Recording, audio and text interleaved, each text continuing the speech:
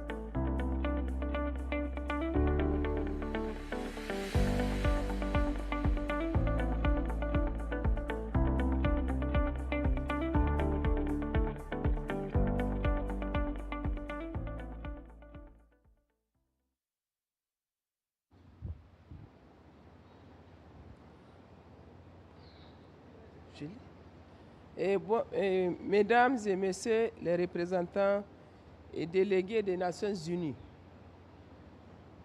messieurs, mesdames les représentants des organisations de la société civile, distingués invités, à vos titres, grades respectifs, tout protocole respecté. Mesdames, messieurs, c'est un réel plaisir de prendre la parole ce matin à l'occasion de ce side event intitulé « Préserver les ressources naturelles dans les zones arides du Sahel », cas de l'initiative de la Grande Muraille Verte pour le Sahel et le Sahara dans le pavillon 4 Green Zone. Mesdames, Messieurs, je réponds au nom du colonel Zainabou, conseiller technique du ministre de l'Hydraulique, de l'Assainissement et de l'Environnement. Je voudrais remercier tous les participants ici présents pour avoir effectué les déplacements à Riyad et pour l'intérêt porté à cet événement.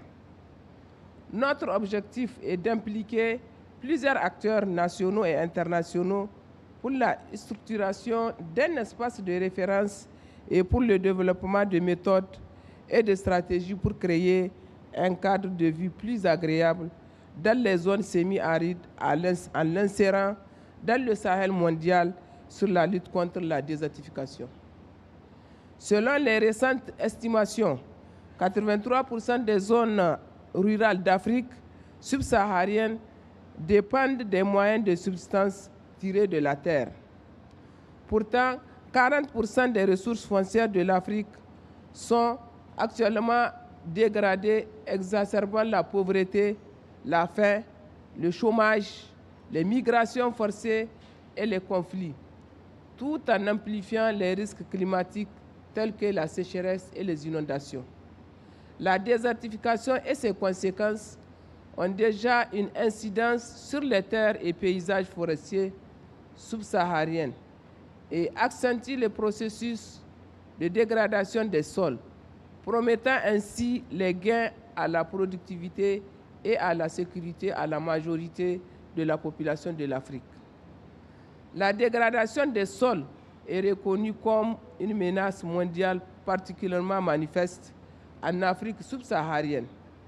En tant que telle, une approche régionale des investissements, le renforcement des capacités des parties prenantes de l'Afrique subsaharienne à catalyser et à intensifier les actions locales qui garantiront les avantages environnementaux mondiaux sont des actions cruciales à mener, ce qui contribuerait également à réduire le coût global de la sécurisation de ces avantages. Suite à ces constats, ce panel donne des informations sur des cas spécifiques du Sahel. Mesdames, Messieurs les participants, ce side event est alors un rendez-vous d'échange et de partage d'expériences et pratiques vécues entre experts de divers pays. Il permettra de dégager des stratégies pour aider nos États à lutter efficacement contre la désertification pour un développement harmonieux des populations qui vivent dans les zones arides et semi-arides. Au vu de l'objectif qui nous réunit, je suis convaincu que cette rencontre répondra à nos attentes et des recommandations fortes seront faites à l'UNCCD et ses partenaires. J'invite ainsi les panélistes à se mettre en place. Il s'agit de colonel Abdou Ibrahim, directeur général de la Grande Muraille Verte du Niger.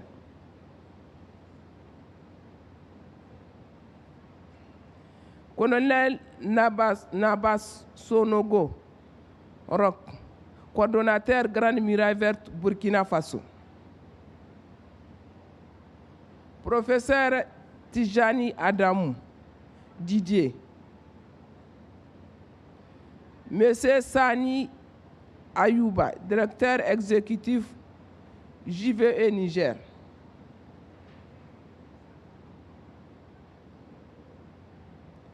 Et Madame Fatima Kaba, responsable de la gestion des ressources naturelles à INDA Énergie.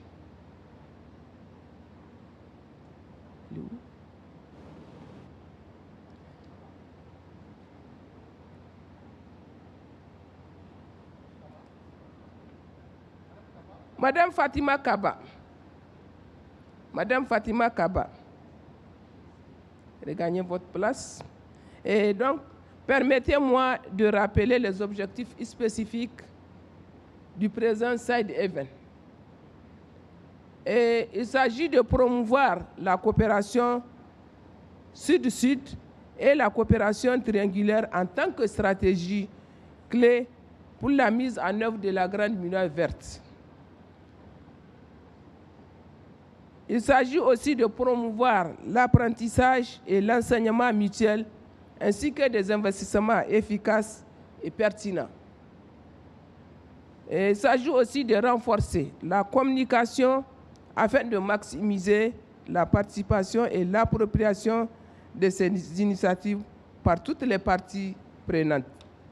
Et enfin, encourager les partenaires entre pays émergents et leurs homologues africains, notamment pour les transferts de technologies et les meilleures pratiques. Et aussi faire des recommandations fortes aux partenaires. Je vous remercie.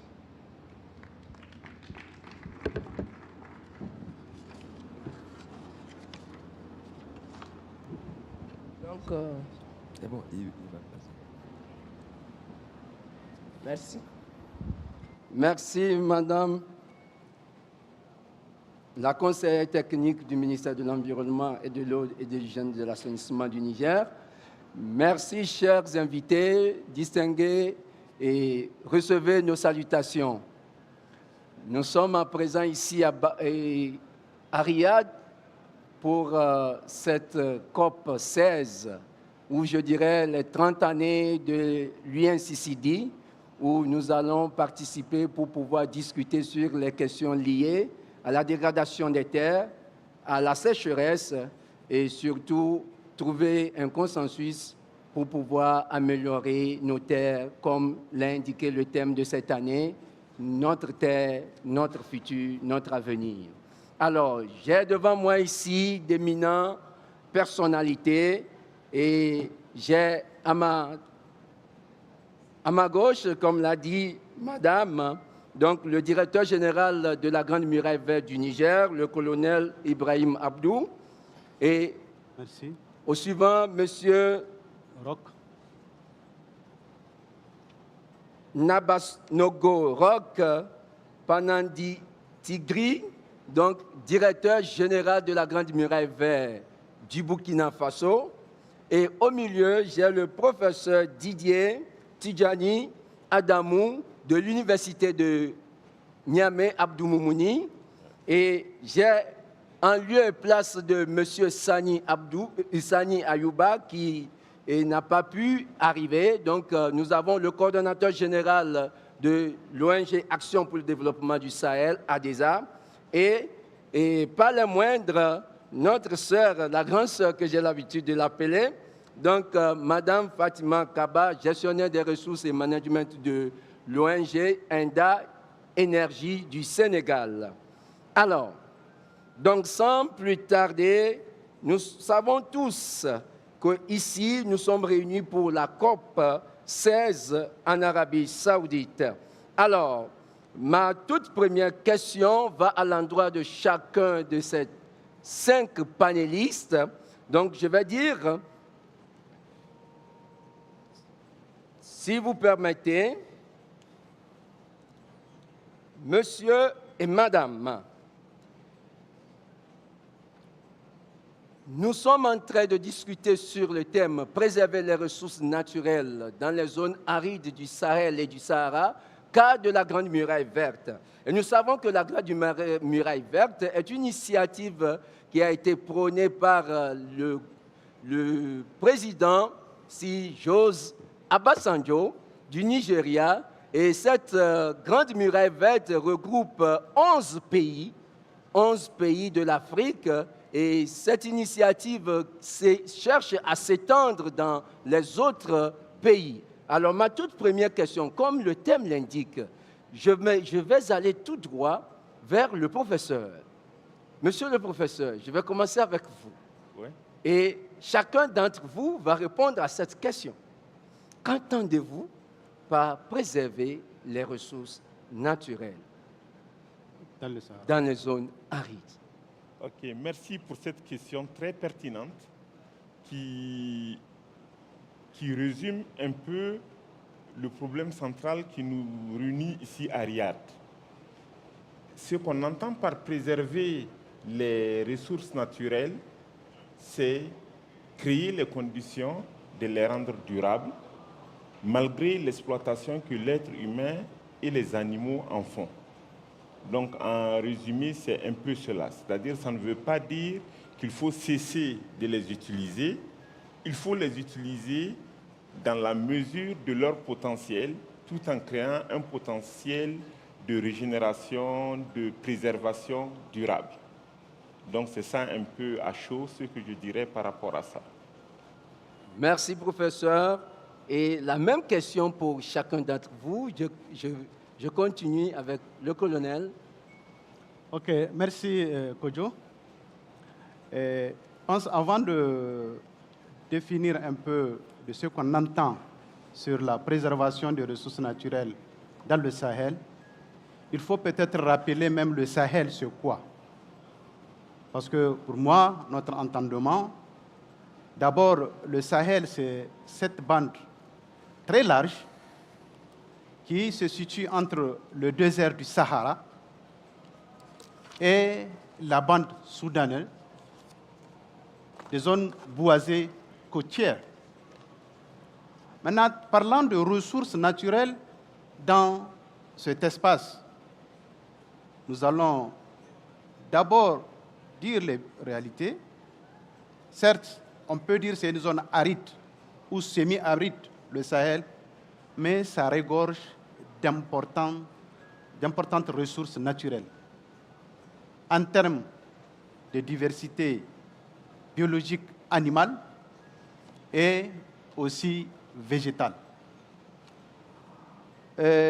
Pour préserver ce patrimoine dont Dieu nous a bénis, il faut prendre des mesures et des actions qui peuvent permettre la durabilité de ces ressources et leur exploitation d'une manière soutenue. Voilà ce que je peux définir d'une manière générale la préservation des ressources naturelles dans le Sahel. Merci, monsieur le colonel. Donc, le Sahel et la préservation des ressources naturelles, comme vous l'avez souligné, le Sahel, c'est cette bande du désert du Sahara jusqu'à la bande soudanienne. Et nous regorgeons, comme vous venez de le dire, d'importantes gisements, que ce soit de la biodiversité animale, forestière, etc. Merci. Donc, je vais écouter également et je vais donner la parole d'abord à madame et ensuite revenir vers les messieurs. Oui, madame Fatima, je suis à l'écoute toujours. Et qu'entendez-vous toujours par la préservation des ressources naturelles? Permettez-moi, moi je vais partir, comme je suis organisation de la société civile, on est plus en contact avec les communautés à la base. On va donner la définition de la communauté par rapport à la préservation.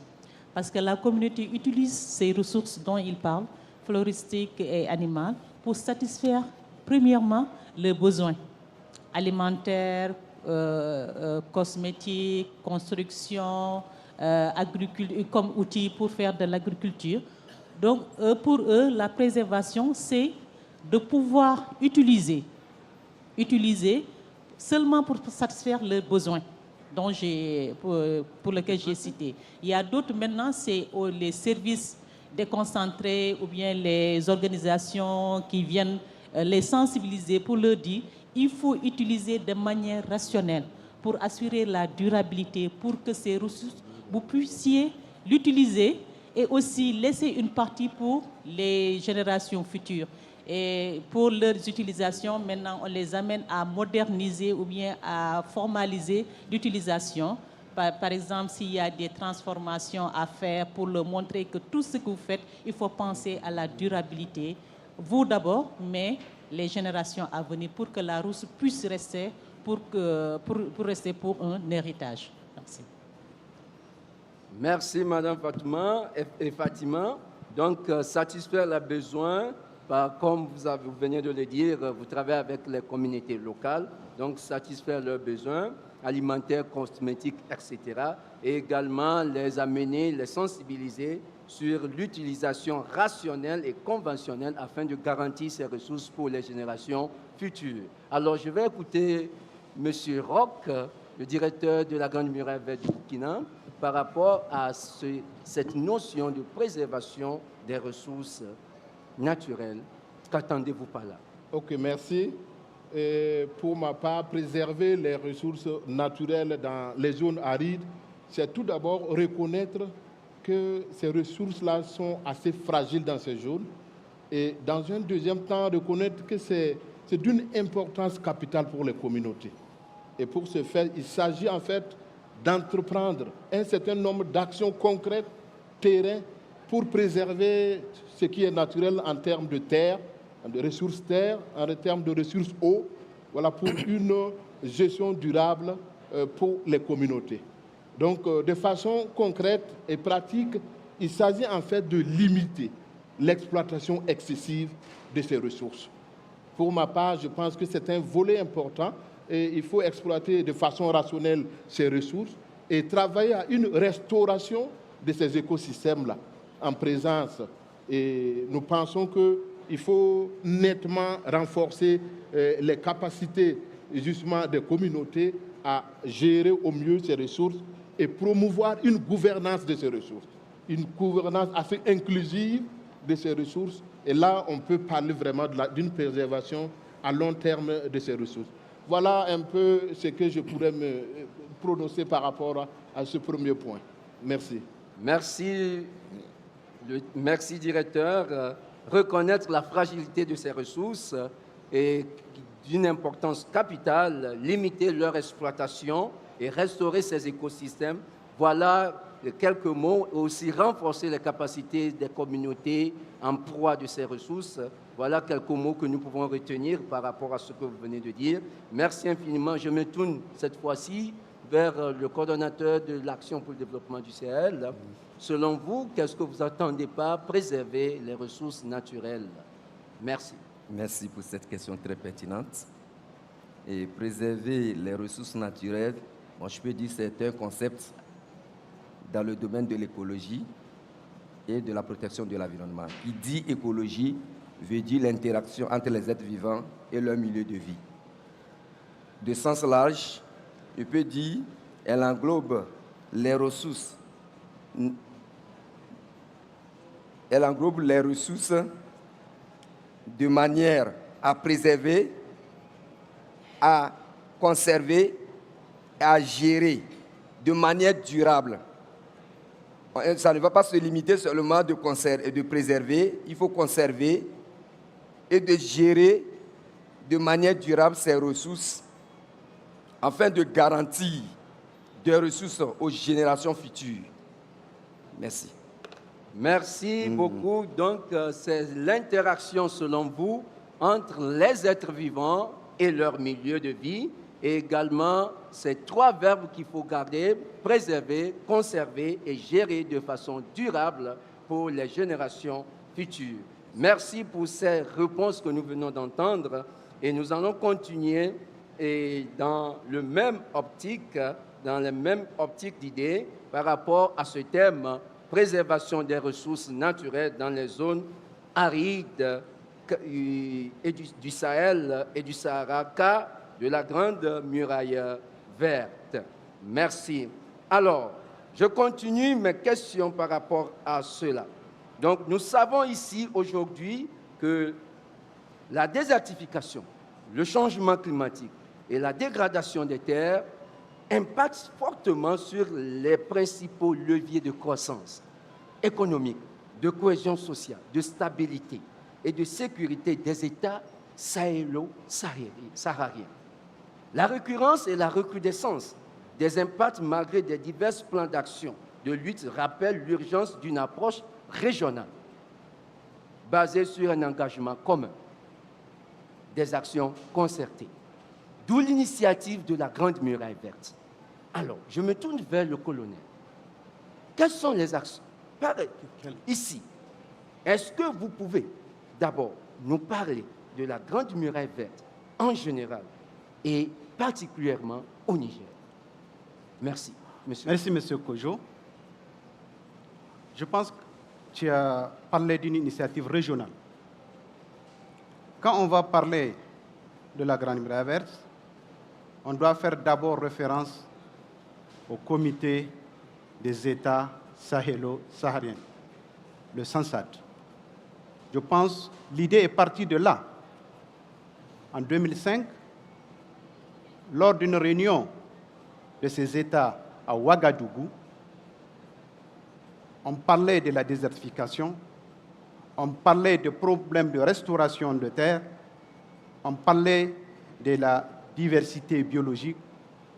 Maintenant, pour préserver et lutter contre la désertification, à l'époque, le président Olusegun Obasanjo a prononcé à la réunion « Why not a green wall for Africa ?»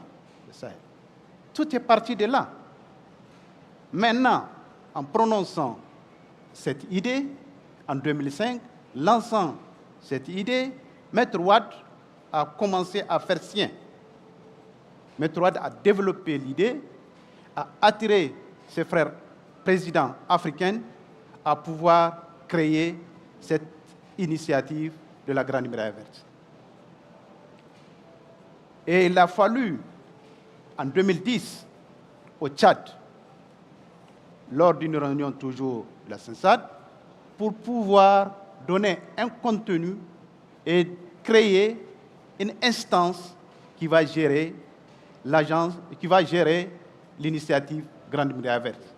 Et là, on a créé l'agence panafricaine de la Grande Muraille Verte, dont son siège est en Mauritanie. Cette instance a été suivie par les pays, les 11 pays de la Grande Muraille Verte, pour créer au niveau national des agences nationales ou des coordinations nationales, des termes qui cadrent parfaitement à cette initiative Grande Muraille Verte. Voilà en termes de création de la Grande Muraille Verte.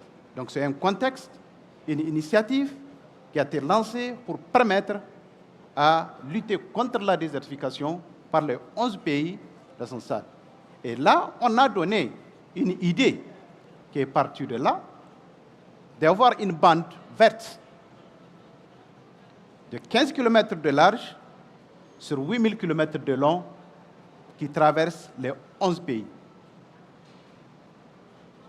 L'idée n'était pas restée là, ça a évolué avec les contextes de futur, avec des réunions, avec des stratégies pour pouvoir encore d'avoir un autre contenu, un autre contexte pour répondre aux défis actuels de lutter contre la pauvreté, joindre l'utile à l'agréable. On a développé des stratégies pour aller au-delà de cette bande de 15 km de large ou 8000 km de long. Selon le contexte du pays, je prends le cas du Niger, où la bande se situe entre la zone où il pleut 100 mm de pluie à 500 mm de pluie.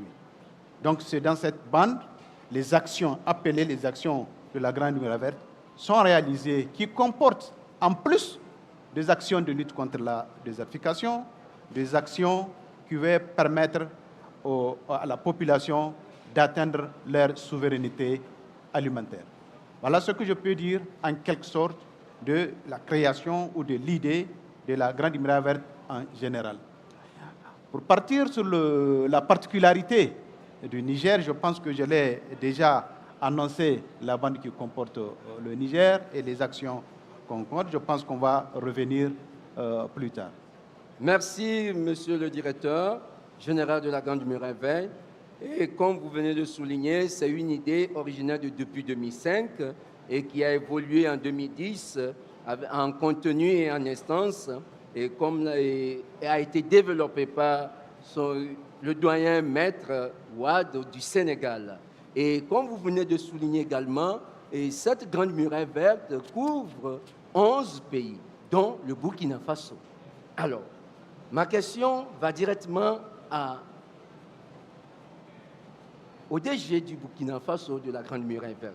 Alors, voilà l'évolution du contexte de cette grande muraille verte par rapport à la préservation des ressources naturelles. Ma question, quelles sont les perspectives de la grande muraille verte au Burkina, par exemple, pour lutter contre la désertification dont nous faisons face aujourd'hui? Ok, merci. Et je dirais tout d'abord que l'initiative Grande Muraille Verte au Burkina représente vraiment, j'allais dire, un espoir assez considérable parce que nous contribuons à plusieurs niveaux justement pour relever un certain nombre de défis. Et pour que ces défis soient relevés de façon cohérente, on a tout organisé les activités dans un document d'orientation, de planification qu'on a appelé la stratégie, le plan d'action de l'initiative La Grande Muraille Verte. Nous sommes actuellement à notre 3e génération de plan d'action et cette 3e génération prend en compte un certain nombre d'activités pour que les objectifs soient atteints. Donc, c'est pour la période 2025-2029. Pour cette période, nous comptons véritablement intensifier la restauration. Intensifier la restauration, ça veut dire qu'il faut que l'on mette davantage les communautés à profit pour récupérer un certain nombre d'hectares, parce qu'on a déjà fait la situation de référence, on a une situation qui donne là où il faut vraiment mettre l'accent pour la restauration et on le fera avec l'accompagnement des communautés. Il faut aussi promouvoir tout ce qui est infrastructure résiliente au climat. Voilà, parce que là, il faut travailler de façon concertée avec les nouvelles technologies pour que de façon cohérente, tout se passe dans une harmonie. Et également, un autre aspect, dans les perspectives, nous comptons améliorer, optimiser les questions de suivi, d'évaluation et de capitalisation. Et tout cela va nous permettre de rendre compte à chaque fois de notre niveau d'évolution et de satisfaire aussi aux besoins de nos différents partenaires et parties prenantes qui sont concernés par cette initiative Grande Muraille Verte. Et enfin, nous dirons qu'il faut aussi améliorer tout ce qui est partenariat. Partenariat entre le gouvernement, la société civile, le privé. Tous ces acteurs-là, on va les mettre justement à profit pour gérer la question de la dégradation des terres.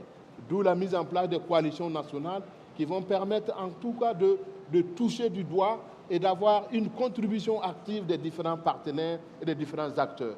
Donc nous pensons que pour cette phase 2025-2029, on va organiser nos actions de cette façon et on pourra relever les défis qui sont les nôtres et tout en n'oubliant pas cette concertation avec les pays du Sahel.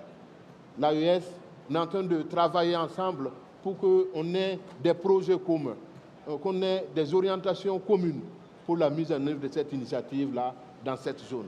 Voilà un peu ce que je pourrais avancer par rapport à nos perspectives d'ici 2029. Merci, directeur, pour ces différentes perspectives dont je peux résumer, entre autres, relever les défis, stratégie de plan d'action que vous avez mis en place, intensifier la restauration, promouvoir les infrastructures et résilientes au climat, améliorer et optimiser les questions sur le suivi et l'évaluation. Et surtout, vous avez touché un aspect, mettre les communautés au profit. Alors, qui dit communauté au profit, c'est ce qui m'amène à tourner vers notre sœur, Madame Fatima Kaba. Il dit mettre au profit les communautés locales, les communautés qui sont en face et qui vivent la réalité des conséquences de la dégradation des terres liées à ce que nous connaissons, de la sécheresse, etc. Alors, qui dit communauté également, à ce qui me concerne, pour ma part, je vois que ce sont les éléments maîtresses de la communauté qui sont les femmes, les jeunes. je me tourne vers vous.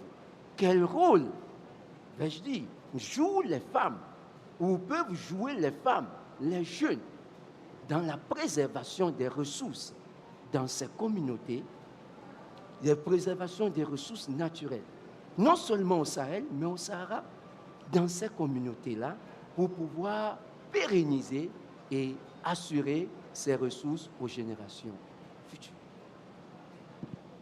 Merci, Kodjo. Je dirais les communautés, y compris les collectivités territoriales. Parce que nous, dans nos démarches, on considère la collectivité territoriale comme le point d'entrée. Et si nous voulons mobiliser la communauté, nous passons par rapport à ce cadre. Et il y a des activités, parce qu'au niveau du terrain, il y a certaines activités qui sont des activités dédiées aux femmes et aux jeunes. Par exemple, si on prend la cueillette des fruits, la recherche de bois morts, et pour la zone sahélienne, c'est une zone aussi d'élevage. Le lait, c'est une activité de femmes. Donc, il y a des activités qui sont spécifiquement dédiées aux femmes. Pour la préservation, parce que si on parle de cueillette, je crois que les forestiers sont là. Il y a des méthodes qu'il faut utiliser pour faire la cueillette. Donc, c'est l'aspect sensibilisation, renforcement de capacité et organisation sur lesquels nous mettons l'accent.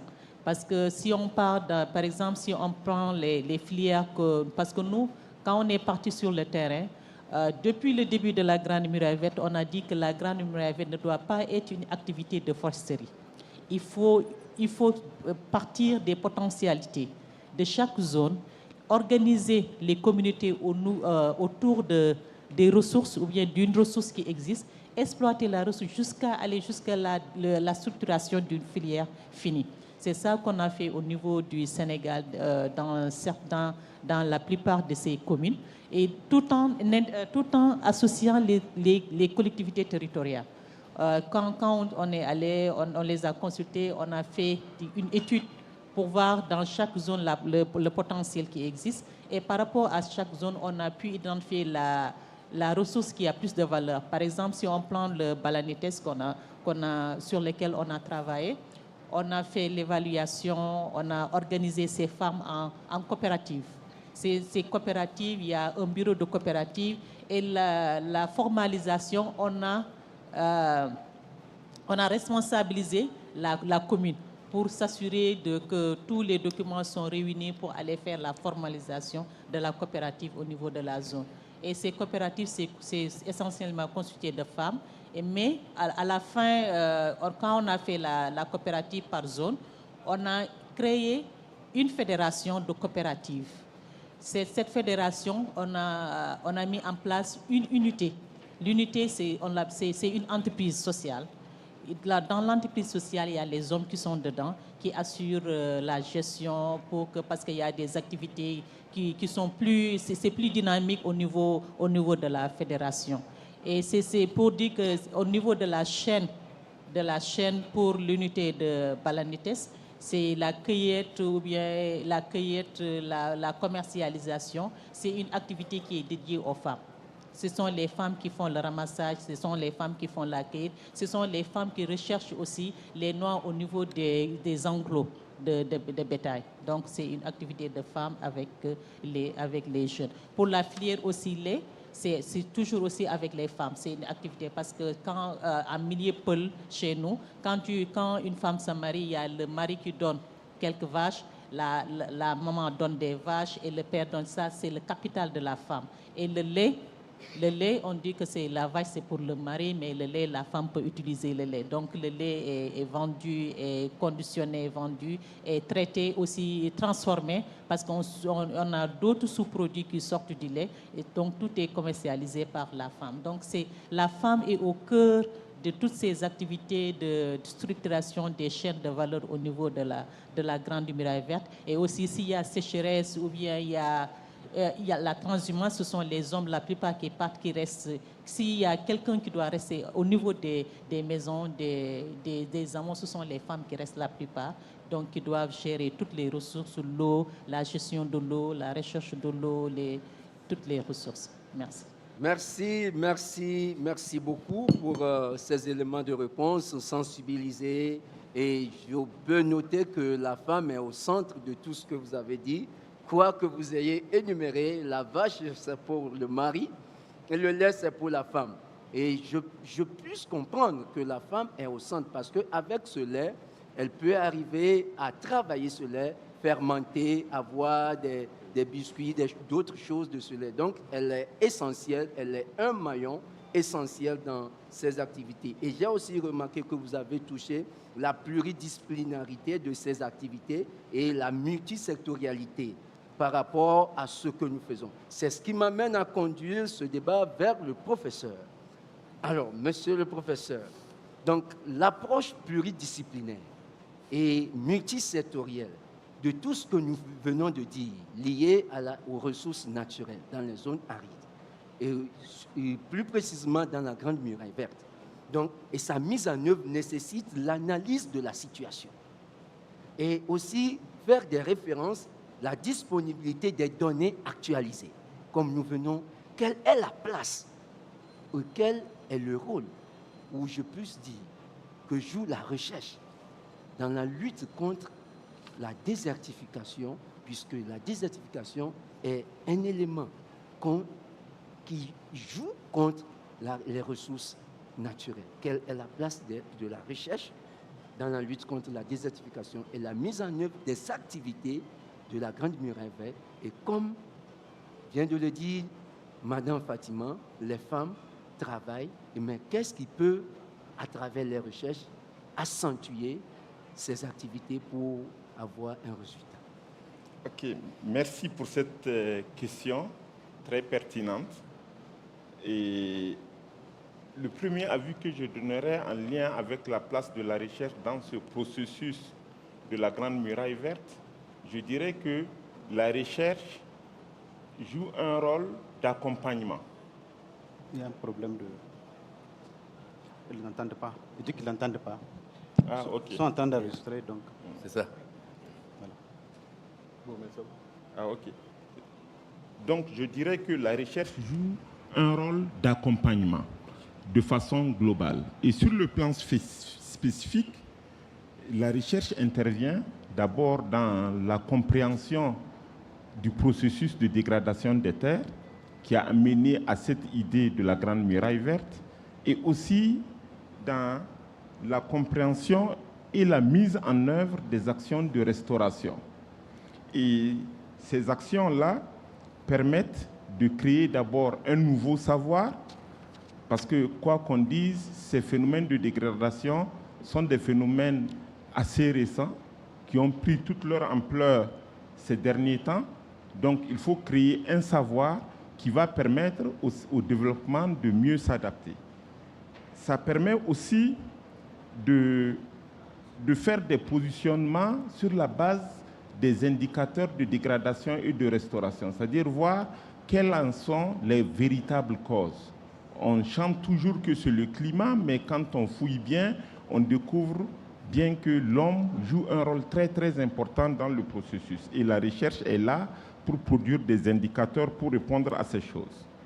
Une autre mission de la recherche, c'est le renforcement de capacité. Renforcement de capacité des acteurs de développement, renforcement de capacité dans toutes les chaînes de processus et autres, et aussi créer des nouveaux modules pour préparer les générations futures à mieux gérer ce processus. Et une autre mission importante, c'est l'évaluation des effets des actions de restauration. C'est-à-dire qu'il faut que la recherche arrive à produire des indicateurs qui démontrent que les actions de restauration sont des actions très bénéfiques et que quand on restaure une terre, les services que cela procure dépassent parfois ce qu'on a investi pour faire la restauration. Et cela peut être un argument pour trouver plus de financement pour restaurer les terres. Surtout que dans nos pays du Sahel, la vitesse de dégradation est nettement supérieure à la vitesse de restauration. Et ces effets des actions de restauration, si on les regarde, permettent de satisfaire des indicateurs des 3 conventions des Nations Unies, en l'occurrence la Convention de lutte contre la désertification, la Convention pour le changement climatique et la Convention sur la biodiversité. Et tout ceci, quand on le fait, il permet d'intégrer ces choses, de produire des modèles qui peuvent prédire ce qui va se passer. Et pour finir, je dirais que la recherche joue aussi un rôle d'intégrateur régional, dans le sens où certaines problématiques environnementales sont transfrontalières, c'est-à-dire un problème peut naître dans un pays et que c'est un autre pays qui gère les conséquences. Donc ça permet d'intégrer ces choses via des travaux de télédétection et asseoir des stratégies régionales pour résoudre les problèmes. Et c'est dans ce cadre qu'une initiative est née. Elle est jeune, mais elle a déjà fait énormément de choses. C'est l'initiative Réunir. Réunir, c'est le réseau des universités du Sahel pour la résilience. Et cette initiative tente de fédérer les chercheurs et les enseignants-chercheurs des universités du Sahel pour une meilleure action pour le reverdissement utile. Donc je m'arrête ici pour permettre aux gens de réagir plus tard. Je vous remercie. Merci, monsieur le professeur. Donc, rôle d'accompagnement, compréhension dans la dégradation des terres, donc renforcement des capacités, créer des nouveaux modules, évaluer les effets des actions que nous menons par rapport à la lutte contre la neutralité et la dégradation des terres, satisfaire également les 3 conventions de Rio que vous venez de mentionner et joue également un rôle intégrateur, voilà, intégrateur régional, voilà, et de façon ramassée ce que vous venez de dire par rapport au rôle de la recherche sur la préservation des ressources naturelles. Et qui dit préservation des ressources naturelles dit action des jeunes. Action des jeunes, action sur le terrain. Et Madame Fatima a parlé tout de suite des femmes, qui est le noyau. Et quand elle évoquait les femmes, elle a dit les femmes sont associées aux jeunes. Et je me tourne vers le coordonnateur de l'Action pour le développement du Sahel. Alors, selon vous, comment cette préservation se fait-il au terrain par rapport à ce que nous voyons ou ce que nous aimerions voir pour améliorer les conditions de vie? Parce que vous avez dit préserver, conserver et gérer. Vous pouvez nous en dire autant? Merci beaucoup, Monsieur Kwadjo. Je vais tirer mes sources par rapport aux objectifs spécifiques dont la conseillère vient de dire tout de suite. Et premier objectif, le deuxième objectif spécifique, elle disait de promouvoir l'apprentissage et l'enseignement mutuel, ainsi que des investissements pertinents et efficaces. Premièrement, si on va aller l'apprentissage, vraiment, on est en train de travailler sur un projet dont, vu le contexte, on va aller à la base et l'action doit être endogène d'abord. C'est endogène parce qu'au niveau des jeunes, des enfants, on va aller NESUS, un élève, un arbre, biotope.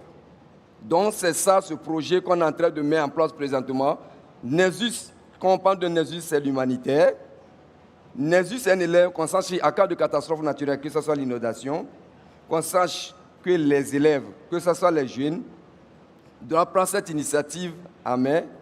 Il dit, un arbre, que ce soit les palissades que nous allons faire, les haies vives, qu'on prend au niveau des écoles, tout ça, là, les centres de santé, au niveau des CSI, que ce soit là où se trouve, il faut on prend ça en main et on met ça sous forme de biotope. Qui on dit biotope, ça donne la fertilisation du sol, qu'on sache que les arbres que nous allons planter, sa fertilisation du sol, ça aussi, ça génère aussi le micro-crédit carbone, qu'aujourd'hui les gens sont en train de parler de crédit carbone, ce que ça génère comme des ressources auprès des communautés. Si nous le faisons pour nous. Parce que comme je disais tout de suite, que ça garantit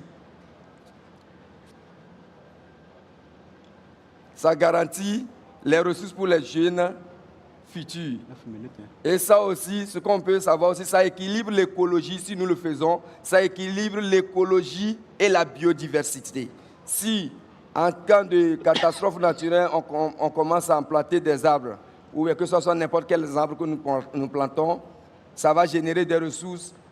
Ça va aussi permettre que nos communautés puissent bénéficier tout ce qui se fait, que ce soit l'agriculture qu'ils sont en train de développer, comme ce que nous sommes en train de faire sur le projet de sécurisation des ressources des ménages dans la région de Difa, où on est en train de développer la RNA pour appuyer les communautés, les femmes et les jeunes. Nous sommes dit non, il faut qu'on touche ces communautés, que le projet soit holistique. Et c'est ce que nous sommes en train de faire. Renforcer l'agriculture durable, dotation des kits, on est en train de donner des semences avec l'appui du ministère de l'Agriculture. Toutes ces choses-là que nous sommes en train de faire dans le cadre du projet. Ça nous permet de préserver, c'est en faisant la régénération naturelle assistée, que nous sommes en train de préserver les ressources naturelles.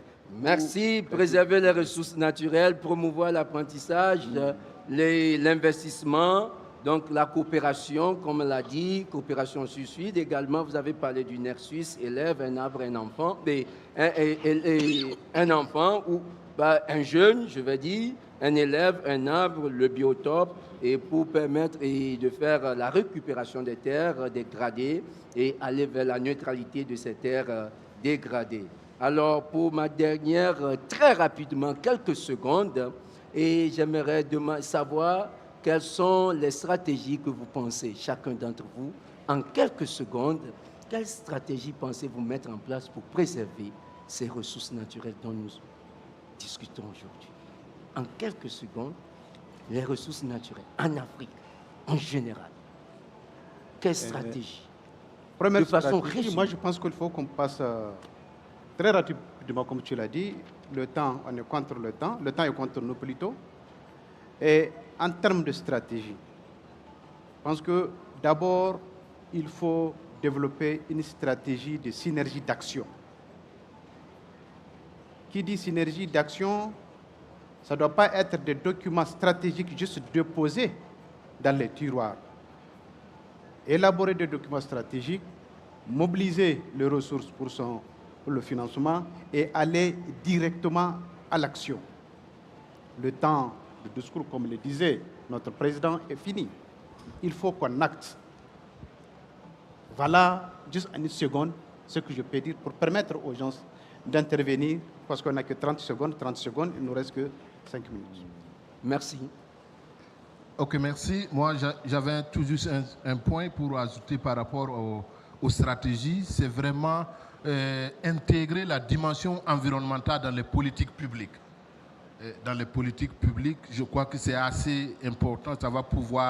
Ça va nous aider à prendre en compte les enjeux environnementaux dans les politiques.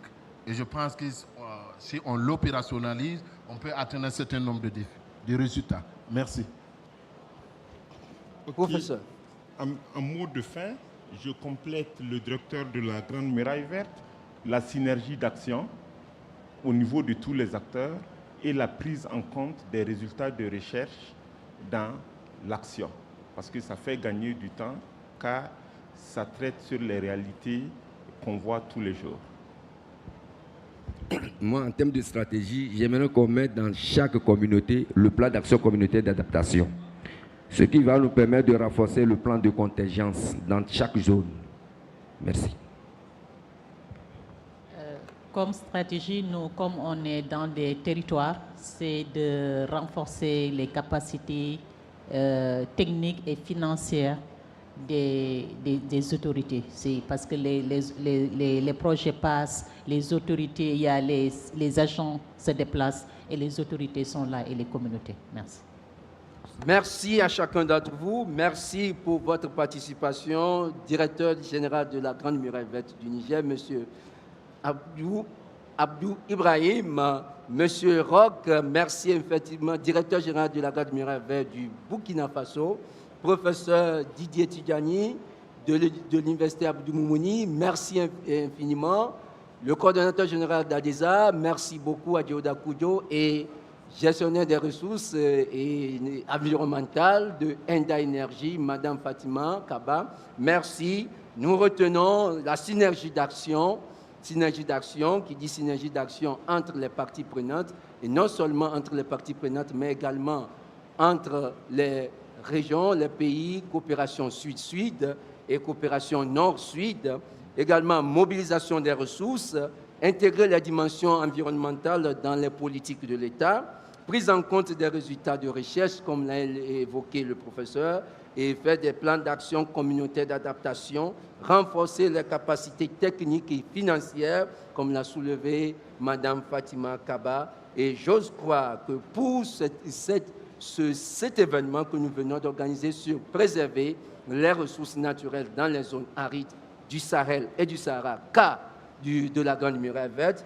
nous pouvons en dire autant sur l'approche intégrée, c'est-à-dire adopter une approche globale qui lie la désertification à la perte de la biodiversité et le changement climatique pour maximiser l'impact des actions, comme vous venez de le dire, la synergie des actions.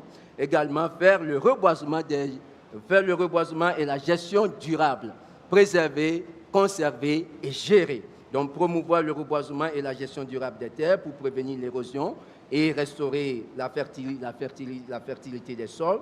Donc, faire une participation communautaire. Donc, Madame avait parlé de quoi? La participation communautaire et au niveau des collectivités.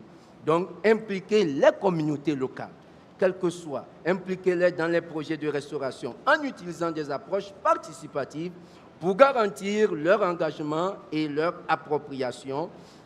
Vous avez tous évoqué le renforcement des capacités. Donc, il faut renforcer les capacités tant techniques pour gérer efficacement et efficacement les ressources naturelles et lutter contre la désertification, y compris la formation en gestion intégrée de la facilité des sols. Et aussi, le professeur a parlé des recherches, qui dit recherche parle d'innovation. Donc, il faut faire une innovation technologique, encourager l'utilisation de technologies innovantes pour surveiller et restaurer des terres dégradées. Et enfin, la coopération sud-sud et la coopération nord-sud. La coopération entre États et la coopération entre collectivités, la coopération entre organisations, très important pour pouvoir tous ensemble lutter contre la dégradation des terres et aller vers la neutralité des terres. Merci beaucoup. J'ose espérer que vous avez des questions à poser aux panélistes. Donc, je vais accorder 2 secondes, si vous permettez. Si vous avez des questions, le bal est ouvert pour recevoir 2 questions que nous allons sélectionner pour les panélistes.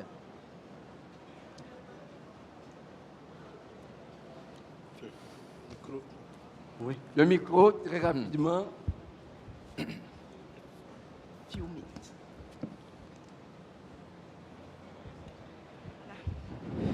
Alors, merci beaucoup pour ce panel qui était très, très enrichissant. J'avais beaucoup de questions pour chaque panéliste, mais je vais tout de suite poser la question la plus importante pour moi. Je suis médecin avec une expertise en santé environnementale. Donc, je vais aller à la question que j'aimerais poser au professeur. Lorsqu'on parle de la Grande Muraille Verte, on voit tout de suite les co-bénéfices en sécurité alimentaire, en changement, en restauration des terres, à l'accès aux terres et tout ce qu'on sait.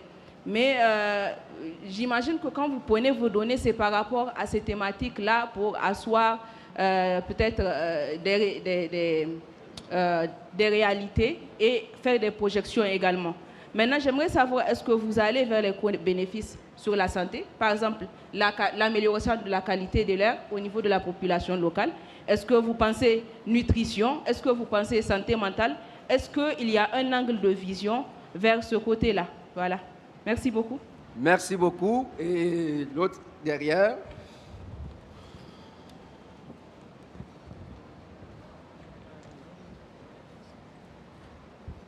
Bien, merci aux panélistes. Je n'ai pas malheureusement tout suivi, j'ai juste suivi un peu la recherche et la société civile. Je pense que c'est important aujourd'hui qu'on parle de la gestion des ressources naturelles.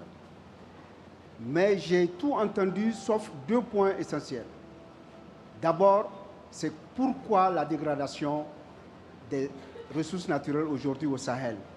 Est-ce lié à la mentalité que nous avons ou bien est-ce lié aux besoins énormes auxquels nous faisons face? C'est pour cela que j'ai 2 petites questions. D'abord, la première question au professeur Didier. Il a parlé un peu de la différence qu'il y a entre l'état de dégradation et l'état de restauration. Alors, qu'est-ce que la recherche aujourd'hui propose pour permettre justement d'équilibrer cet état de fait? La deuxième question que j'aimerais poser à la jeunesse, peut-être que ça concerne un peu les trucs, j'entends parler de projet. Est-ce que vraiment, aujourd'hui, avec cet esprit de projet, qui a un début et une fin, généralement c'est 4 ans, 5 ans, est-ce qu'on peut résoudre vraiment aujourd'hui cet état de dégradation du milieu naturel dont on fait cas tout le temps? Ça ne date pas de longtemps. Au Niger, je prends l'exemple, depuis 1984, il y a eu un débat national sur la désertification. Aujourd'hui, la situation, je ne sais pas à quelle on est, mais en tout cas, si on regarde la situation, ça n'a pas changé. Ça n'a pas changé, ça s'est même peut-être aggravé.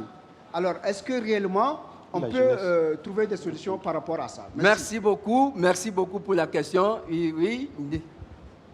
Merci Désiré Ouedraogo de l'ONG TRUID, merci aux panélistes.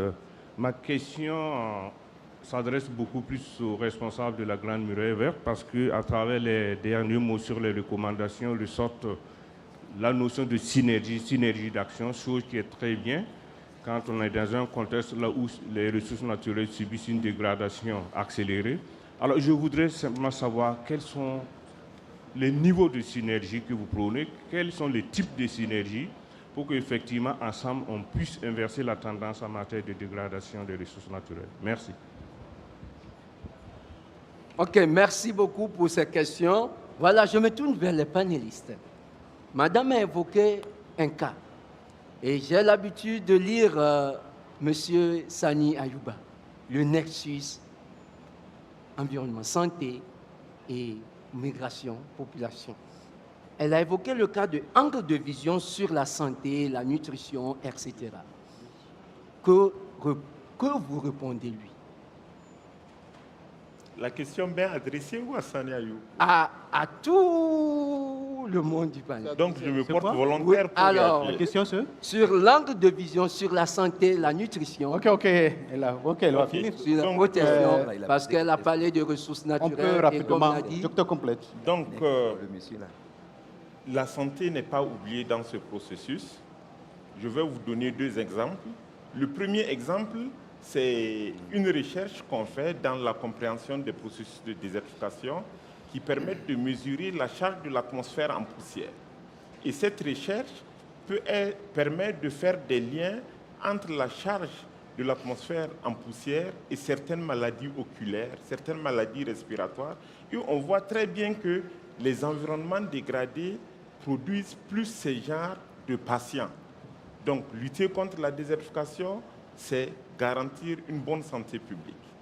Par rapport à la nutrition, généralement dans les actions de reverdissement, on fait la promotion des espèces locales qui sont génératrices de feuilles de bonnes valeurs nutritives, de bonnes valeurs en matière thérapeutique, qui produisent des fruits, des racines et parfois même des écorces qui contribuent à améliorer la santé, à améliorer la nutrition. Et ces plantes locales-là jouent, en plus de ce rôle écologique de restauration, un accompagnement pour une bonne nutrition au niveau des ménages et des animaux.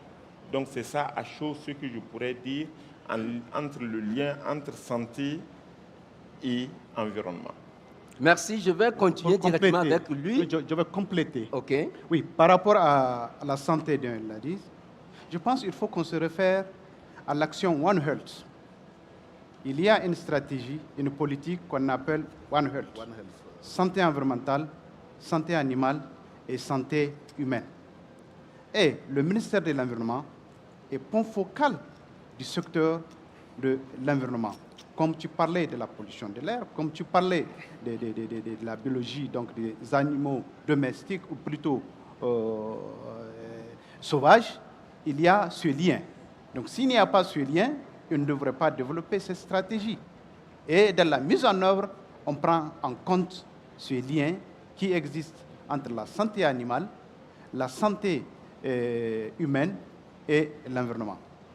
Voilà ce que je pourrais à chaud par rapport à cette... Merci, on prend en compte la santé humaine, la santé animale et la santé et l'environnement. Également, professeur, vous gardez toujours le micro.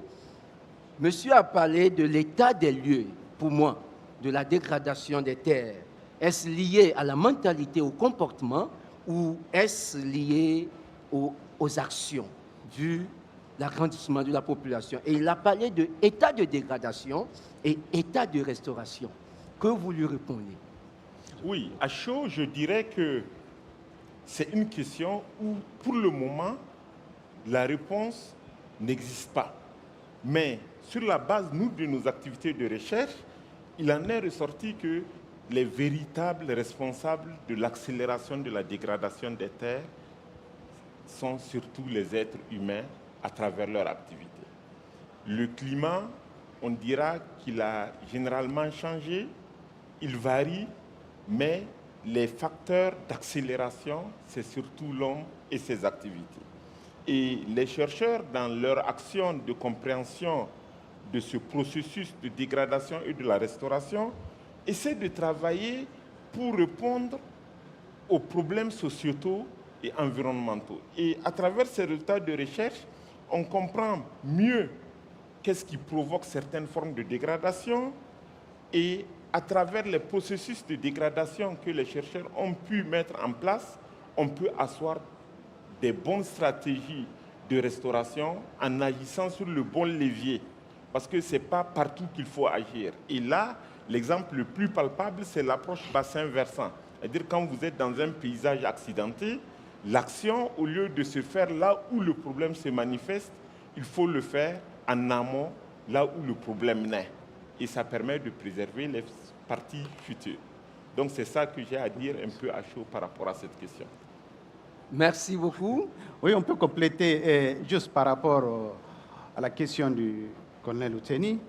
Effectivement, vous étiez venu un peu en retard. Sinon, nous avons évoqué ces causes de la dégradation, y compris les causes anthropiques et climatiques. Je ne veux pas revenir sur toutes ces causes qu'on avait précitées, mais je peux dire que même au niveau naturel, ça avait duré le processus de la dégradation. Je me rappelle, je le dis dans un livre dit « Terre sans arbre », en 1835, il y avait une pluie de sable à Chicago. Et les Américains ont installé des satellites pour découvrir 100 ans après, cette pluie de sable, elle vient d'où? Elle vient du Sahara. C'est des graines de sable découvertes dans le Sahara. Donc, il y a le phénomène qui avait fait d'une manière naturelle, mais qui a été trop accentué par la population, la démographie et l'utilisation des ressources naturelles. À cela, je vais inviter peut-être tous les participants, ceux qui ont eu le temps, de passer à un stand de l'Arabie Saoudite qui a donné l'histoire de nuit de temps à aujourd'hui. C'est un circuit, vous allez trouver, les gens vont vous expliquer comment était le monde et jusqu'à arriver aujourd'hui. C'est ça ici à côté, c'est un grand événement. Aussi, c'est pour ne pas revenir par rapport à la question de la jeunesse.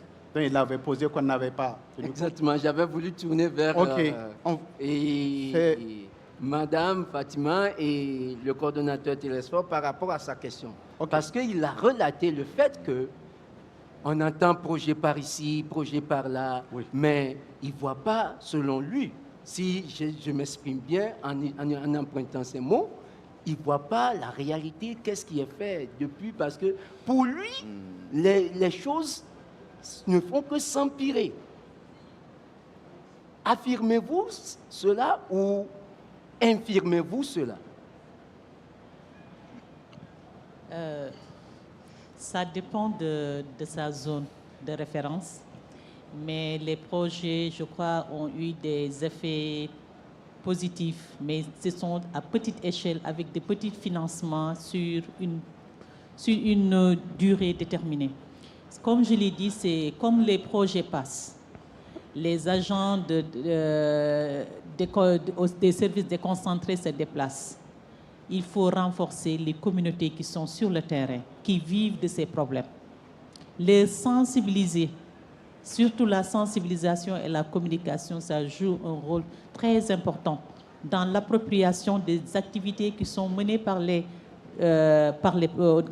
cadre des projets et programmes, aussi avec les partenaires. Et aussi, au niveau zonal, j'ai parlé des collectivités territoriales, qui sont des organes permanents au niveau de la zone. Donc, même si les équipes passent, mais les activités peuvent persister. S'ils ont été renforcés, les agents, s'ils ont les financements nécessaires pour continuer les activités. Parce que tout ce qu'on sait au niveau des collectivités locales et territoriales, il n'y a pas de financement dédié au secteur de la lutte contre la dégradation des terres ou bien la restauration. C'est un budget global sur une ligne qu'on appelle environnement. S'il y a feu de brousse, parfois l'argent n'est pas disponible, ce sont les communautés qui cotisent, ou bien s'il y a un projet quelque part, ils l'appellent pour les appuyer. Donc c'est renforcer, sensibiliser les communautés, qu'ils aient une appropriation de toutes ces activités. Donc, avec des petites ressources, les communautés peuvent perpétuer, faire la mise à l'échelle des initiatives qui sont initiées, excusez-moi de la répétition, par les projets ou bien les partenaires qui viennent sur le terrain. Merci. Si vous avez à compléter? Oui. Merci beaucoup, M. Kwadjo. Oui, ce que moi j'aimerais ajouter, déjà vous avez évoqué quelque chose qui est crucial, c'est le problème de financement. Si vous allez voir, maintenant les bailleurs sont en train de changer de stratégie.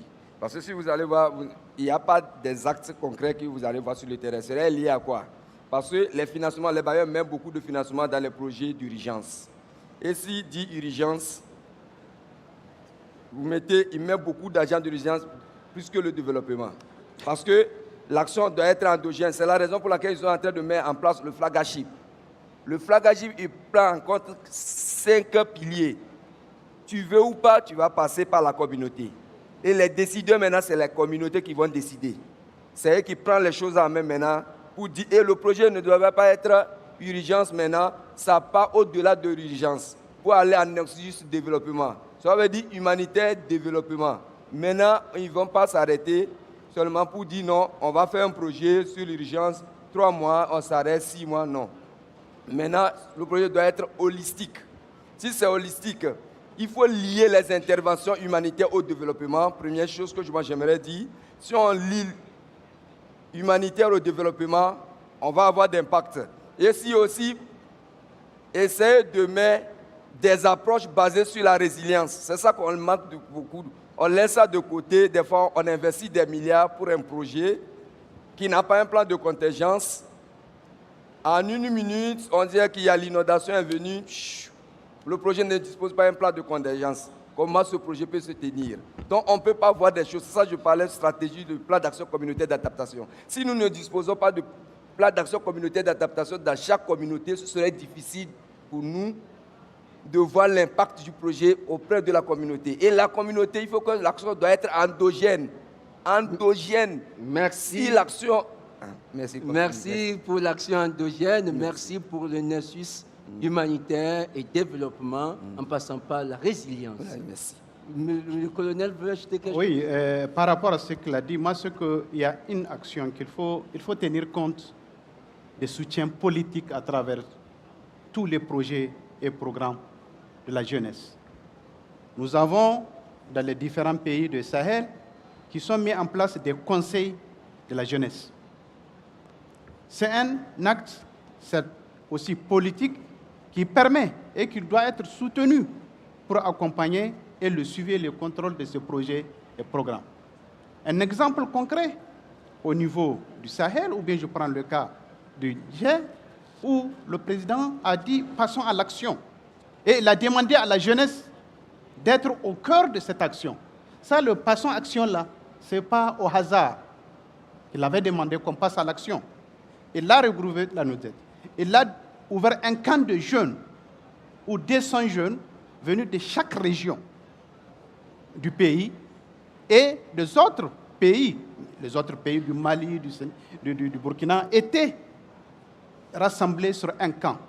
Et ils ont participé qu'il a donné un modèle de planter 50 hectares lui-même, accompagné de la jeunesse.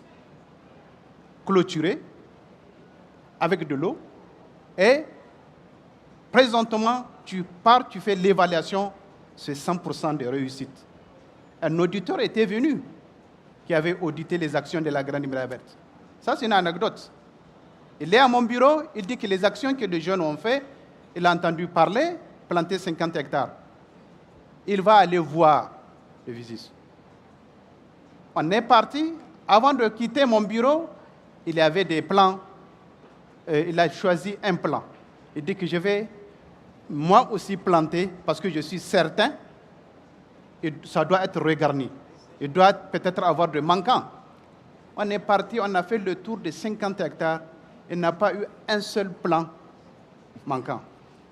Il dit que bon, lui aussi, il va faire son trou à la porte. Et il a fait son trou à la porte planté et arrosé parce qu'il y a l'eau à côté. Donc, c'est cette politique de soutenir la jeunesse pour aller par des actions concrètes que nous pouvons réussir et nous allons voir des résultats, le changement de reverdissement du Niger va venir. C'est un modèle à suivre. Merci. Le résultat ne viendra pas de nulle part, mais ça viendra de nous-mêmes, comme on le dit. On le dit très souvent, la charité bien ordonnée commence par soi. Et pour répéter cette phrase de Mfoué-Boigny qui dit « La paix n'est pas un mot, mais c'est un comportement ». Donc la COP n'est pas les discours, mais ce sont les actions. Il faut investir, il faut renforcer.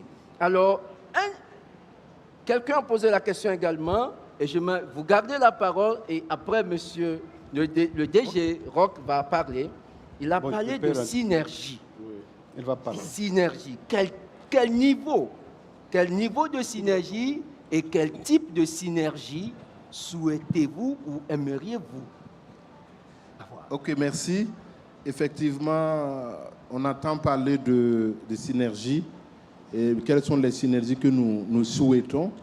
Nous pensons qu'il y a effectivement plusieurs types de synergies. Et nous pensons à cette mutualisation, par exemple, des ressources.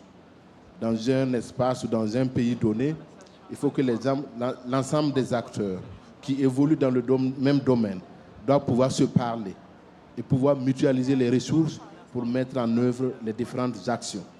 Ça, c'est ce que l'on perçoit dans un premier temps. Et dans un tel regroupement aussi, il faut qu'on ait des synergies au niveau, j'allais dire, de partage des connaissances, de partage des résultats. Là, ça va permettre de ne pas retomber sur les mêmes insuffisants qui ont été relevés à certains niveaux.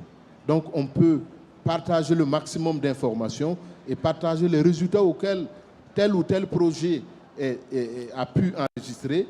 Et là, on gagne en temps. Et au niveau social, cette synergie aussi peut s'entendre l'implication des communautés.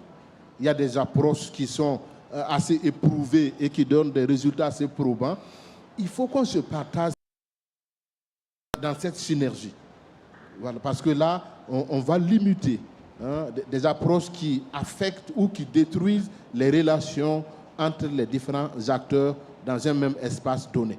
Parce que les approches sont assez importantes dans une zone donnée, parce que ça peut amener les communautés à soit se diviser ou à éviter une participation active dans ce qu'on entend dans l'initiative La Grande Muraille Verte. Donc voilà quelques points que je peux noter. Et toujours dans ça, avec la recherche qui est à côté, c'est surtout les modèles qui existent, les modèles qui ont donné des résultats acceptables, des résultats assez édifiants. Si ces modèles-là peuvent être communiqués dans ce même espace en termes de synergie, ça nous permet d'avancer et de ne pas recommencer les mêmes choses. Voilà un peu ce que je voulais donner et je vous dis merci. DG, vous avez à compléter? Oui, le complément qu'on peut apporter, il l'avait évoqué, il n'a pas rappelé, c'est la coalition à la base. Quand on parle de la coalition, ce sont les projets et programmes qui interviennent dans une commune doivent être reconnus. Il y a des duplicata dans une commune. Il faut que ça parte dans le sens d'une coalition. Et il faut que les autorités locales, les maires, comprennent ça pour que nous avons l'habitude de voir deux partenaires qui font un PDC dans la même commune, pour la même commune, avec des ressources différentes, à la même période. Il faut quand même, si cette coalition est mise à la base, mais sans oublier aussi ce qui est au niveau central, je pense que ça va renforcer cette action de synergie. Parce que la Grande Muraille Verte, c'est un label maintenant. Un label qui a des mamelles qui sont en train d'être traites par plusieurs organismes, ONG et projets et programmes. Il faut que cette centralisation, il faut que le rôle de cette coordination que les agences doivent faire, ou que les agences au niveau national ou au niveau panafricain jouent bien leur rôle pour qu'il y ait cette coalition, pour qu'on ait en avant, pour renforcer la synergie d'action. Un exemple très franc, le dernier sommet où on avait mobilisé des ressources sur la base des 5 piliers de la Grande Muraille Verte dans le plan d'investissement prioritaire décennal 2020-2030. C'est à peu près plus de 19 milliards 671 millions de dollars qui ont été mobilisés par des partenaires qui ont été annoncés. Mais les différents ONG, projets et programmes qui ont soutiré, comment a été la mise en œuvre? Ou comment est la mise en œuvre en train de fait? Là est la question. C'est ça la synergie, c'est ça la coalition. Pour suivre ce plan qui a été annoncé, dont les différents partenaires, la Banque mondiale, la FAO, tous les PAM qui ont annoncé. Voilà un peu Merci, directeur, merci. Donc la mutualisation des ressources, le partage des résultats est édifiant, et l'implication des communautés, la synergie des approches, la coalition à la base, voilà tant de synergie à la réponse de la question posée. Nous avons maintenant 5 minutes. S'il y a encore des questions, le bal est toujours ouvert et nous allons accorder quelques secondes aux panélistes pour pouvoir répondre à ces questions.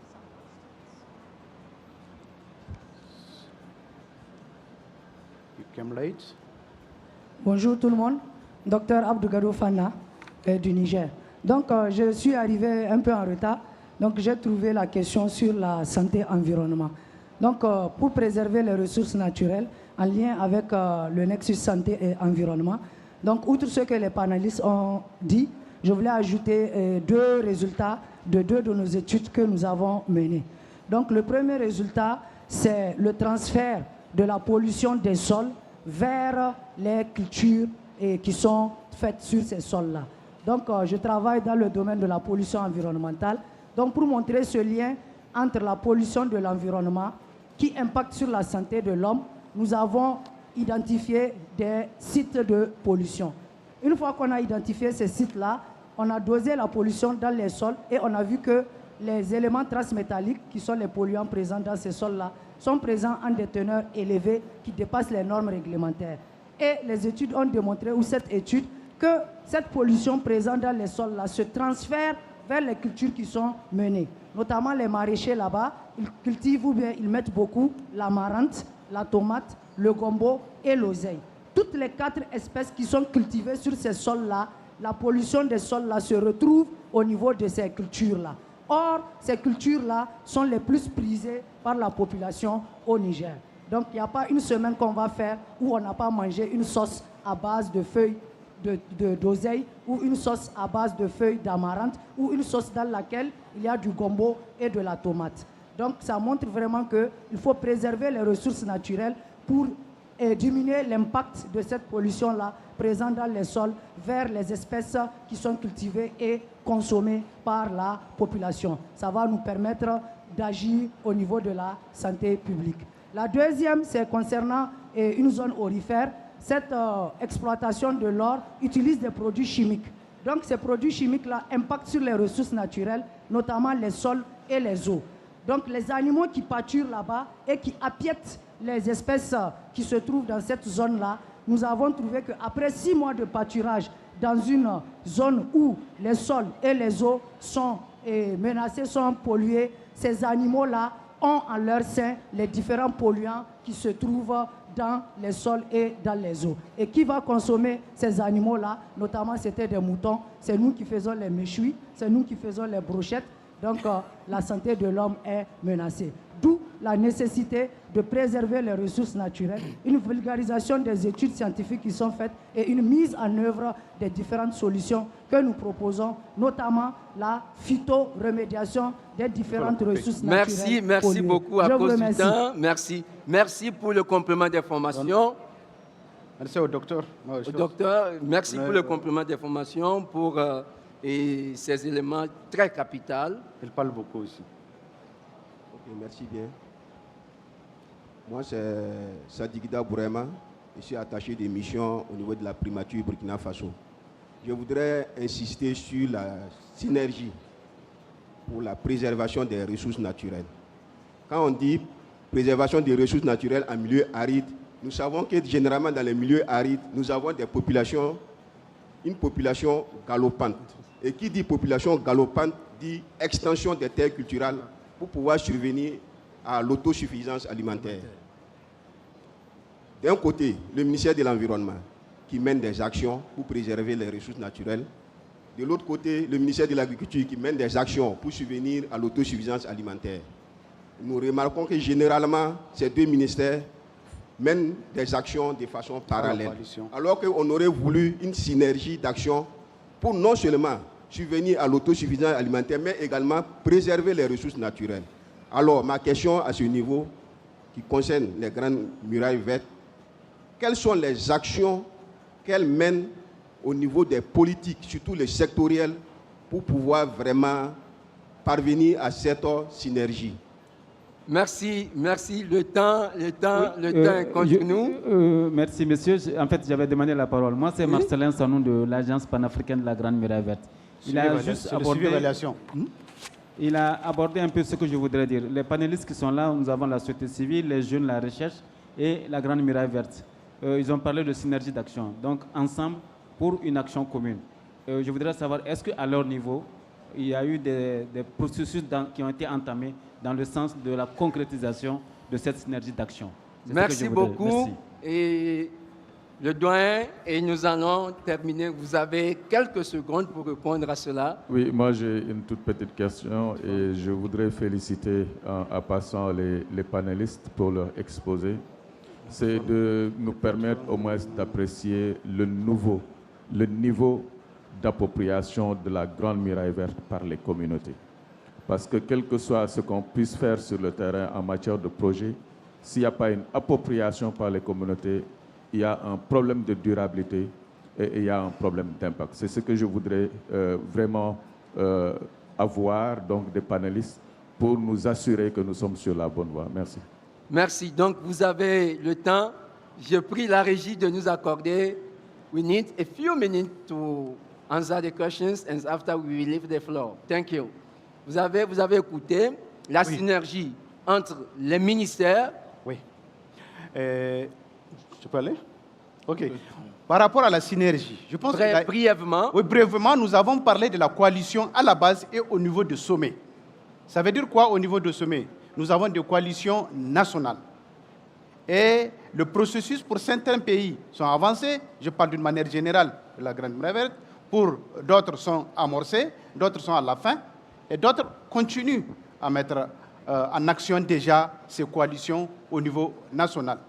C'était nouveau qu'au niveau du Niger, nous avons dit, au lieu de rester au niveau de la coalition nationale, et la coalition nationale, c'est quoi?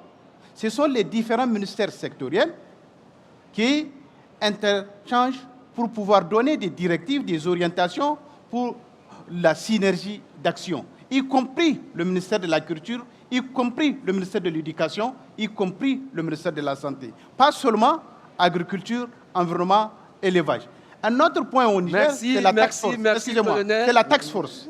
Task force, c'est un comité des différents ministères pour réfléchir sur la mobilisation de ressources. Il élabore des projets et pouvoir aider le temps est contre nous. Et il a posé la question. Nous avons société civile, nous avons le ministère, nous avons la Grande Muraille Verte. Est-ce qu'il y a cette synergie très rapidement? Très rapidement. Une minute, oui. Justement, je crois que c'est un de Burkina. Je vais tout juste aller tout droit.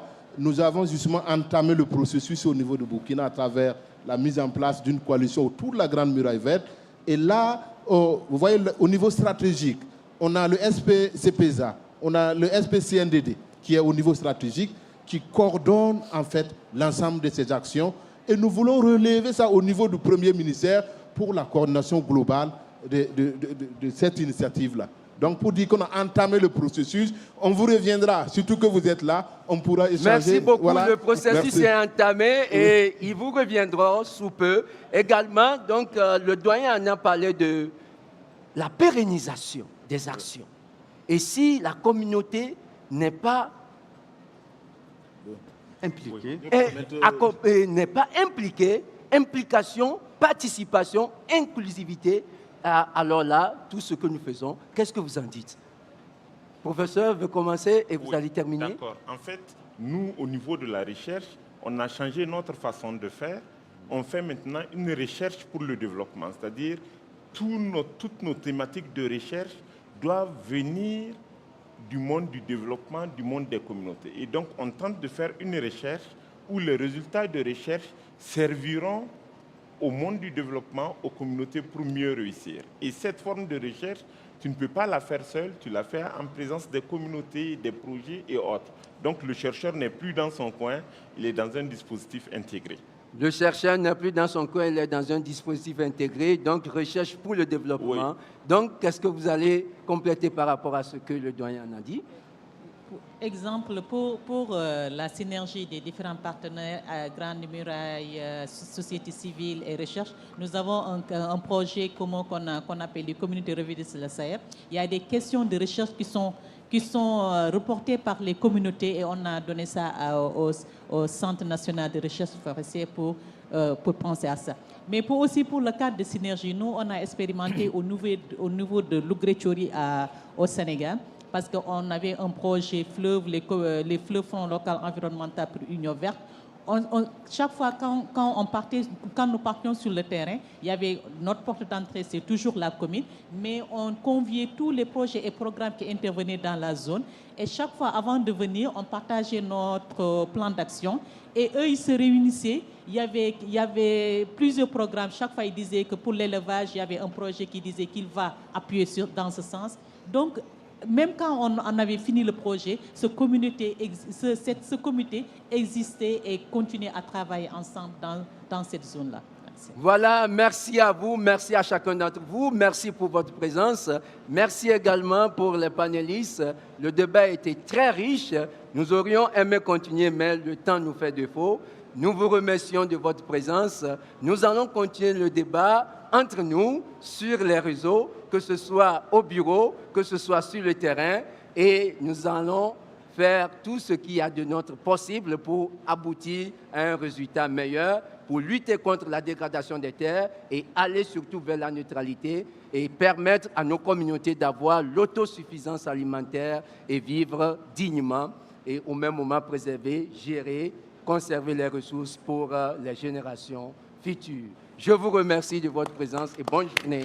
Merci. Merci beaucoup. On peut prendre notre eau.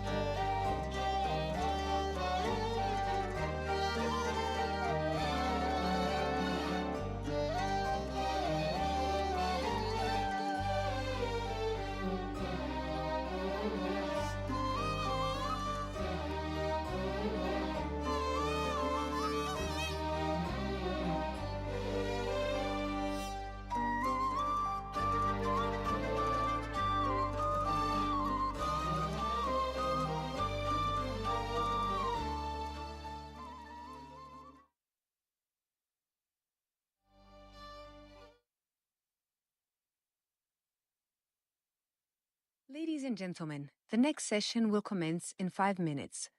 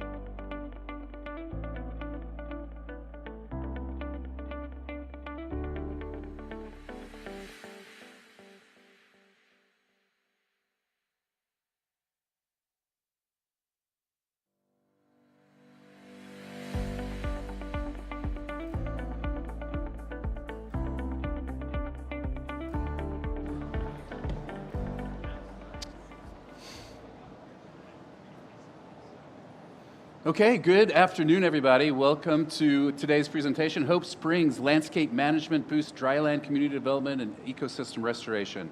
How's everybody doing this afternoon so far? You having good days, good times here? Okay, well, what we're gonna do today is we're gonna start off with just a 5-minute, I'm gonna talk a little intro talk about what we're gonna, about this concept of landscape partnerships and landscape management. Then we're gonna go into a 15-minute video called Hope Springs, which was produced by this group, 1,000 Landscapes for 1 Billion People.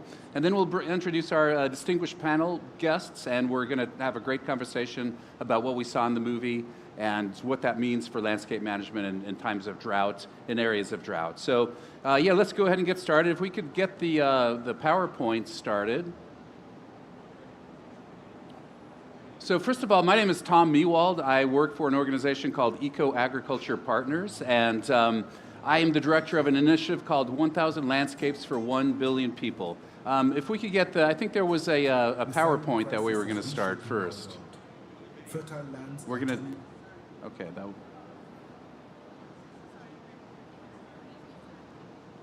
no?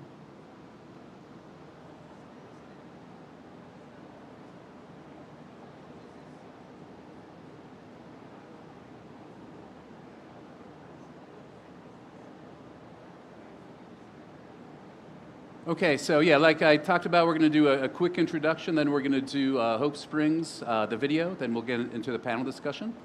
So first of all, a little bit about what we're going to talk about today. We're talking about multi-stakeholder processes, and what is that exactly? We understand that the world that we're facing right now is going to be faced with wicked problems that no one single organization or group can solve. So our theory and our reason for existence within 1,000 Landscapes and the group of organizations that you'll see today is that a shared vision and coordinated action are needed to achieve desired change. And so we really think that partnership is a really key part of what the answer is for this multi-stakeholder rationale. So a shared vision and coordinated action are needed to really achieve the desired change that we're looking for. And so the entity that we've conceptualized as a group of organizations is this concept called a landscape partnership. So a landscape is a broader region with multiple stakeholders looking at different sectors, different landowners, and our theory is that a long-term intersectoral and multi-stakeholder partnership among different groups and organizations can be working together in more effective ways than individually and alone. So that's what we mean by a landscape partnership, and you're going to see some examples in this video of some really great and effective landscape partnerships. It's a diversity of stakeholders, different interests, anything from conservation of natural resources to agriculture to water.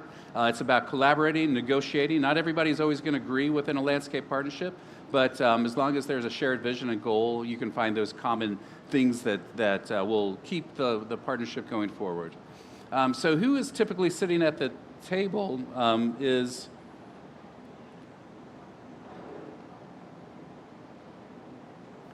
usually we have different government, private sector, agriculture, mining, industry, civil society that are sitting around a collective table looking at landscapes, trying to identify their vision of what they want the landscape to look like 30 years or 40 years from now, and what is their role in the landscape, and then moving that forward.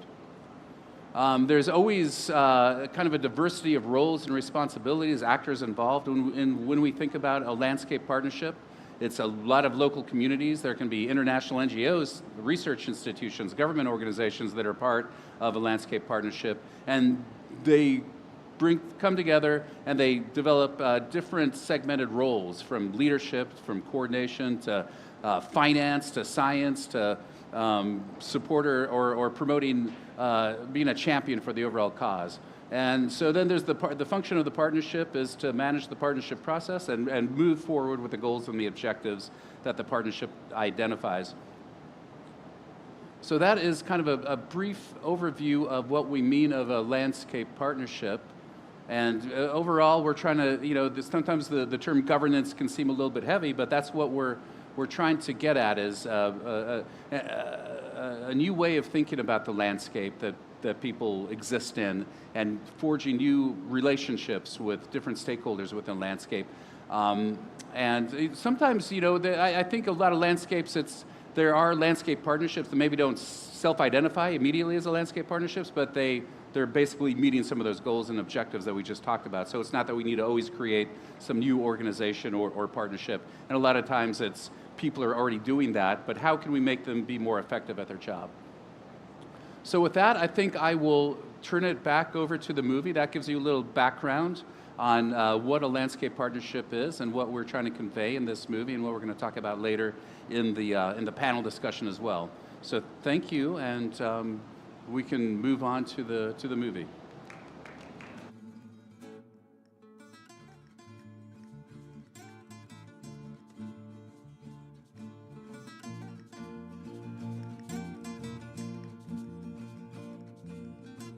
The silent crisis is reshaping our world. Fertile lands are turning into deserts, pushing ecosystems and communities to the edge. But there's hope. Through locally led land restoration and sustainable development, neighbors are working together to revive damaged landscapes and the lives they sustain. In Spain, unsustainable water use, industrial farming, and climate change have led to shrinking groundwater and failing crops.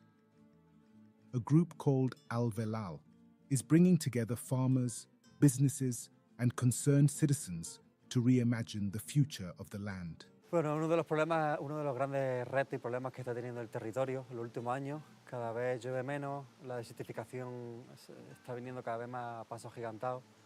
Es por eso que desde Alvelal tenemos varios proyectos en términos de atajar la desertificación y el cambio climático. Estamos enfocados mucho en la agricultura regenerativa. Creemos que a través de una agricultura sana y regenerativa se puede restaurar también el territorio, y a través de la restauración de ecosistemas, plantando especies de plantas autóctonas para intentar reintroducir ciertas especies y luchar así contra la desertificación. Además, durante los años en los que yo tengo conocimiento de esta finca, se ve claramente cómo se han ido las fuentes, los nacimientos de agua han ido rebajando su caudal, sobre todo durante la época seca, pero en un ciclo de 10-20 años, algunas incluso han desaparecido. At nearby La Junquera Regenerative Farm and Village, they've come together to restore degraded soils and reintroduce biodiversity alongside sustainable and profitable agriculture. This farm is interesting because it's experimenting on a lot of different levels.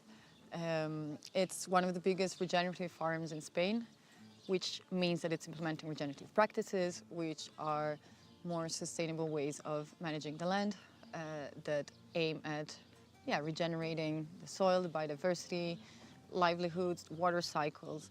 So it's different techniques that go from tilling less the land to diversifying crops, to doing reforestation and implementing biodiversity hedges to connect with wildlife corridor different parts of the farm. By looking beyond their own boundaries, they seek to renew regional water cycles and climate resilience, creating a model for regenerative farming and food security. I think we have to help the landscape more than the landscape has to help us. We have to help the landscape right now because the landscape is in risk. In Niger, where the Sahara Desert has been advancing, the resilient acacia tree is more than survival. It's a lifeline. This hardy tree enriches the soil, prevents erosion, and creates microclimates for other plants to flourish. Farmers become frontline ecosystem and economy builders as they work with a local company called ADAX, which is organizing the effort. Together, they are reviving acacia groves to produce gum arabic, a valuable renewable ingredient for food and cosmetics, which offers income and empowerment while reversing desertification.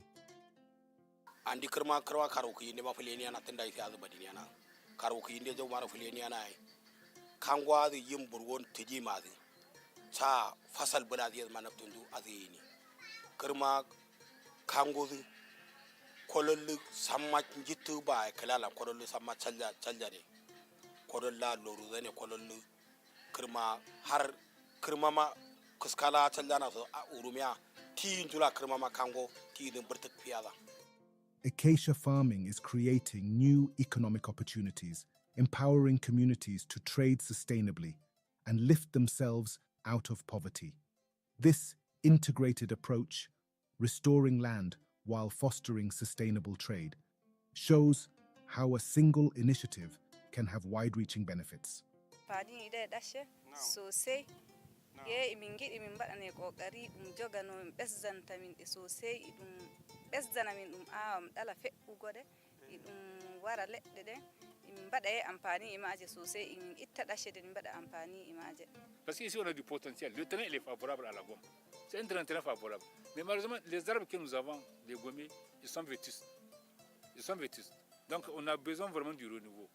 Et si vraiment on replante avec l'espèce locale, vraiment, ça va encore vraiment beaucoup améliorer les trains de vie des cueilleurs, des villageois, mais ça va vraiment être bénéfique pour tout le monde. In South Africa, the Living Lands Initiative is transforming degraded landscapes with a focus on 4 returns: natural, social, financial, and inspirational. They are reviving native vegetation through controlled burns and rainwater capturing interventions. Their effort yields improved water retention, which enables the community to withstand drought and climate stress. These actions restore land and rejuvenate lives, making resilience tangible for everyone involved. With the loss of vegetation that we've had in this landscape, you lose the ability for the vegetation to trap water. So we make these soil erosion ponds to slow down water and trap it, and hopefully increase the infiltration into the ground. And that kickstarts all sorts of nutrient cycles and carbon cycles and tries to promote vegetation growth. The fynbos ecosystem doesn't have very many natural trees, and the ones that do occur in riparian areas and kind of small pockets of thicket. And this is made mainly because the fynbos is a fire-dependent system. It requires fires to rejuvenate it, to regenerate it, and to germinate seed. What Living Lands is looking at doing in some of these fynbos systems is to utilize fire as a management tool. Fire is not a tool that can solve all of these problems, but certainly it can make addressing some species of invasive control measures in mountain catchments in a slightly more affordable way. Communities are pioneering a landscape-scale approach north of Nairobi, around Mount Kenya. They tackle drought and water insecurity head-on by linking forests with semi-arid areas. Restoring these forests supports agriculture, enhances biodiversity, and sustains water sources vital for life downstream. This interconnected approach unites land and water restoration with poverty reduction, creating a model that can inspire change across regions. If you go somewhere where there is less tree or in a desert and you go to the forest, you'll feel a significant difference in between those two places. And basically before, there was that hotness in the area, but with the increase of trees that are being planted in the area, you are still seeing a significant change in the conducive environment within the area. Even the crops are doing well. We work with smallholder tea farmers, smallholder coffee farmers, and also forest-dependent communities. But due to climate change, production has really gone down. So we are helping to address this by ensuring that we protect the forest, the upstream. Once we protect that forest, which is the source of our rivers, then it means destruction will not happen. We are doing forest conservation and management for the well-being of the community. It's like forests by the people for the people. We manage these forests to serve the local community, far and wide, locally and abroad. These forests, especially the indigenous trees, they are carbon sinks. And forestry is the backbone of even the whole development of the country. Without these forests, nothing else can go on. Kamugunda gakwa ni kathirikuota. Na riu kamugunda gaka ni kongoretwo njigite tuthamaki na ngaiga tuguku, ngarithia ng'ombe, ngahanda mikondobia, ngahanda kahua na ngaiga njuki o mugunda-ini uriku. Kamugunda-ini kau kathirikuota. Riu akwa ni ta hingo ria ndarimaga tene. Kwari kamugunda gaka ni urona ni kanini na kari ona manjani matheri. na kena majani matheri ũgu kaini kamu karia ndaonaga nĩ karĩ kanini mũno no rĩu kuma ndambĩrĩria gũkorwo ndĩna indo nyingĩ ndĩrarĩmanĩria ũgu nĩ nyonaga nĩ ndagĩire mbeca nyingĩ koguo rĩu ti ta ũrĩa ndakoragwo ndĩ down tene rĩu nĩ ũndũ ũcio nĩ wanyambararirie. In southwestern Australia, climate change is altering weather patterns, making dry areas wetter and wet areas drier. 2/3 of the native vegetation has been cleared to make way for agriculture. Modern cropping systems are causing groundwater supplies to become salty. Crops have failed in recent years, and wildlife is disappearing. Communities have gone on the hunt for a new way to do things. That's led some concerned citizens and an organization called Gondwana Link to look for ways to knit people and nature back together. My family, through a whole process of the government deciding to release this land, landed here in 1965 and cleared, 85% of this property of its bushland. And in a very, very rough calculation, that's over 55 million plants just on this property alone that we were responsible for killing. And to actually be able to turn that around a bit and heal it, we'll never get the ecology possibly back to what it was. But we can take it in steps towards something better and something healing for land, but the people as well. One of those projects involves returning the land to Indigenous people and the traditional land use practices that can heal it from decades of damage from modern agriculture. The threat to our environment, however, is so challenging that unless we move quickly, we'll miss the opportunity to save what is so rapidly eroding. And so it's so very important for us to act quickly and to work with people who can embrace our vision. And part of that vision is to get the best people to look after land. Who are the best people to look after land? Those who've had 30, 60,000 years worth of experience doing so. From Spain's almond orchards to South Africa's savannas and Australia's dry rangelands, these landscapes show the power of unity in restoring ecosystems and sustaining livelihoods. When local actions align, they ripple outward, impacting global biodiversity, climate resilience, and poverty reduction. The fight against desertification is about more than survival. It's about building a future where communities and nature thrive together. Through integrated landscape management, concerned citizens worldwide are fostering resilient ecosystems, reducing poverty and creating a lasting green legacy for future generations.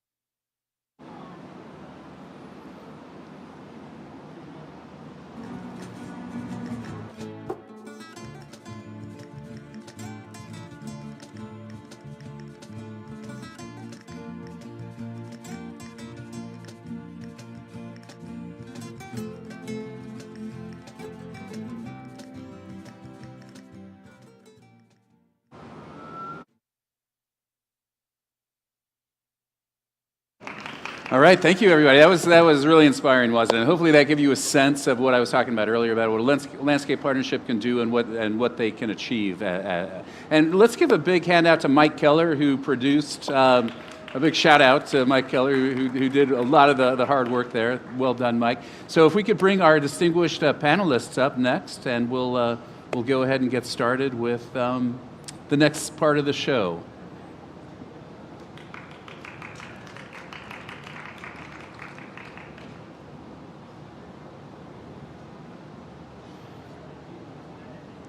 We'll go Pemo, Willem, then Seth. Yeah, start with you. Is that okay? Yeah? Okay, as our guests come up, I'll start with introductions. First, starting on the far left here, Pemo Kamgatso is a senior technical advisor at UNDP with a demonstrated history of working in the environmental and sustainable development field. She's based in Istanbul, and she's been part of a team of technical advisors at UNDP who support governments to develop and implement initiatives to address global environmental problems and meet their commitments and obligations under the Rio Convention. Her work is focused specifically on themes related to integrated landscape management and sustainable development and restoration. She has extensive experience in natural resource management, program development, and resource mobilization. She holds a PhD from the University of Sussex in Development Studies, and an MS and Master's in Water Resource Management, and Bachelor's in Political Science and Public Administration from the University of Botswana.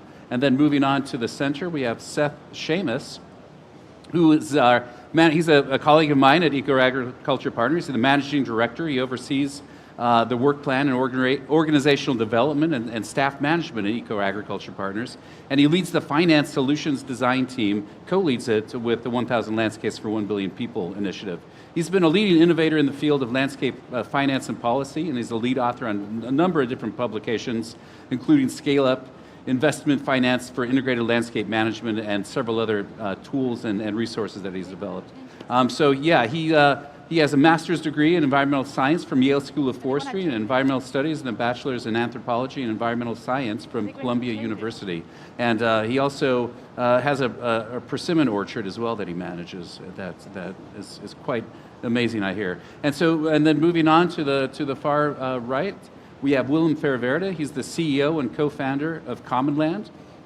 He's a systems developer of large integrated holistic landscape management and restoration projects, bringing solutions at a landscape scale on biodiversity, carbon, regenerative agriculture, and communities. From 2000 to 2012, he was the director of IUCN Netherlands, where he had a large ecosystem grants program. He led that, and he initiated Leaders for Nature, an international network of CEOs and prominent people from the business community addressing biodiversity conservation.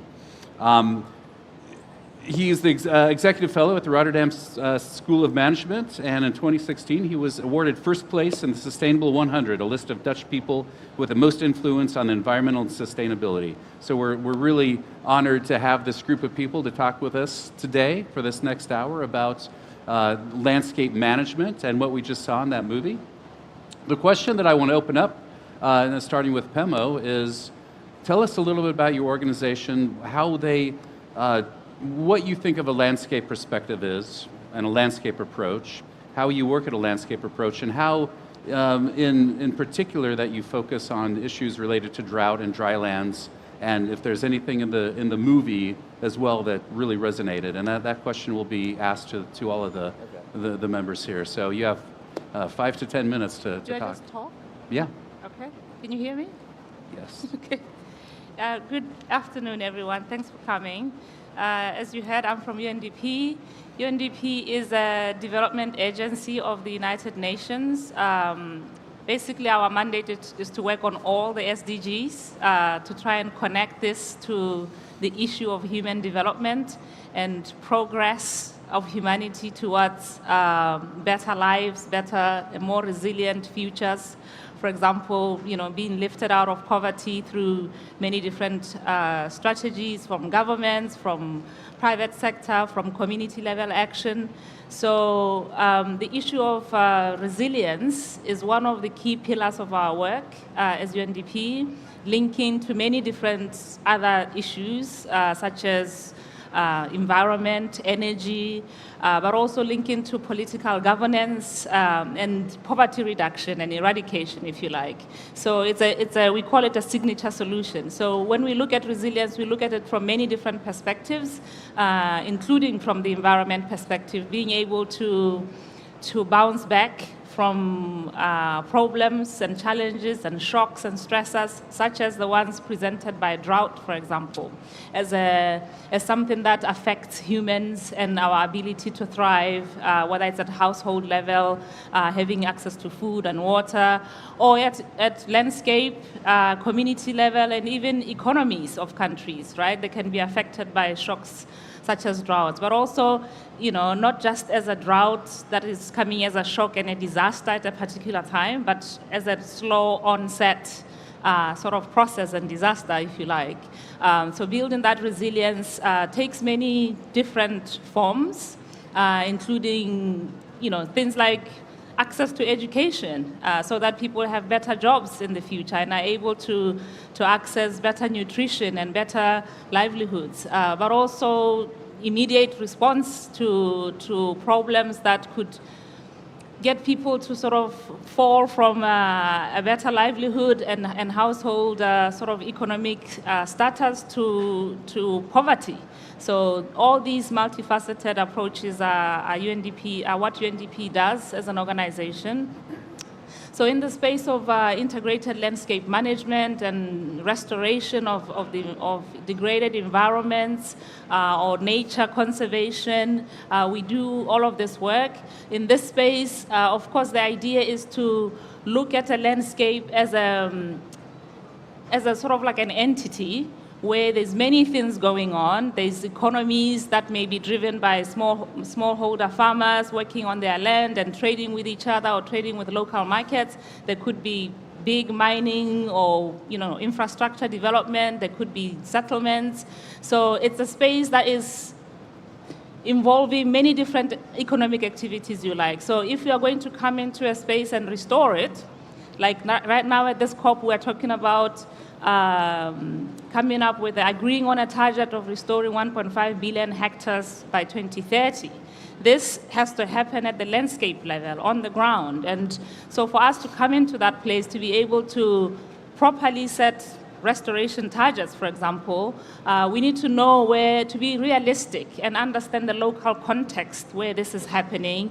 These targets have to be spatially explicit, if you like, which means, from that corner of the landscape to that corner. But also, when we map where we're going to do this restoration, we have to understand the context of that landscape. What is happening there? Is there farming going on? Is there industry? Is there conservation? Is there settlements? What is the land tenure systems affecting or managing this landscape? Who is going to lose or benefit from different ways of working in the landscape? How are they involved and engaged in the process of deciding what will happen in what part of the landscape? So the planning aspect, for example. So the uses of the landscape and different resources in the ecosystem, and the users of those our ecosystems and natural resources have to be part of the process of deciding how the landscape must be restored or managed, right? So the stakeholder engagement process is very critical here. So even though these targets are set at national levels, with the support of entities like ourselves that are global, they have to be locally grounded in that sense. So subnational governments, for example, municipal governments, have to have linkage to the national and all the way back to the local, to the individual farmers, to the individual industry or small medium enterprises in the landscapes, because these local communities and local economies are also tied to external processes and even events, right? And they involve external stakeholders in that sense, through value chains, through supply chains. So these processes have to interact with each other to produce an outcome, whether it's a restoration decision and a target and a goal. So we must think very deeply about how we work with local stakeholders to be involved in the process of deciding what will happen at the national level through these pledges and goals and commitments that countries make because they have signed agreements, and this is why we're at this COP. So how we do this process is actually quite critical. It requires the identification of these stakeholders, who they are, how are they affected, how are they going to benefit, and to ensure that we put proper mechanisms in place for engaging them, respecting the local context, obviously, even cultures. If there are indigenous people, for example, in that landscape or that community, there are internationally and globally agreed standards and protocols and procedures for engaging them in conversation and planning processes. For example, the principle of free, prior, informed consent is a very important one that we have to get right from the very beginning, because it not only respects the local people and the local context that we are doing this work in, but it also removes the probability of conflict in the future. right? Because if we decide without everybody involved, at some point we may actually come up with solutions that are actually have negative consequences on local communities and can affect livelihoods in a direct way, where people lose access to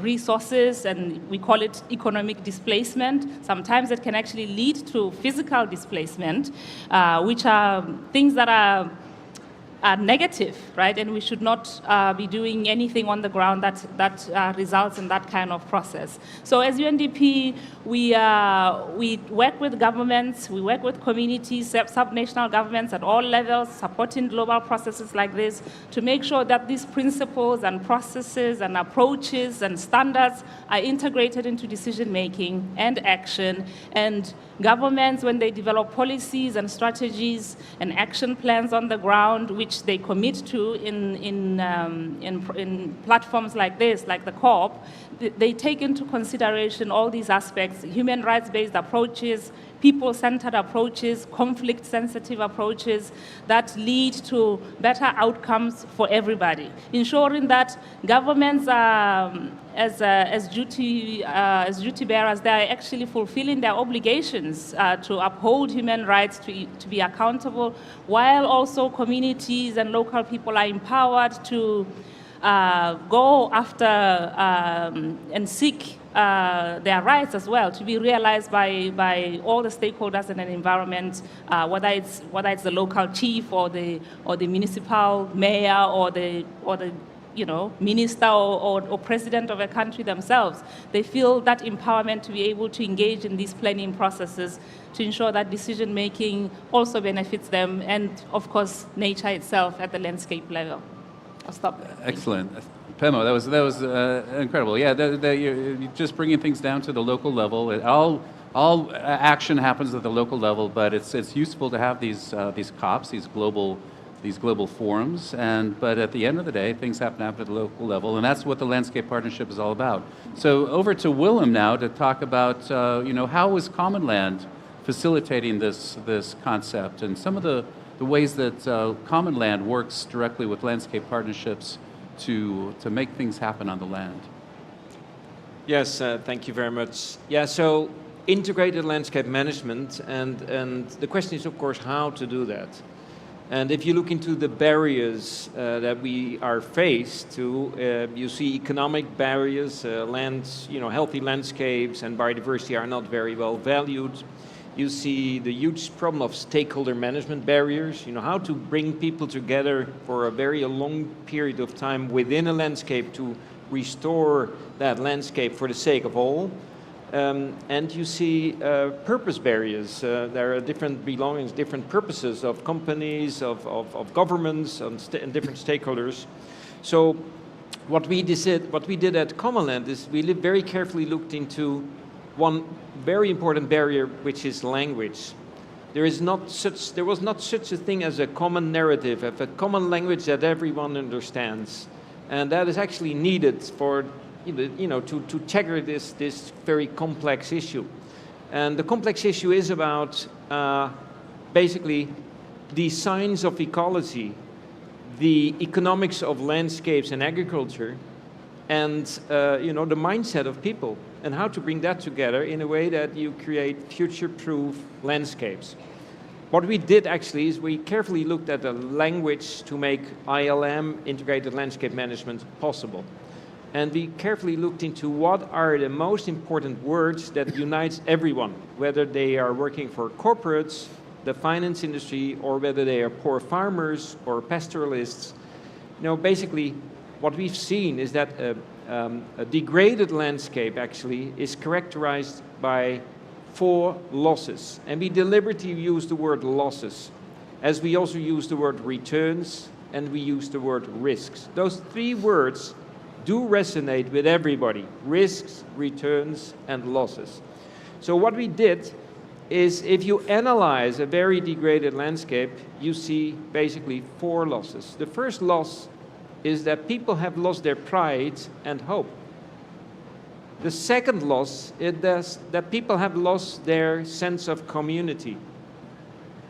The third loss is a very well-known loss. It's a loss of biodiversity, water capacity, absorption, and all these things that have to do with the more physical environment.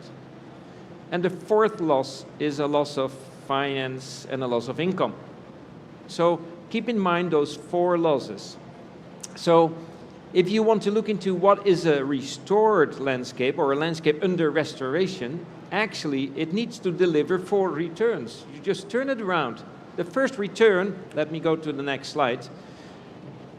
The first return is the return of inspiration. You need to bring people together and inspire them and give them hope and work from the heart and the culture instead of immediately from the head, because that will come later. You need it, of course.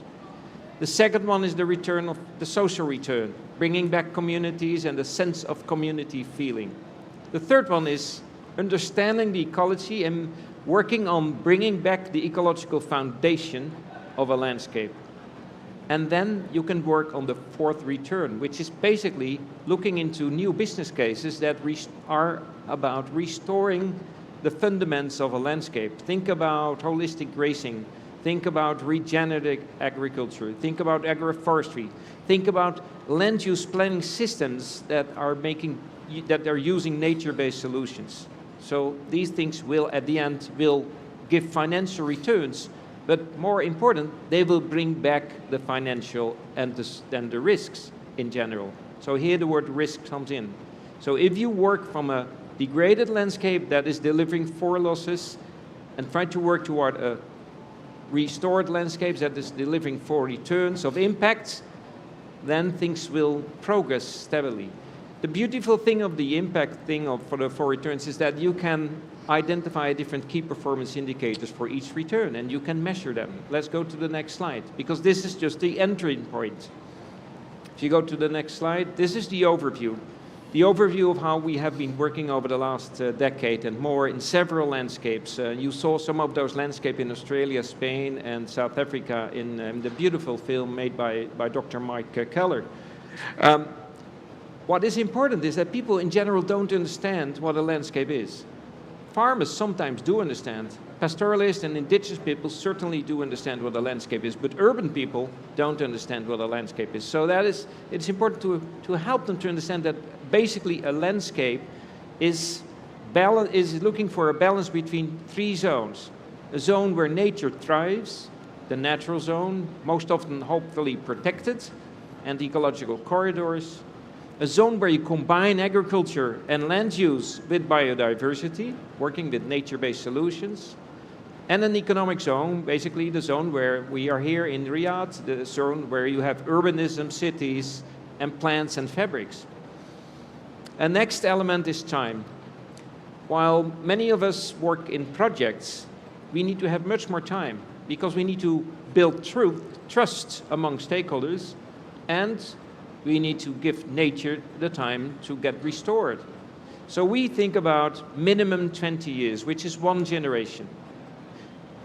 And we, as you can see here in the overview, and over the last few years, we have worked through a process to make this happen in different landscapes, all bigger than 100,000 hectares. In Spain, it is an area very degraded and almost a desert of more than 1 million hectares with 2 water catchments. And everything is going down the drain, the aquifer is going down. So what to do there? You need to think about different way of you could say, landscape infrastructure planning. What we have seen so far over the last decade, and we are recently, on the 11th of December, we're going to publish and launch our guidebook after 11 years of working on this. What we have seen is that integrated landscape management, using these 4 values and 4 returns, can be the way forward for a new holistic landscape restoration industry. And I'm deliberately talking about industry here, because industry is about replicability and scale. And we all know that as we can build, working on an industry that is restoring degraded landscapes all over the world, then this industry will generate not only return on investments and bringing back risks, but it will also bring us together as people, and it is less about polarization. So there are a lot of benefits doing this work. And the beauty is that it is possible. And we also did our calculations, thanks to all our work in the field with our partners, that it is relatively cheap to finance the process during 20 years.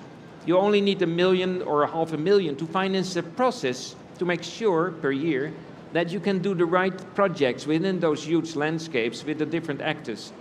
And now we already see industry popping up and coming on board, as well as the insurance companies, because of the many climate disasters that we face all over the world, in Pakistan or in Ethiopia, but recently also in places like Valencia in Spain. You see that those things are interconnected between climate change with heavy weather events, droughts or heavy rains, and restoring the soil capacity, water absorption capacity through different land use systems, making use of ecology to build a resilient landscapes. That's where we are right now. We are working in more than 23 countries at this moment, and we are part of the 1,000 Landscapes initiative, where there are many more initiatives going on. And what we would like to see is help to build this movement further towards what we call a holistic landscape restoration industry. And we foresee that climate change disasters as well as degradation disasters will increase. And that's also what motivates us to work fast as possible together with many other actors in all over the globe to create, let's say, this intel insight for this upcoming industry. Thank you. Excellent. Willem, thank you so much. It's always so inspiring to hear about Commonland's work and the work that you've innovated as leaders in the field over the past 10 years, so thank you for that. Now moving over to Seth Seamus.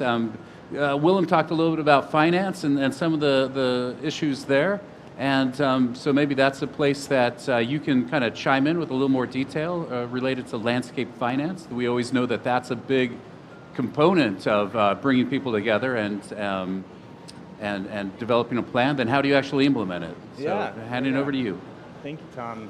And we could use a couple of these slides. Actually, you could put up the first slide and I can talk to it a bit.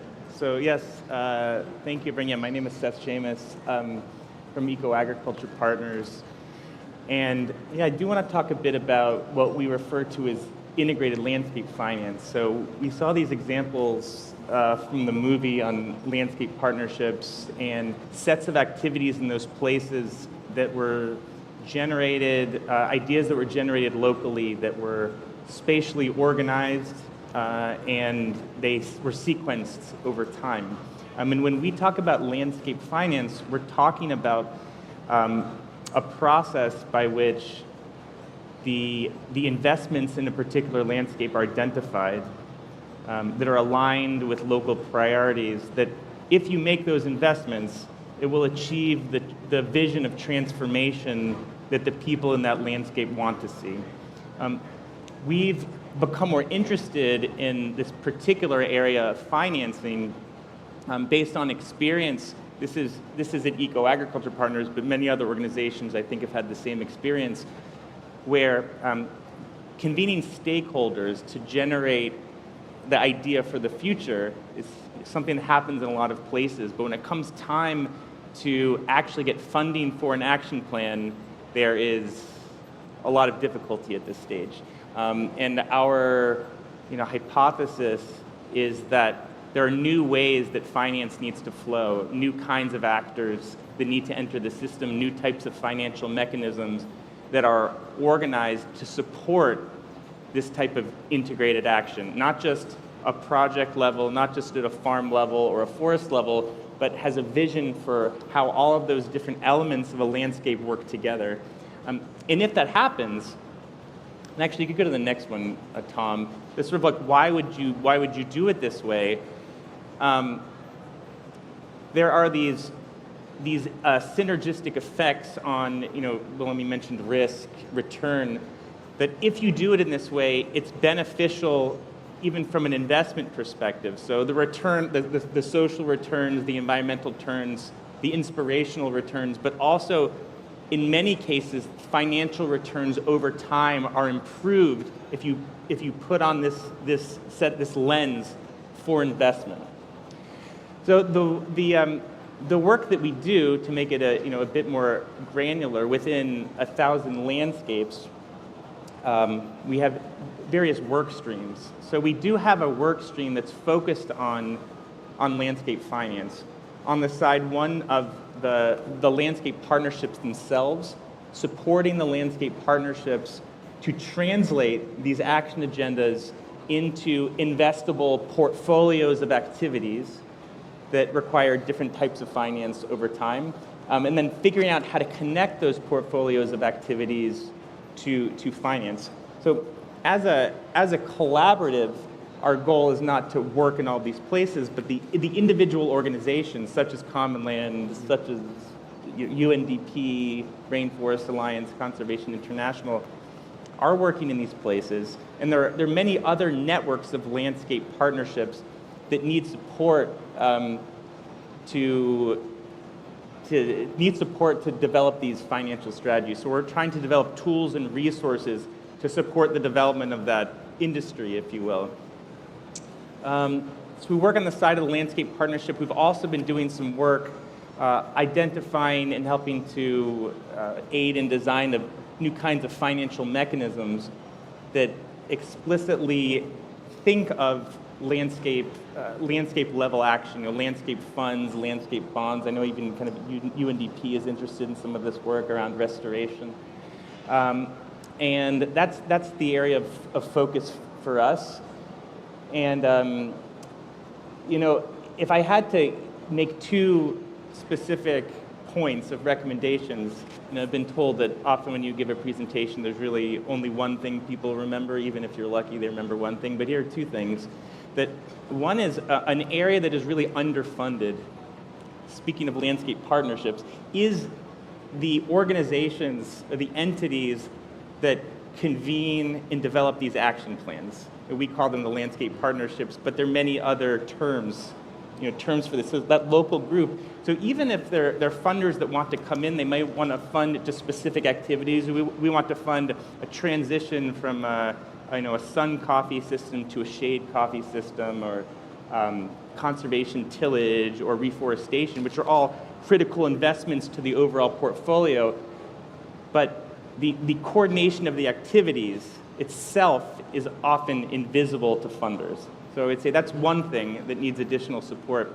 And then the other thing that would be, I think, is critical to the development of this industry is the kind of intermediary entities, whether they're organizations that are nonprofits, or whether they're consultancies, or whatever they are, that have the ability to engage both with the landscape partnerships and understand their needs and have sensitivity to their needs and priorities, but also can engage with investors and funders and have that kind of financial sophistication.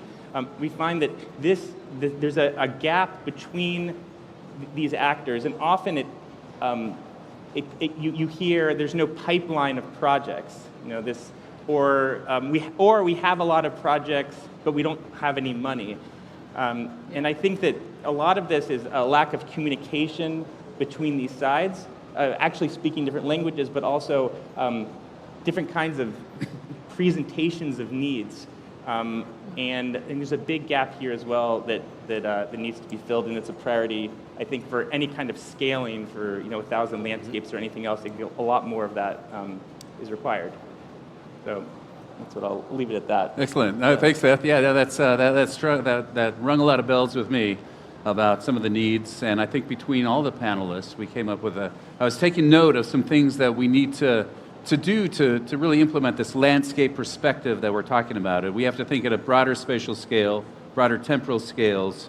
We need to think about the connection of things on the landscape to other things on the landscape. How do corridors for wildlife relate to agricultural fields? As an example, spatially explicit aspects. We need to break down silos of different organizations, and we need to also think about the financial system that funds a landscape perspective as well. So there's a lot going on that we need to rethink how we do a lot of things in the world to address some of the issues, and that's kind of what the landscape perspective is saying in many ways, and we need to get there over time. It's not going to happen overnight. So those are some initial thoughts that I had to synthesize. I would like to open it up if there's anybody based upon what you saw in the movie or anything that you heard from the panelists, if there's any questions you'd like to ask. Any ideas that you'd like to throw out?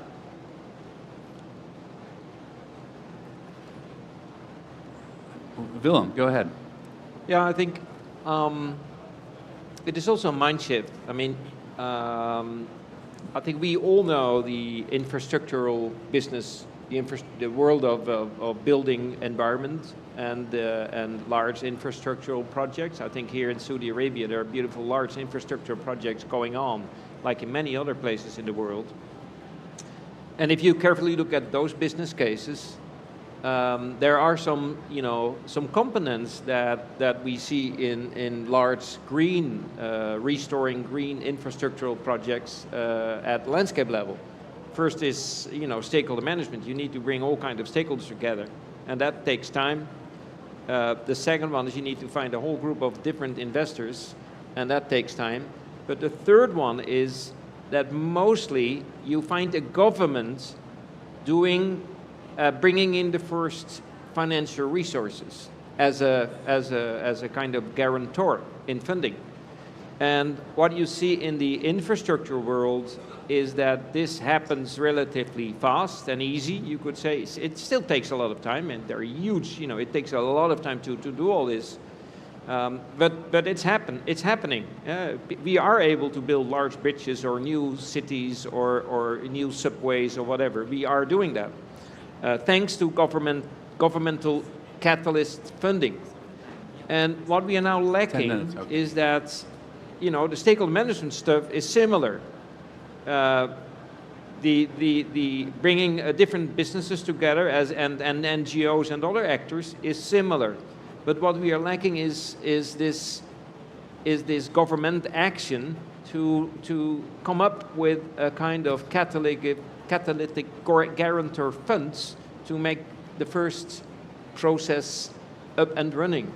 And while the risks, and that's what we all know, the risk will go down. The whole panel explained that the risk will go down of heavy weather events and droughts and all these things if you build a resilient landscape, if you work towards making a landscape more resilient with ecological and social principles. So the real question is, why don't they come on board to make this happen and then incentivize the finance industry to top it up, to come along? And of course the simple answer is we can't find the business case. With the subway you have a return on investment because at the end people are paying tickets. So you get a return on investment, but quite often these large infrastructure projects also fail from a financial perspective at the long run. We know that. I mean, in Europe there's so many of these examples, but still we do it. We build a big bridge, and at the end the government will take the risk, but we all want to have the bridge because we want to go from A to B. So actually is the next chapter of our agenda, building this movement, is to come up with this new green or re-greening infrastructural thinking and, let's say, invite governments, by making the right case, to step on board and come up with the first catalytic way of funding. Thanks, Willem, on that. Seth or Pema, do you want to add anything to? I can react to that a little bit. I think it's the language issue again, where we are saying we speak like this in this sector, but governments have a different language. So it's part of why UNDP is actually now working at the Ministry of Finance and Planning level to talk about integration in financing frameworks of government. Mm-hmm. So if a government says we're committed to addressing climate change, then they need to reflect that in their planning and financing decisions, right? So explaining what financing climate resilience looks like, which could include investing in landscape restoration, then they have to reflect that somehow in their planning frameworks and financing frameworks and balance sheets and whatnot. So we do some of this work as UNDP. In fact, we are trying to expand it to every country in the world to say governments have to take the responsibility of financing the resilience by financing these kinds of investments. And I think it's happening in some countries, but although it's a bit slow, but the language issue, I think, it's a process that has to be facilitated as well, to bring different parts of government together, ministries of environment and ministries of finance together, for example, for them to understand, because it's not an issue of lack of money. The money is there. In fact, many governments are spending money on activities that degrade the environment. So flipping the conversation and to say, use the same amount of subsidies and put it on regenerative practices, for example, and send it to the local level through subnational governments and municipalities and community-based organizations that are already doing the work but are not able to put on the table of investors the ability to bring these investors into the landscape. Yeah, I mean, I would just to add to that, I mean, there's the issue of there's a simple issue of the economic analysis tools that are used by governments. This issue of green accounting, which has been a question for a very long time. What do you value in economic accounting? And so if you're not valuing ecosystem services as having any type of monetary value, that's fundamentally, one could say that's fundamentally why, we're in the situation we are today, that the externalities of environmental degradation. And I think that some governments are starting to do this. But then there's also, of course, the issue of short-term versus long-term thinking. To the extent that the governments are able to make decisions that are for the long term, which can be very difficult because of the political context for countries, then they can do it. So I understand that politically it's just very challenging to do that kind of analysis and make decisions for the long term. Yeah, no, thanks, Seth. And I think we have a question in the crowd. Yeah. Thank you very much. It's a very seductive model that you've got of the understanding that you bring a community or a set of communities together to plan across the whole landscape, define their priorities, and then you go out and you get the investors that will come in and fund those. And it sounds fantastic, but I think for me, where I start sort of thinking the challenge of that is really the massive differentials in power between those local communities and the investors coming in. And it would be great just to hear a bit from your years of experience, whether UNDP or Thousand Landscapes, just how you've dealt with that, how you've created a bit more of an even negotiating table. In those cases where you've gone through this process and you've got investors in to come in and actually talk a bit more as equals with the community. Is that even possible, or is it a bit pie in the sky? How have you tackled that? You want to take it?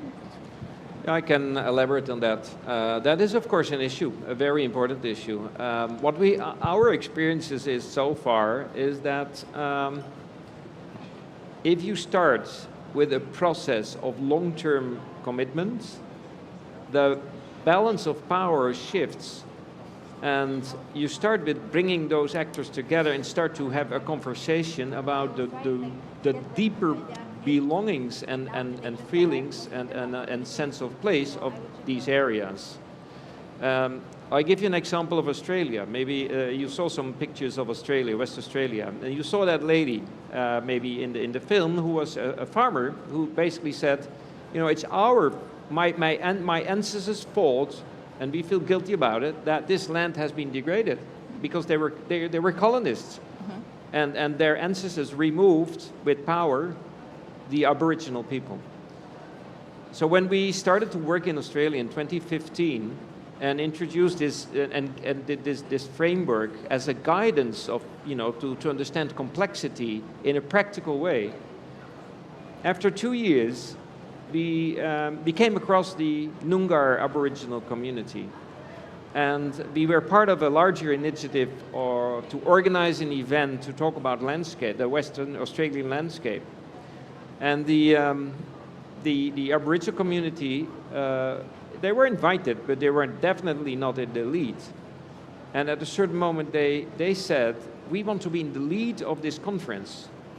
You know, we are here for more than 60,000 years, probably 80,000 years. So we want to be in the lead. And one of the things that we help to establish is helping, you know, authors do some finance to help them to be in the lead of this conference. And that changed the entire setting of this conference on landscape. And actually, it really improved everything because they brought in their ancestors and their way of thinking and doing, their indigenous knowledge. And 10 seconds, Willem. And it really, what beautifully happened is that this was accepted also by the scientists and all those actors there, and it's now more getting integrated in that entire landscape restoration project. It is not easy, but because we think long-term and work long-term, the power balance is starting to shift. You can't escape from it.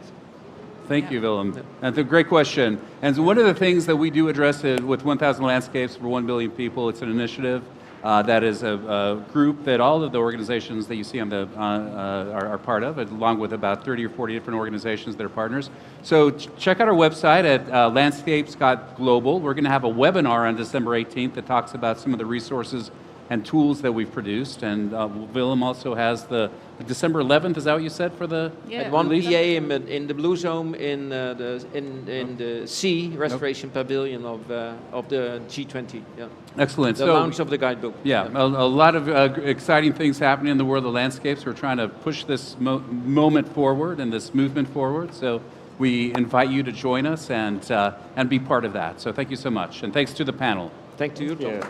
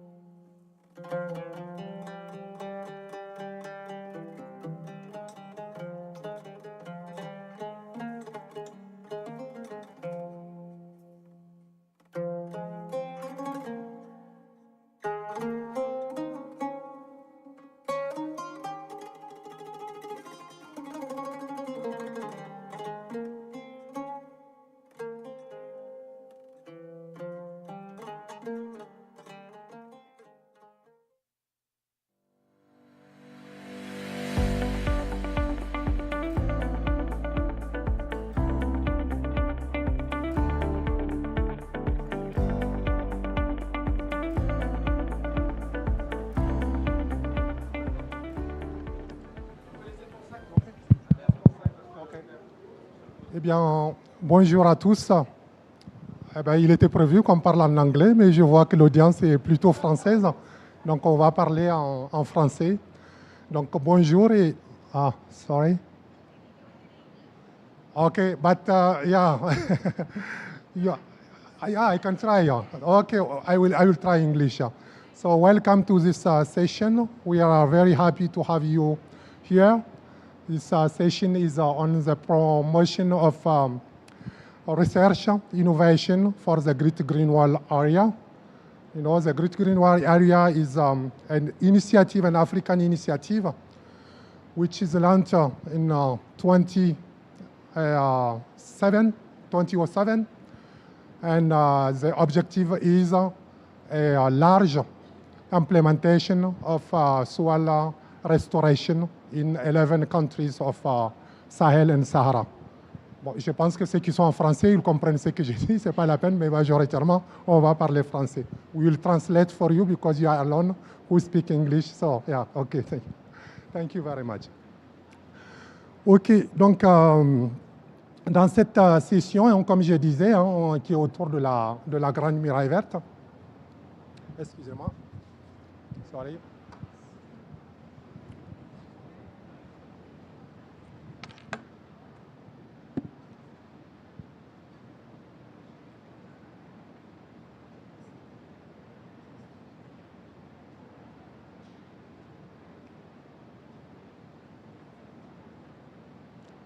Ok, donc je suis Oumarou Malamissa, je suis donc de l'IRD. Je travaille sur la question de dégradation de terre dans les zones sahéliennes et je suis le coordinateur donc du réseau Reset-GMV. Réseau Reset-GMV, c'est un réseau donc, qui est dédié à la... Donc c'est un réseau qui est dédié en tout cas à la gestion durable des terres dans la zone de la Grande Muraille Verte. Et ce travail-là, ce side event, est une collaboration avec l'OHMI. L'OHMI, c'est l'Observatoire donc homme-milieu de Tessékéré, donc qui est supporté par le CNRS. Et le réseau Reset-GMV, il est supporté par l'IRD. Donc, je m'adresse à vous hein, au nom de plusieurs institutions de recherche et de formation qui sont dans 6 pays de la Grande Muraille Verte, à savoir le Sénégal, le Niger, le Tchad, Djibouti, Éthiopie, Burkina Faso. Donc, ces institutions de recherche sont regroupées au sein donc, de ce réseau qui s'appelle Reset-GMV. Et l'observatoire au milieu est donc un observatoire qui est géré par le CNRS et l'Université Cheikh Anta Diop. Et en l'occurrence, les responsables donc, de cet observatoire sont ici, Priscilla et Papa Ibn Diop, qui vont parler en tout cas pour ce réseau. Alors, pourquoi on a organisé ce side event? En fait, en organisant ce side event, on a pris en considération en fait les ambitions donc, de cette initiative.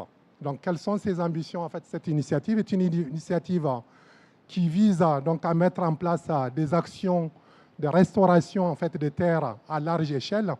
Et si on veut vraiment atteindre cet objectif-là, la place de la recherche est importante. La communauté des chercheurs elle est attendue dans ce projet pour apporter des données, pour apporter également de la connaissance et une connaissance interdisciplinaire, donc dans le domaine des sciences du sol, dans le domaine des sciences politiques, dans le domaine de l'écologie, de l'agronomie et de la sociologie, etc. Alors, ce qui se passe, c'est que dans la zone de la Grande Muraille Verte, il y a beaucoup de travaux de restauration des terres. Or, il se trouve que ces travaux-là ne sont pas... Enfin, ils ont produit beaucoup de données, mais toutes les données ne sont pas forcément connues par les acteurs, par les utilisateurs. Alors, au cours de ce side event, on a regroupé donc, des acteurs académiques et non académiques et afin en fait, d'échanger sur les recherches qui sont en cours, comment est-ce que ces recherches mobilisent des données. On va également discuter des lacunes et des obstacles auxquels sont confrontés en fait, la mobilisation et l'accessibilité de ces données, et également discuter de comment on peut aller de l'avant dans l'acquisition de ces données et dans leur utilisation.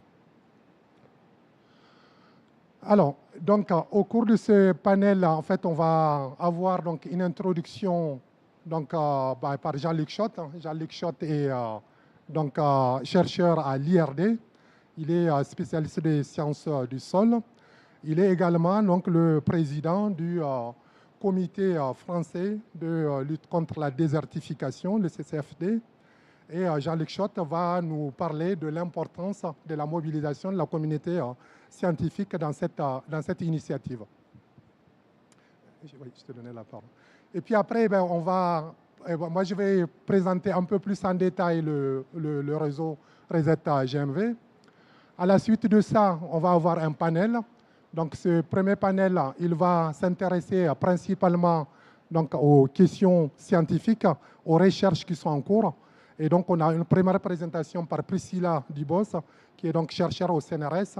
Et elle va illustrer en fait les activités de recherche qui sont réalisées dans le cadre de l'OCHMI. On aura une présentation de Jean-Daniel Césaro. Donc, Jean-Daniel Césaro est chercheur au CIRAD et il nous présentera donc une modélisation à l'échelle du territoire donc des actions en fait d'aménagement des parcours pastoraux.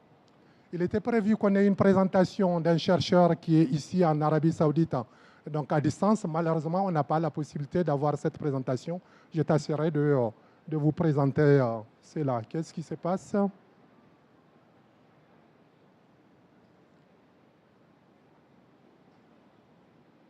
Sorry. Ah, c'est le temps? Non, ben là, on va revenir en arrière.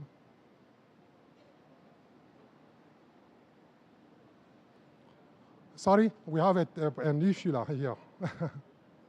It doesn't work. We don't have the right presentation.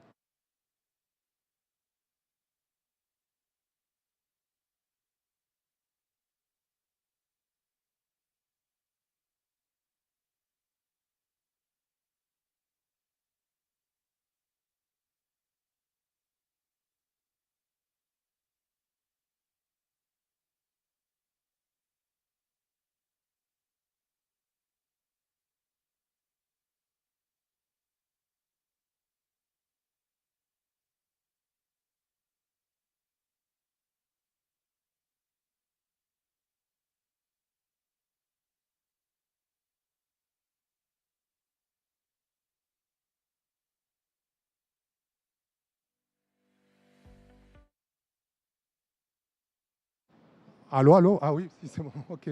Donc, ouais, nous allons avoir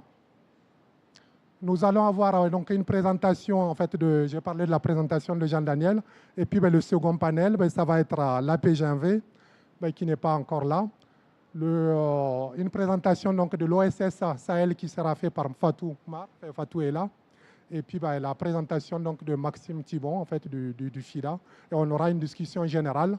Et cette discussion générale, elle va être axée sur les actions donc, des sociétés civiles et quelles sont les attentes de cette société civile en fait, vis-à-vis de la recherche. Donc Jean-Luc, je te laisse la parole pour la présentation, si on arrive à la voir. J'ai besoin de ça. Bonjour. Bonjour, moi je suis ravi d'être là parmi vous et de participer, d'introduire très rapidement la commande d'Oumarou qui m'a été faite. C'est de regarder dans quelle mesure l'importance de la science elle est mentionnée dans les différents documents stratégiques qui sont élaborés à la fois par la PGMV et l'Union africaine. Et donc sur ma première diapositive que vous ne voyez pas, j'ai relevé dans les différents textes officiels les différents endroits qui permettent de dire à quel point le besoin de la recherche est reconnu auprès, voilà, c'est celle-là. Et donc, j'ai pris une citation du prix Nobel de la paix en 2002. Et donc, si l'on regarde les deux documents majeurs qui offrent le cadre politique du déploiement de la Grande Muraille Verte, on peut lire que cette stratégie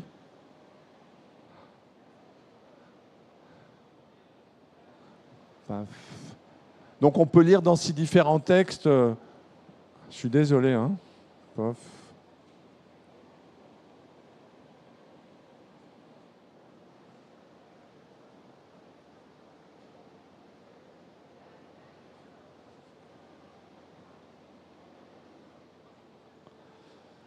Bon, je ne peux pas parler à la place de Jean-Daniel. Je suis vraiment désolé, Jean-Daniel.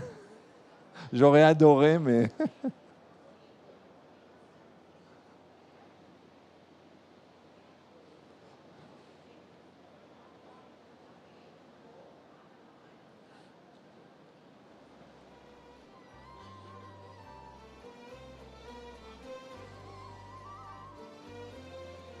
Voilà.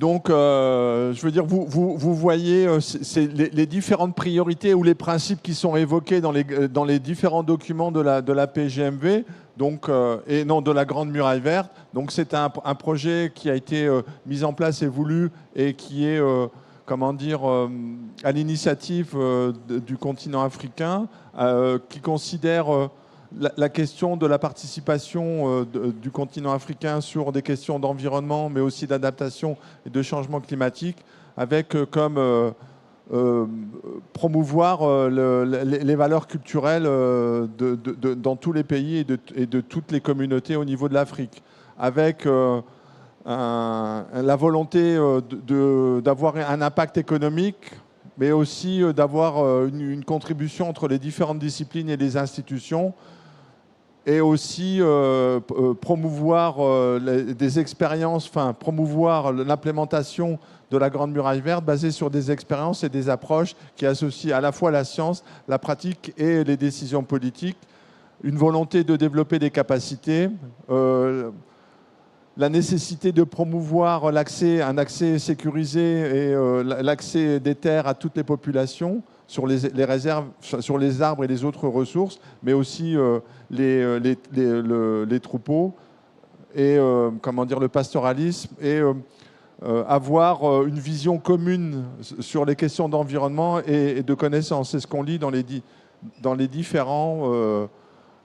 ces différents documents. Et il est clairement, je reviens sur le point, la nécessité de renforcer la collaboration entre les community of practice, la science, les décideurs publics, le secteur privé, d'intégrer la science et les experts knowledge depuis la recherche, les citoyens, les chercheurs et les savoirs traditionnels, mais aussi d'intégrer la science dans l'aide à la décision, de développer des capacités et de changer les habitudes pour atteindre un partage de connaissances et comment dire, de mettre à l'échelle des pratiques qui ont des succès dans différentes régions.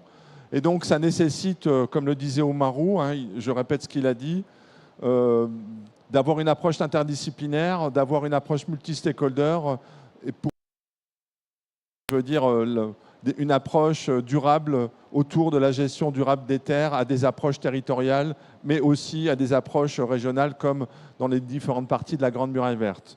Je pense que c'est ma dernière diapo. Le dernier point, j'ai résumé sur cette diapositive quels sont les enjeux qui s'adressent à tous les acteurs de la Grande Muraille Verte. Vous voyez les différentes disciplines nécessaires, mais aussi la nécessité d'un changement d'échelle. Et donc, c'est le cadre que m'a demandé de faire Oumarou pour introduire le contexte des éléments qui sont contenus dans les documents officiels de la Grande Muraille Verte. Mon analyse ne part pas du contexte scientifique, mais de ce qui est écrit dans ces deux documents majeurs que j'ai lus, que sont la stratégie de l'Union africaine et la stratégie de la PNGMV. Merci beaucoup, Oumarou, de m'avoir donné la possibilité de prendre la parole.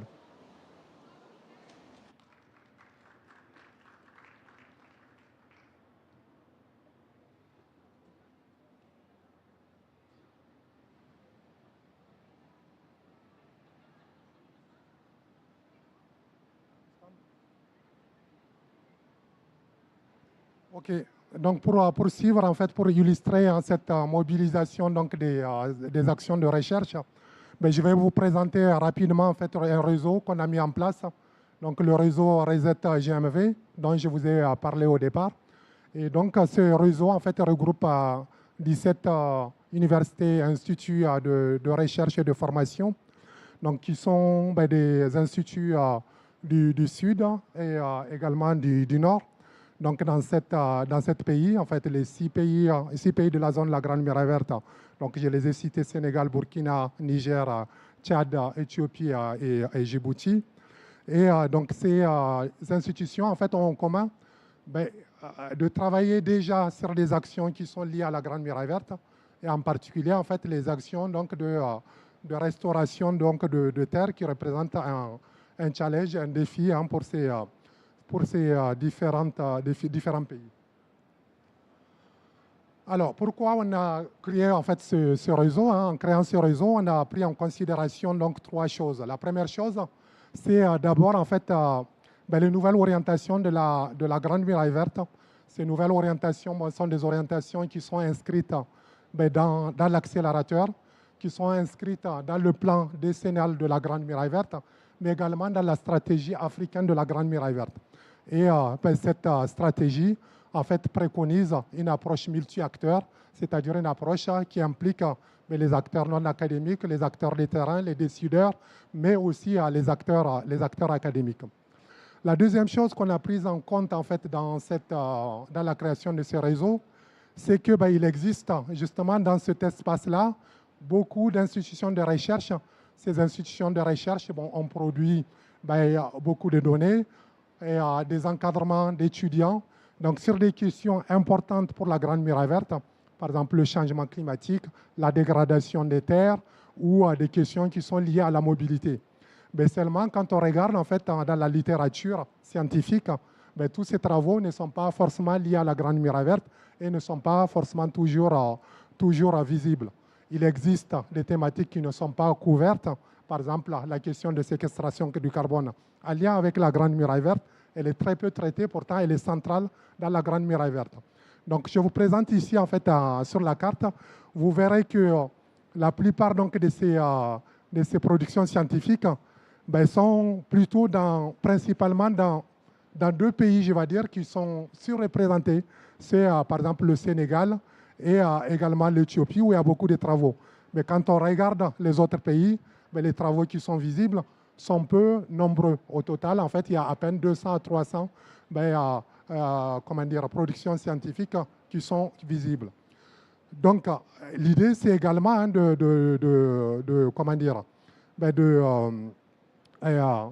mettre en avant en fait, l'expertise scientifique qui existe dans ce domaine-là, mais également en fait, toutes les productions scientifiques afin de les mobiliser pour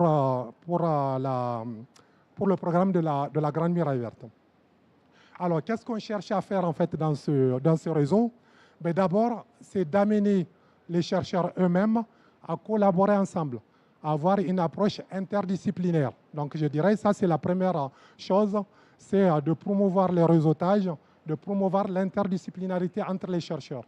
La deuxième chose qu'on vise à travers ce réseau, c'est également d'avoir un cadre d'échange avec les acteurs non académiques, c'est-à-dire aller donc vers des approches transdisciplinaires, en s'intégrant dans les coalitions en fait, nationales et les coalitions régionales de la Grande Muraille Verte, mais également en portant des projets transdisciplinaires avec les acteurs non académiques. La troisième chose, en fait, c'est la valorisation et le partage donc, des résultats de la recherche, donc en favorisant la production en fait, des références, des données pour établir des indicateurs d'évaluation, par exemple, des actions de la Grande Muraille Verte. C'est aussi de favoriser en fait, des solutions innovantes pour cette Grande Muraille Verte. Et enfin, la quatrième, c'est de former l'expertise de demain dans la zone de la Grande Muraille Verte, c'est-à-dire la formation des étudiants à travers la formation académique et le renforcement de capacités. Alors, donc, ce réseau en fait, a une feuille de route et cette feuille de route en fait, est déclinée en 6 points que je vous présente ici. C'est d'abord d'essayer de faire un état de l'art, en tout cas de connaissances existantes dans la zone de la Grande Muraille Verte. C'est de co-définir, moi je dirais ensemble, les actions de recherche avec les acteurs de terrain. C'est de porter des projets transdisciplinaires et régionaux, donc sur les priorités des recherches qui ont été identifiées. C'est d'organiser des événements à l'échelle régionale et pour la dissémination des activités scientifiques. C'est également d'avoir en fait donc un cadre dans lequel on va faire de la recherche, mais aussi de la formation par la recherche, et également donc le renforcement des capacités des acteurs à travers donc des formations académiques et non académiques. Et enfin, c'est d'avoir en fait des actions de communication scientifique et de culture scientifique à rendre en tout cas visibles et accessibles les données de la recherche. Donc, on a déjà quelques réalisations en fait, qui sont faites pour illustrer en fait, les activités qui sont déjà faites. On a commencé avec des ateliers interdisciplinaires. Ça, c'est un atelier interdisciplinaire qu'on a organisé à Tunis pour monter en fait, des projets transdisciplinaires. On a également en fait, participé à l'édition de l'écho de la GMV. L'écho de la GMV, c'est le journal de l'APGMV, en fait, dans lequel sont diffusés les résultats des actions, en tout cas de la GMV, en l'occurrence ici, les actions scientifiques. Et récemment, on a fait un webinaire pour croiser les regards entre les différentes disciplines autour de la GMV. Et puis, je vous montre ici une illustration des actions multi-acteurs qu'on a organisées. Ici, c'est l'atelier de lancement de notre réseau à Djibouti. Et donc, voilà, en fait, une illustration, en tout cas, des actions qui ont été réalisées dans le cadre de ces jeunes réseaux, puisqu'il a été lancé en 2023. Voilà, sans plus tarder, on va passer en fait, au panel numéro 1 pour vous illustrer les actions de recherche qui sont faites dans le cadre de la GMV. Donc, je vais passer la parole à Papi Boun qui va modérer cette session.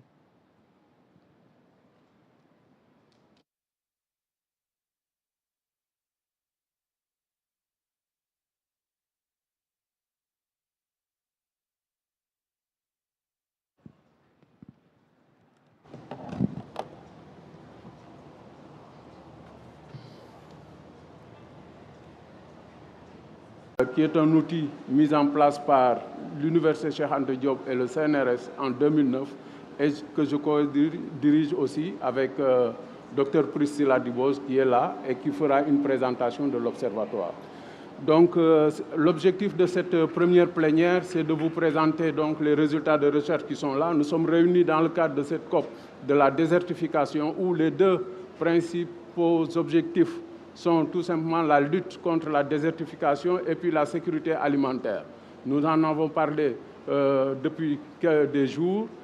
Nous avons entendu les autorités, nous avons entendu les ONG, nous avons entendu une partie de la société civile.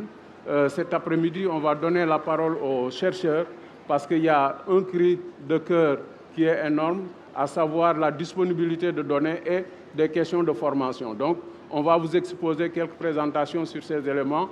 Et dans ce panel, nous aurons Priscilla Dubose, ensuite nous aurons Jean-Daniel Césaro et Rodriguez, qui n'est pas là, mais que la présentation sera effectuée par Oumarou. Priscilla, Jean-Daniel, si vous voulez.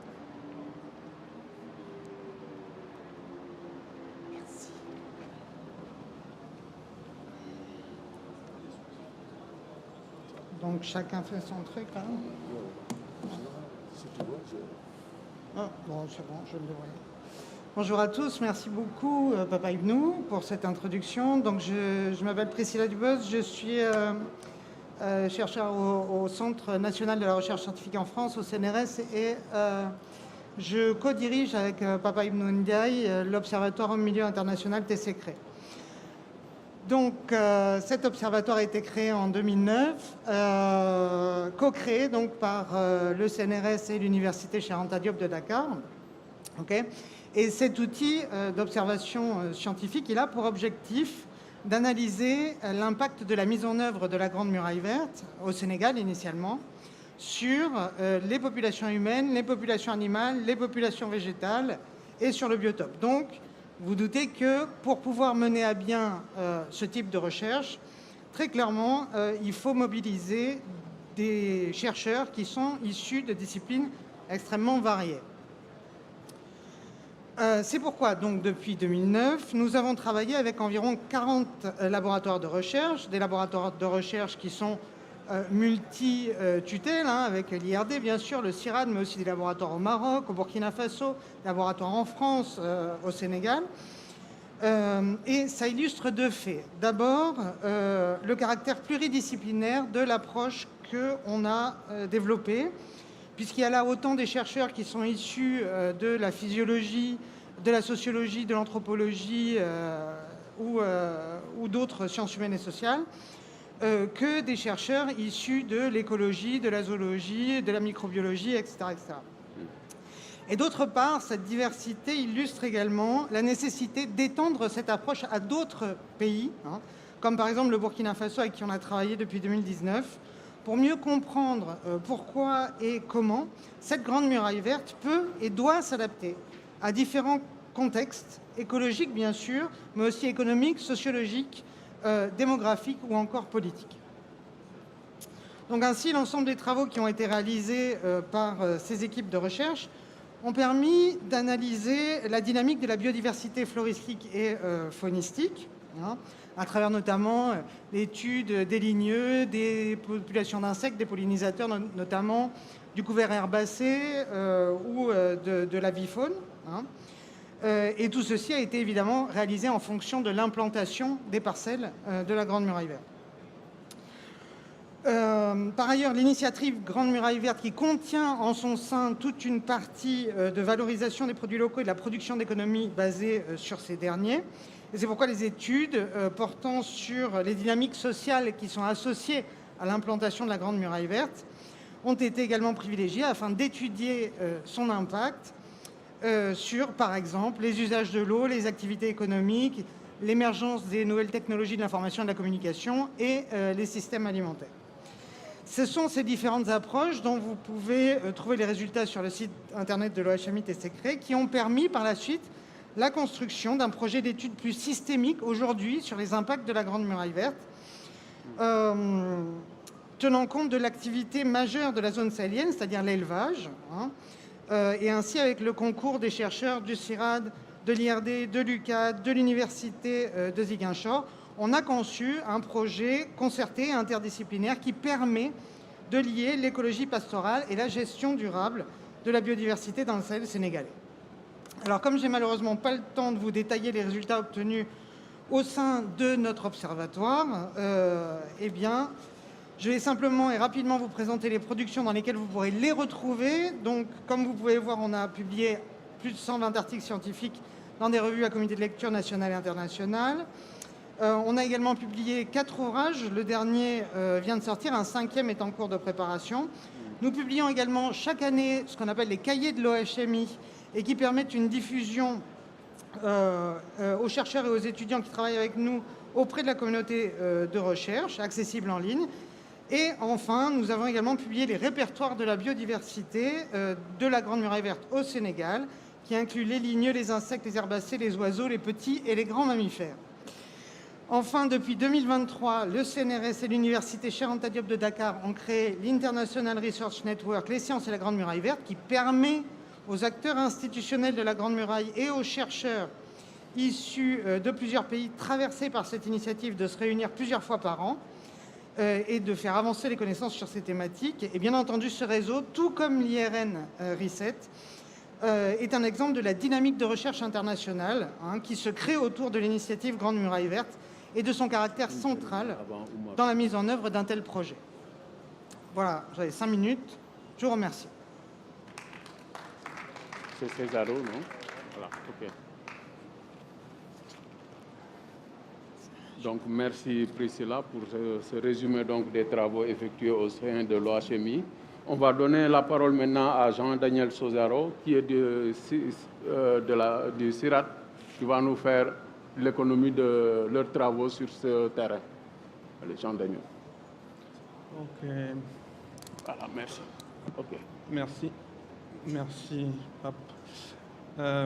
Donc, je représente ici un consortium de recherche qui s'appelle le pôle pastoralisme et zones sèches, qui existe depuis les années 2000, qui est constitué du CIRAD, de l'ISRA, du Centre de suivi écologique et de l'Université Cheikh Anta Diop, et qui travaille principalement sur les activités pastorales en zone sahélienne.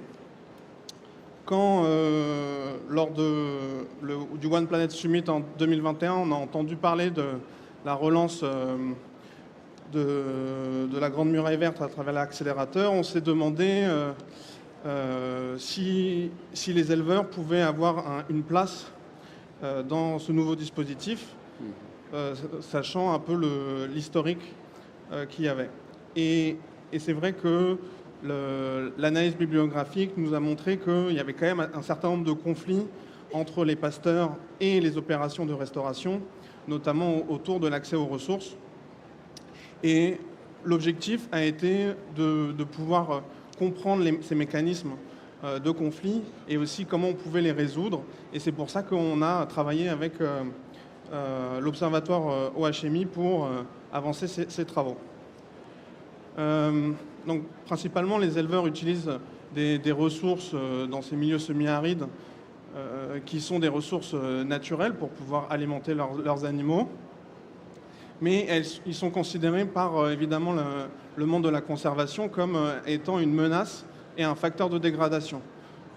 Hier, à la COO, on a eu plusieurs discours qui ont indiqué que quand on parle des écosystèmes de parcours et de pâturage, vient tout de suite la question de la dégradation par le pastoralisme, alors qu'il y a une utilisation de ces ressources qui permet de produire des biens et des services pour les populations. Et tout ça de manière durable. On comprend qu'il y a en tout cas une relation qui est quand même assez complexe vis-à-vis des agents de la conservation qui considèrent que les éleveurs sont responsables d'une agression de l'environnement, alors que c'est une perception qui peut être que temporaire dans des conditions qui peuvent être relatives en fonction des années. Et on pense aussi que les éleveurs, voilà, à cause de cette relation un peu complexe entre éleveurs et conservateurs, il y a eu le processus d'exclusion progressive des représentants des pasteurs, des cadres de la restauration et des objectifs. J'en veux pour démonstration que, par exemple, quand on parle ici, dans le cadre de la COP 15 à Abidjan, où on peut voir qu'il y a une idée générale dans la Grande Muraille Verte de vouloir faire une transition entre un système qui serait plutôt une économie pastorale à une économie végétale. Sachant que l'économie pastorale est décrite comme un facteur de dégradation et que l'économie végétale est décrite comme un facteur d'aggradation. Un rapport du World Economic Forum sur les différentes chaînes de valeur qui sont autour de la Grande Muraille Verte ne mentionne à aucun moment les produits d'origine animale. On ne parle pas de la viande, on ne parle pas du lait, on ne parle pas des cuirs. Et les 3 fois où est cité l'élevage, c'est pour parler de conflits et de facteurs de dégradation. Alors même que la valorisation des ressources qui sont produites par la Grande Muraille Verte sont majoritairement des produits issus du pastoralisme. Donc pour essayer de montrer la valeur, en fait, le lien profond qu'il y a entre la Grande Muraille Verte, l'objectif de restauration et le pastoralisme, on a monté une modélisation systémique à base de services écosystémiques, notamment des services écosystémiques de provision, donc qui fournit les populations en biens et en biomasse notamment. Donc on peut voir ici sur le graphique tous les liens qu'il y a entre le pâturage, l'arbre et tous les liens systémiques qu'il peut y avoir sur la production à la fois alimentaire et de biens et services, de produits forestiers non ligneux, de produits ligneux, etc. À partir de ce schéma-là et sur une base d'une étude bibliographique de l'ensemble des coûts-bénéfices, on a pu faire une estimation sur la base du protocole Grande Muraille Verte de reforestation, dans un programme type d'afforestation, pour voir quels sont les bénéfices à 2050 en termes de services de provision. Et il ressort que dans une parcelle comme ce qui a été produit au Sénégal, on a un doublement de la valeur économique de l'hectare pastoral. Seulement, ce sont les ressources qui sont générées sont des ressources qui sont valorisables que principalement par les animaux, c'est-à-dire des feuilles, des fruits. Et donc, pour pouvoir faire un retour sur investissement intéressant pour les communautés, mais aussi pour les États qui investissent dans la restauration, il y a un enjeu d'accès aux ressources, de régulation et de foncier. Et Sur cette base-là, on a monté avec une ONG qui s'appelle WeForest, l'ISRA du Centre national de recherche en foresterie, et Agronomes et Vétérinaires sans frontières, avec une convention avec l'agence de la Grande Muraille Verte du Sénégal, un projet qui s'appelle Dundi Ferlo, dans lequel on a placé les éleveurs au centre de la gouvernance à travers les unités pastorales, qui ont décidé eux-mêmes où ils allaient positionner les parcelles de reforestation, comment ils allaient accéder aux ressources, notamment la question de la ressource du fourrage de la paille, de la commercialisation et de l'accès à cette paille par rapport aux transhumants, puisque l'un des grands enjeux dans la restauration, c'est de garantir une mobilité aux éleveurs qui sont dans cette région. Voilà, je vous remercie. Merci Jean-Daniel. Donc on va passer...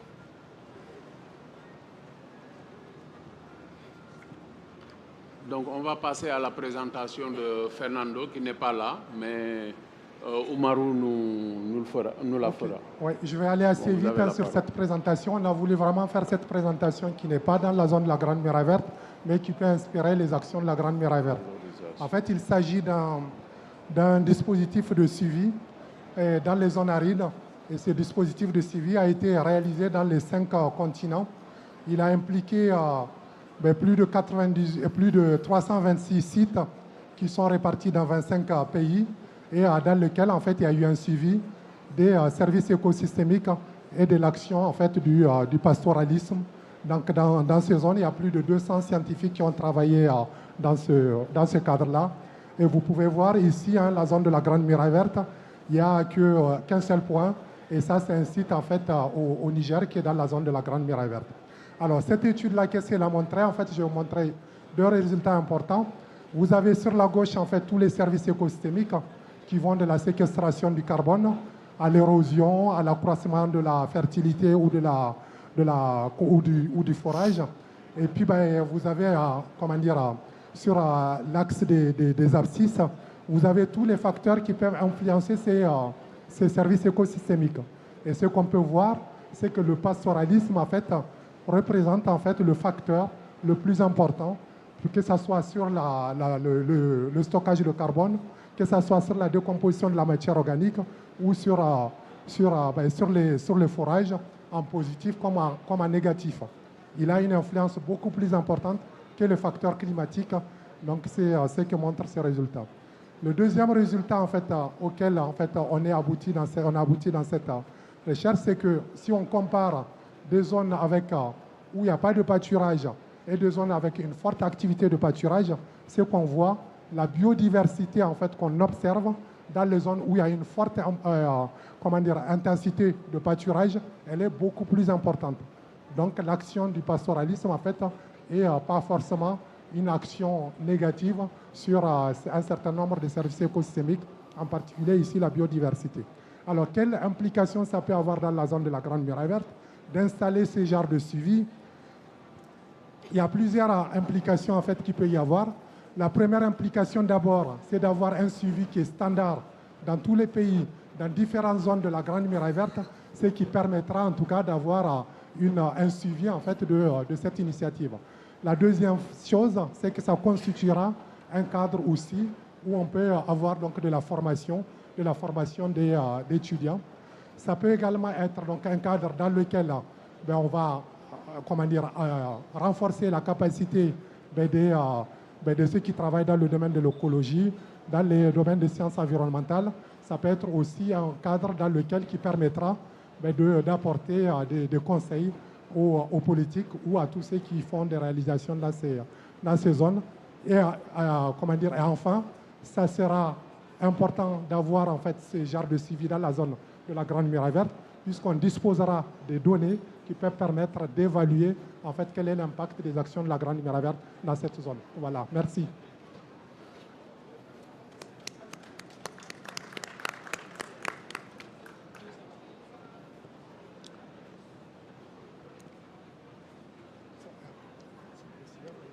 On a quelques questions, non? On va aux 2, d'accord. Bon, d'accord, mesdames, messieurs. On a perdu quelques minutes tout au début, donc nous avons le deuxième panel. Donc on va passer la parole aux intervenants du panel 2.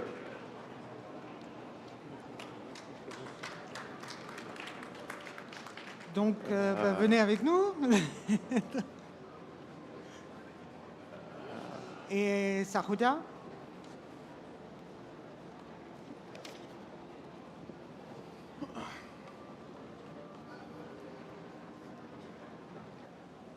Là, tu fais avec l'ordinateur, toi. Ouais, bonjour. Laisse Fatou au milieu. Laisse Fatou au milieu. Ah oui, d'accord, il est là. Ouais. Sarouda, c'est vous qui parlez en premier, hein, c'est ça? Comment? C'est vous qui parlez Non, non, en deuxième. En deuxième. Et en premier, c'est Fatou, alors? Oui. Ok.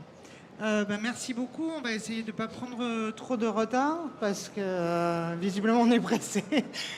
Nous, on pourrait y passer la journée, mais visiblement pas tout le monde. Donc, Fatouma, si vous êtes d'accord, à ce moment-là, vous commencez directement, comme ça. Merci.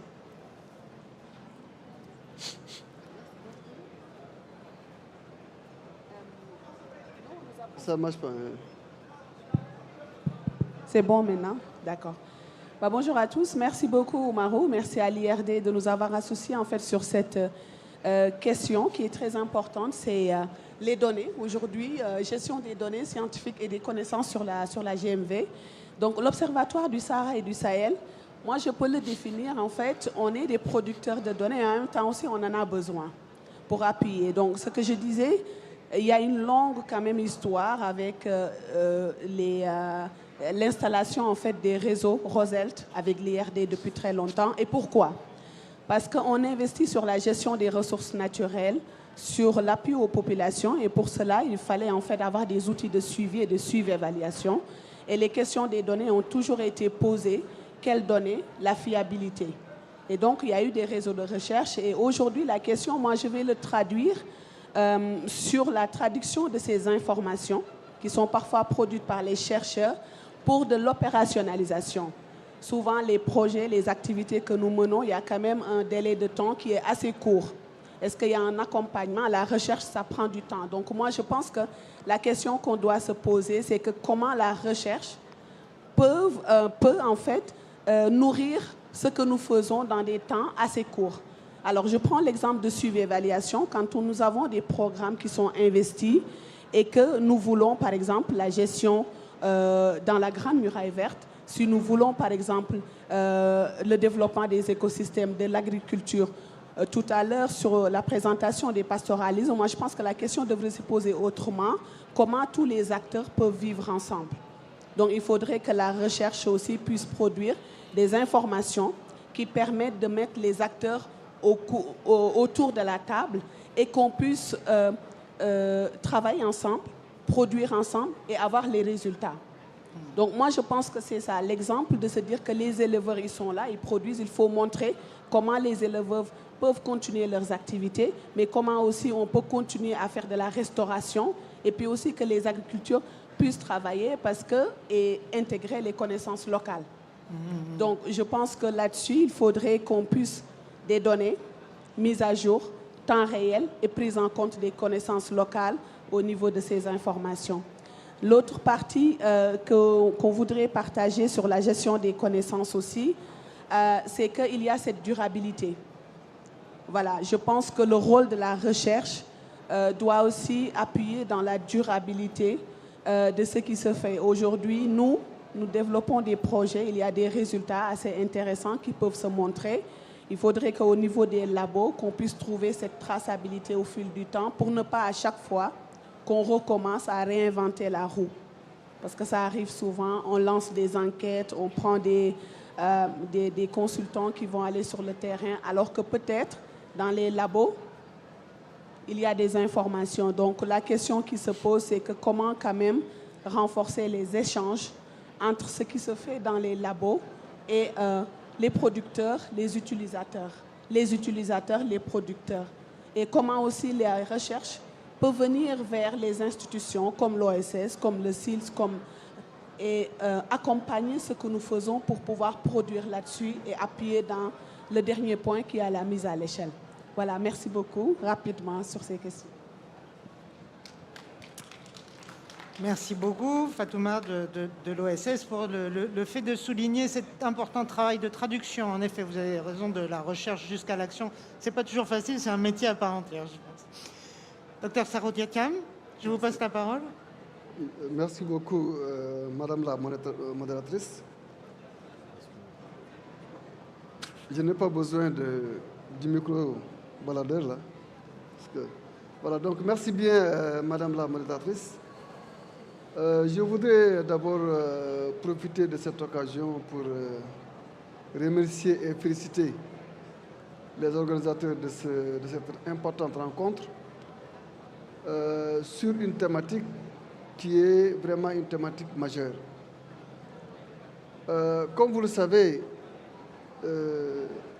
l'Agence panafricaine de la Grande Mer Verte a une mission de coordination, de suivi et de mobilisation des ressources. Aujourd'hui, comme vous le savez, l'initiative Grande Mer Verte a pris beaucoup d'ampleur. L'ambition est immense, les acteurs sont multiformes et très diversifiés. Ce qui fait qu'aujourd'hui, dans le cadre de la mission de suivi de coordination, il est important de mettre en place un outil qui permet de gérer les données, de partager les informations avec l'ensemble des partenaires. Sinon, c'est des interventions qui sont disparates. Chaque partenaire essaie d'intervenir dans la Grande Mer Verte sans pourtant qu'il y ait un partage d'informations, en tout cas une mise en commun de l'ensemble des données qui permettent de voir quelles sont les avancées en matière de mise en œuvre de l'initiative Grande Mer Verte pour le Sahara et le Sahel. C'est pourquoi donc, et dans cette ambition de restauration de 10 millions d'hectares de terres dégradées, de création de millions d'emplois verts durables, ainsi que de la séquestration de 250 millions de tonnes équivalent carbone, nous avons besoin de fédérer les efforts, mais également de partager l'ensemble des informations qui sont obtenues dans le cadre de cette mise en œuvre. C'est pourquoi donc, avec l'ensemble des partenaires, nous avons mis en place ce qu'on appelle l'Observatoire de la Grande Mer Verte pour le Sahara et le Sahel.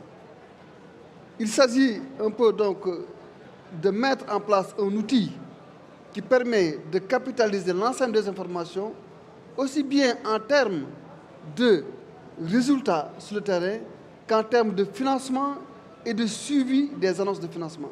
Comme vous le savez, lors du One Planet Summit, il y a eu 20 milliards qui ont été annoncés pour appuyer la mise en œuvre de la Grande Mer Verte. Et aujourd'hui, nous avons besoin d'avoir une information commune, une information partagée, une information qui permette à tous les acteurs de savoir qu'on est à tel état de mobilisation des fonds, on est à tel état de mise en œuvre des réalisations au niveau du terrain. Ça, c'est important parce qu'aujourd'hui, on a constaté que chaque pays a son système d'information, chaque pays a son système de collecte des informations et aujourd'hui, on a besoin de fédérer l'ensemble de ces dispositifs-là pour arriver à un observateur commun qui permet en tout cas d'avoir toutes les informations et à temps réel. C'est pourquoi donc cet observatoire-là a été mis en place et a fait l'objet même d'un atelier régional qui a permis en tout cas de mettre au même niveau d'information l'ensemble donc des partenaires techniques et financiers.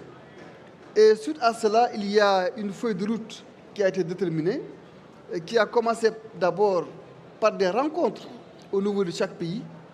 Déjà, ça a commencé au niveau du Burkina Faso. Donc, des rencontres ont été mises en place pour partager avec l'ensemble des acteurs l'observatoire pour que les gens puissent être outillés pour un peu participer, en tout cas, à l'information et un peu à donner, en tout cas, toutes les données nécessaires pour en tout cas faire fonctionner cet observatoire. Également, il y a des échanges qui ont été prévus avec l'ensemble des partenaires techniques et financiers, parce qu'aujourd'hui, la question de la mobilisation des fonds est une question très importante. Et aujourd'hui, il faudrait que l'ensemble des acteurs, surtout des partenaires techniques et financiers, soient en tout cas sur le même point d'égalité en matière de gestion de l'information. Il y a également donc d'autres points qui sont prévus dans le cadre de l'observatoire, notamment une table ronde sur le financement de la Grande Mer Verte. Là également, c'est en planification et c'est un point important qui permet en tout cas de pouvoir faire fonctionner l'observatoire. Et également, vous savez que donc, il y a des instances statutaires de l'Agence panafricaine de la Grande Mer Verte, notamment le Conseil des ministres et le sommet des chefs d'État. Il est prévu également, au niveau de ces sommets statutaires, de partager l'information avec des autorités.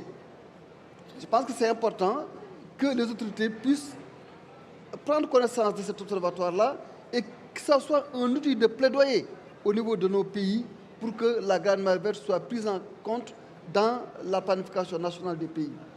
Et enfin, c'est un système qui permet de renforcer un outil que nous avions déjà au niveau de l'Agence panafricaine de la Grande Mer Verte, qui est donc le système d'information observatoire alerte précoce, qui est le CIOBAB, et je pense que là, c'est important de le dire. Donc nous avons tous les partenaires, notamment l'OSS qui est là, le SILS, etc., tous les partenaires, en tout cas, avec qui nous travaillons, en tout cas, pour mettre en œuvre cet observatoire. Donc, comme on n'a pas beaucoup de temps, c'est un peu une présentation brève que je voulais faire sur cet observatoire et vous remercie en tout cas de votre aimable attention. Merci beaucoup. Merci, Dr Thiam, pour cette nouvelle. On termine avec vous, Maxime Chambon. Merci beaucoup. Oui, vous m'entendez bien? Oui. Merci pour l'invitation, Oumarou. Je voulais juste peut-être rappeler en tout début que cette question de la gestion des connaissances et de l'information fait partie des principaux défis que doivent relever les institutions de la Grande Muraille Verte. Cela avait été clairement signalé dans le rapport sur l'état d'avancement qui était sorti il y a après déjà un peu plus de 4 ans, 4 ans et quelques mois, où c'était vraiment souligné qu'il y avait cette insuffisance au niveau de la coordination à la fois entre les acteurs à peu près à tous les niveaux, du niveau local au niveau global entre les bailleurs, et surtout une insuffisance sur les échanges d'informations. Il y a beaucoup d'informations qui existent et qu'elles proviennent à la fois du monde scientifique, mais aussi des bailleurs de fonds au travers des différents programmes qu'ils mettent en œuvre, mais aussi toute la connaissance qui vient on va dire des communautés et du niveau local. Donc moi je suis Maxime Thibon du FIDA. Le FIDA est une institution des Nations Unies, mais aussi une institution financière qui travaille directement avec les États, donc qui monte des projets en partenariat avec les pays à travers des divisions techniques, des divisions qui sont plus dédiées sur les aspects environnementaux liés au changement climatique et à l'inclusion sociale, mais aussi avec des unités spécifiquement dédiées aux questions de la production durable, des études de marché et on va dire tout ce qui est un petit peu système d'information. Et pour monter ces programmes-là, nous avons nécessairement besoin d'une information qui est à jour et qui a une sorte de rigueur scientifique. Les équipes techniques du FIDA sont très bien, mais on ne sont pas assez nombreux et on a besoin de l'appui de nombreux partenaires de l'autre côté. Donc le lien qui est fait entre les partenaires techniques et financiers au niveau FIDA, et je sais que c'est le cas aussi pour d'autres partenaires, existe et mérite en fait d'être renforcé. On va dire que des fois plus simple pour certains bailleurs de travailler avec des entités qui sont déjà bien avancées dans cette question autour, on va dire, des sciences pour l'action ou des sciences de la durabilité, afin d'avoir vraiment des réponses précises à des questions précises que nous posons quand nous montons les projets. Et je me réjouis de voir des réseaux comme Reset être montés, mais je me souviens très bien avoir déjà pu travailler avec le réseau Racine au niveau du Niger, qui arrivait à englober diverses thématiques au travers de divers partenaires. Dans le cadre de nos programmes, nous avons environ environ 35 programmes en cours de mise en œuvre ou en cours de développement dans la zone de la Grande Muraille Verte pour un montant qui est de l'ordre de 800 millions d'euros. Donc il y a quand même des fonds qui sont développés. On fait du développement, hein, donc ce n'est pas seulement des études, mais on dans le cadre de ce travail-là, un travail de suivi-évaluation qui est fait. Donc des équipes sont formées, il y a de la donnée qui est créée, il y a la donnée qui est reportée dans le cadre de notre devoir de redevabilité, à la fois auprès des membres du FIDA, mais aussi d'autres bailleurs internationaux. Et là, je pense qu'il y a quelque chose d'intéressant aussi à développer à la recherche pour avoir les meilleurs outils, notamment de SIG. L'OSS est très pertinent là-dessus, mais on sait que les équipes de recherche dans le monde travaillent beaucoup sur ces questions de télédétection.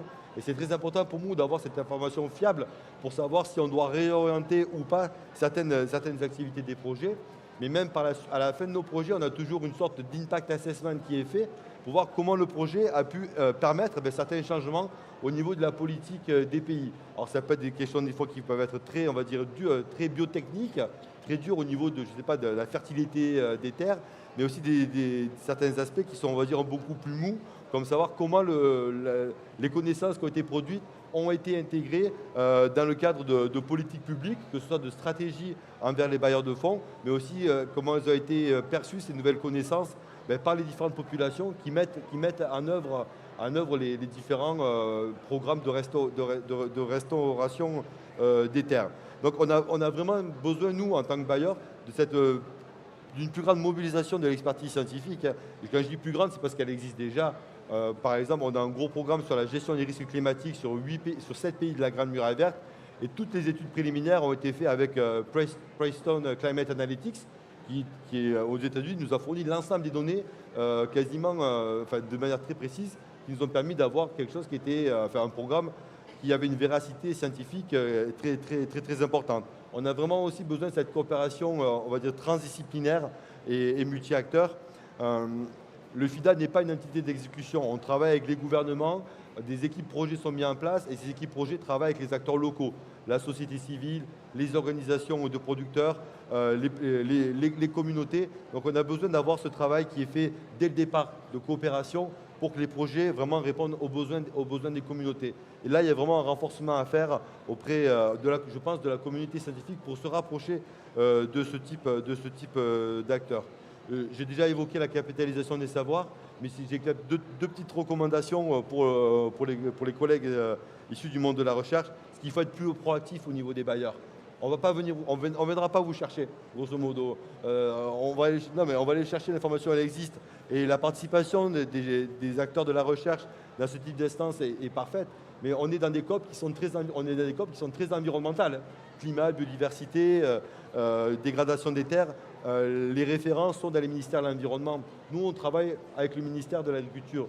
On travaille avec des bailleurs de fonds qui sont comme le GEF, comme le Fonds pour l'environnement mondial, comme le Fonds d'adaptation, comme le Fonds vert pour le climat. Et il est nécessaire d'aller rencontrer, d'être présent lors des réunions de ces instances-là, parce que c'est là où on peut vraiment montrer les résultats de la recherche et comment ces résultats peuvent vraiment alimenter les futurs programmes, les futures directions que vont prendre ces fonds-là. Donc vraiment, je pense qu'il y a une plus forte mobilisation à faire dans ce sens-là.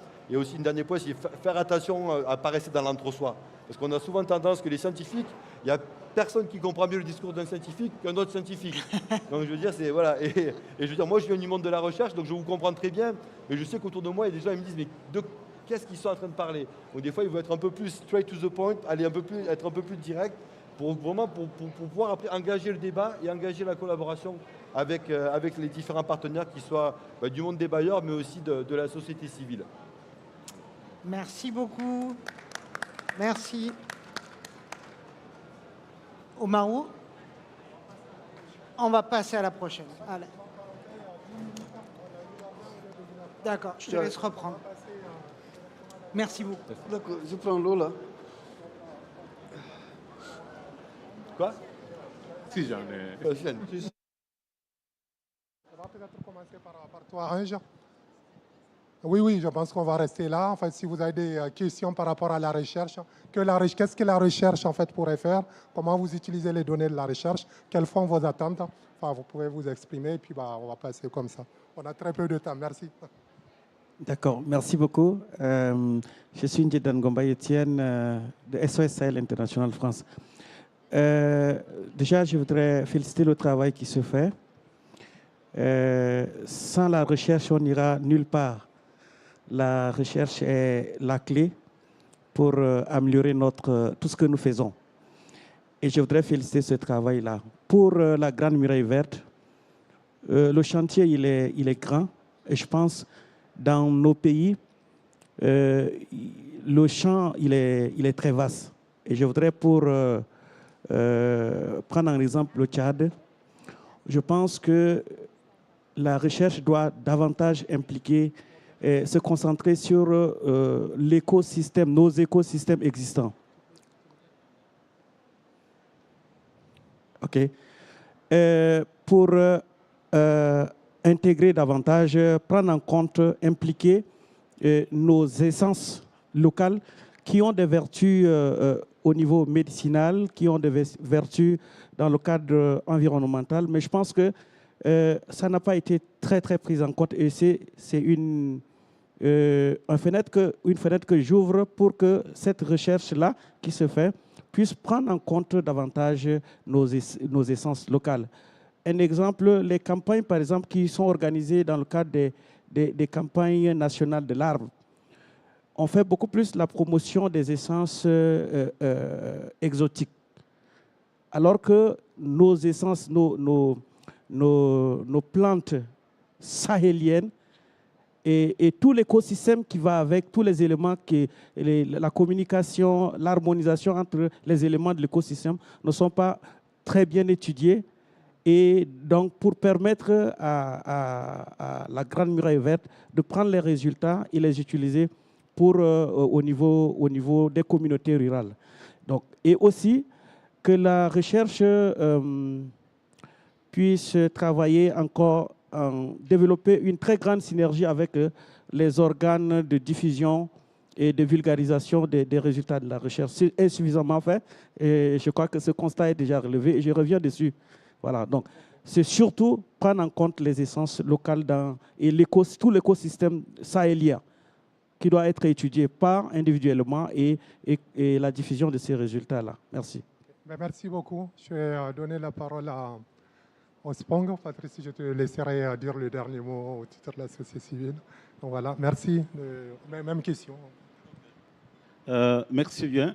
Je suis Bonkungo Sayouba, je suis le président du Conseil national de l'agriculture biologique du Burkina, le Sénat-Bio, membre du SPONG, qui est le réseau des organisations de la société civile du Burkina.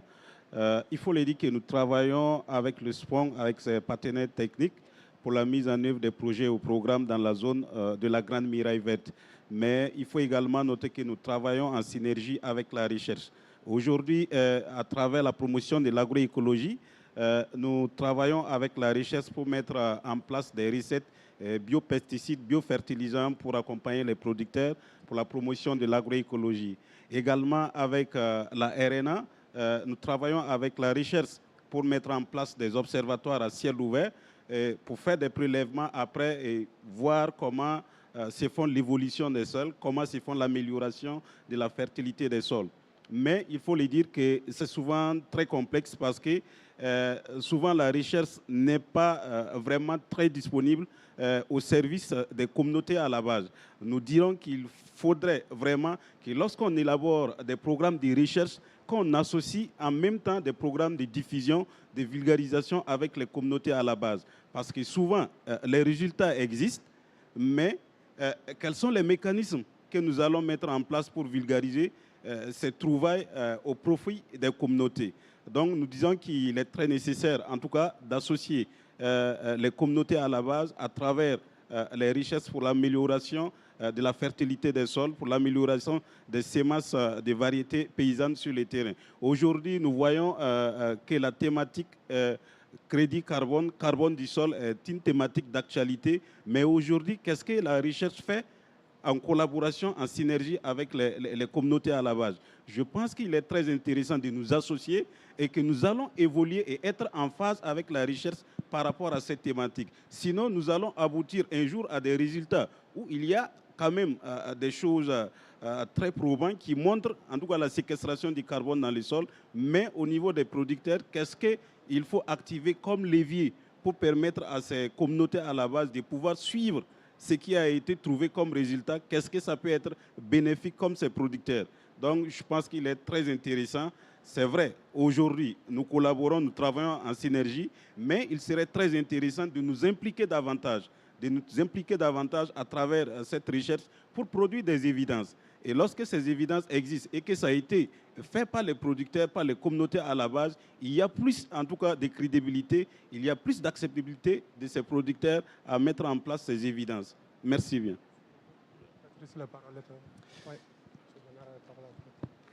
Merci. Après tout ça, il n'y a plus grand-chose à rajouter, d'autant plus que je ne suis pas un scientifique.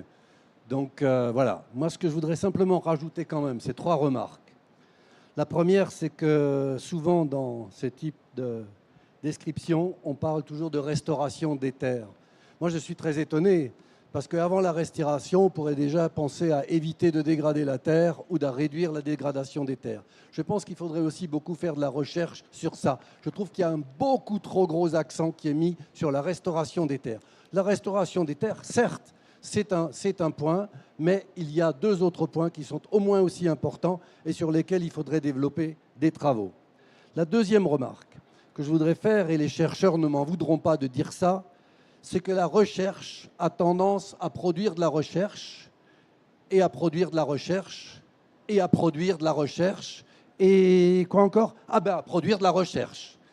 Donc ça, c'est normal. Je veux dire, on ne va pas reprocher aux chercheurs de ne pas faire ce qu'ils sont censés faire. Mais il y a quand même là quelque chose qui fait que les chercheurs ne sont peut-être pas toujours les meilleurs intermédiaires entre ce qu'ils produisent et ceux qui doivent utiliser ce qu'ils produisent. Ensuite, il y a aussi, et les chercheurs ne m'en voudront pas non plus, de voir que souvent il y a une compétition et les multiples initiatives de la recherche font que quelquefois les multiples travaux de la recherche ne sont pas simples à trouver pour ceux qui en ont besoin. Donc là aussi, il y a quelque chose peut-être à améliorer. Alors je dirais que ce que nous avons besoin, d'abord je pense que je vais faire une analogie au métabolisme. Quand nous mangeons, qu'est-ce que ça veut dire de métaboliser ce que nous mangeons? Ça veut dire de transformer les aliments que nous consommons en énergie pour travailler et pour bouger. Je crois que la recherche, elle doit apprendre à métaboliser les connaissances afin que nous puissions transformer cela en énergie pour le mouvement, pour agir concrètement. Et comme cela a été dit, et c'est tout à fait juste, il y a des tas d'acteurs, moi-même, mon ONG, souvent on aurait besoin de certains travaux, de certaines connaissances, et on a du mal à les trouver, ou alors la recherche, quand on dit « ah oui, mais on ne travaille pas exactement sur ça », ou alors on a... Vous voyez, là, il y a quelque chose qui est à mieux articuler, et je crois qu'on a un excellent cas pour la Grande Muraille Verte. Pourquoi ces travaux, recettes, ne ferait pas l'inverse en disant voilà quel est l'inventaire de ce que vous avez besoin, vous les acteurs du développement sur le terrain, et nous la recherche on va se mettre à ce service-là de manière très très concrète, quoi, très très concrète. Et enfin une question que je voudrais poser, que je voudrais demander à la recherche, c'est de travailler beaucoup plus sur les modèles économiques viables. On est au Sahel, on est dans une région difficile. Et moi, ça fait longtemps que je connais le Sahel, trop longtemps que je connais la situation difficile du Sahel. J'y ai vécu, donc je sais exactement de quoi vivent les gens là-bas. J'y ai vécu avec ma famille, il y a très longtemps. Il y a 40 ans, j'ai vécu au Sahel. Et depuis 40 ans, je vois que les gens, dans certains villages que j'ai connus, leur vie n'a pas changé. Ça, c'est quand même quelque chose d'incompréhensible, ou en tout cas de très difficile. Donc sur les modèles économiques, quels sont les modèles économiques qui sont viables, sur lesquels il faut travailler? Un modèle économique, c'est un peu complexe, mais il y a toujours peut-être un truc ou 2 trucs ou 3 trucs qui manquent et que l'on pourrait compléter. Donc les modèles économiques, pour moi, c'est important parce qu'au-delà de l'aide publique au développement, au-delà de l'aide des grands bailleurs, au-delà de l'argent international qui peut arriver au Sahel, un jour ou l'autre, il faudra bien que l'économie courante, l'économie domestique, puisse être viable pour les populations. Voilà ce que je voulais dire. Mais en tout cas, voilà, tout ça, ce n'est pas de la critique, c'est de dire qu'il faut aussi qu'on regarde les réalités auxquelles nous faisons face très objectivement et qu'on dise voilà le problème qui nous résiste. Merci beaucoup. Merci. Patrick, il y a une question là. Oui.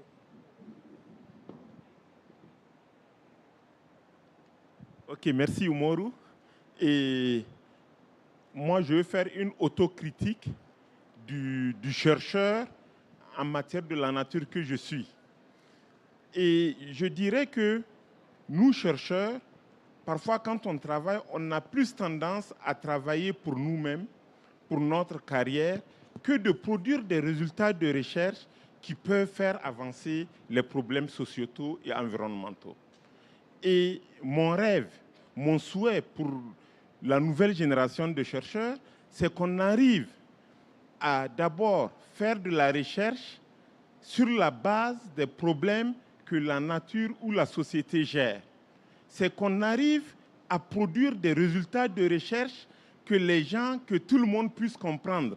Il ne faut pas que nos résultats de recherche ne soient lisibles que par des chercheurs. Il faut que nos résultats de recherche puissent être lisibles par tout le monde. Et le dernier souhait, il faut qu'on apprenne à travailler avec tous les acteurs, les communautés rurales, le développeur, le chercheur, celui qui s'y intéresse. Apprenons à poser le problème dans un langage unique, de façon à ce qu'on puisse être plus utile, de façon à ce qu'on puisse trouver plus de financement, de façon à mieux garantir la durabilité de nos écosystèmes. C'est ça que je voulais dire.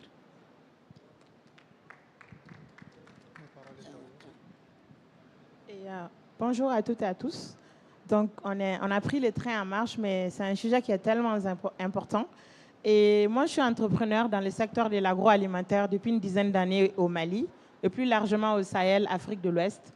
On valorise les fruits forestiers non linés et d'autres fruits plus connus, la mangue et autres. Mais les arbres forestiers ont tellement de valeur et tellement d'impact. La plupart, non seulement en termes de médecine traditionnelle ou autres, sont utilisés dans la médecine traditionnelle. Donc, on a fait plein de R&D pour transformer ça en jus, tisane, confiture, énergie boost, etc. Et dans d'autres projets dans le passé, on a eu à travailler avec des structures comme ICRAF qui ont fait plein de R&D.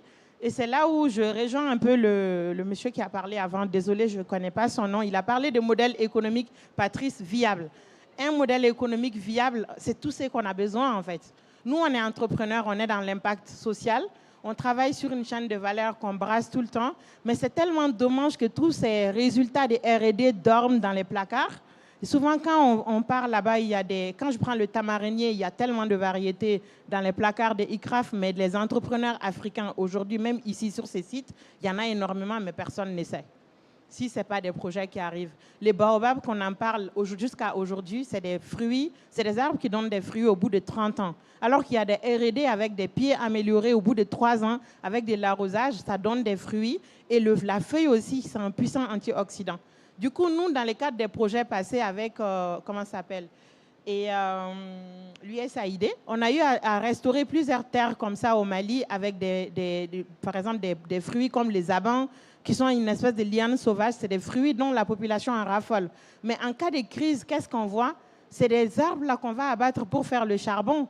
Même les citadines jolies dans les 4x4 dans nos pays cuisinent à la maison avec du charbon. Du coup, tant qu'on ne travaille pas avec la recherche pour faire la restauration, comme on dit, la plantation, dans 10, 15, 20 ans, ces arbres-là vont disparaître et les chercheurs, les résultats vont rester dans les placards. Et c'est aussi complexe parce que même nous, en tant qu'entrepreneurs, malheureusement, on se retrouve à tout faire et on est épuisé.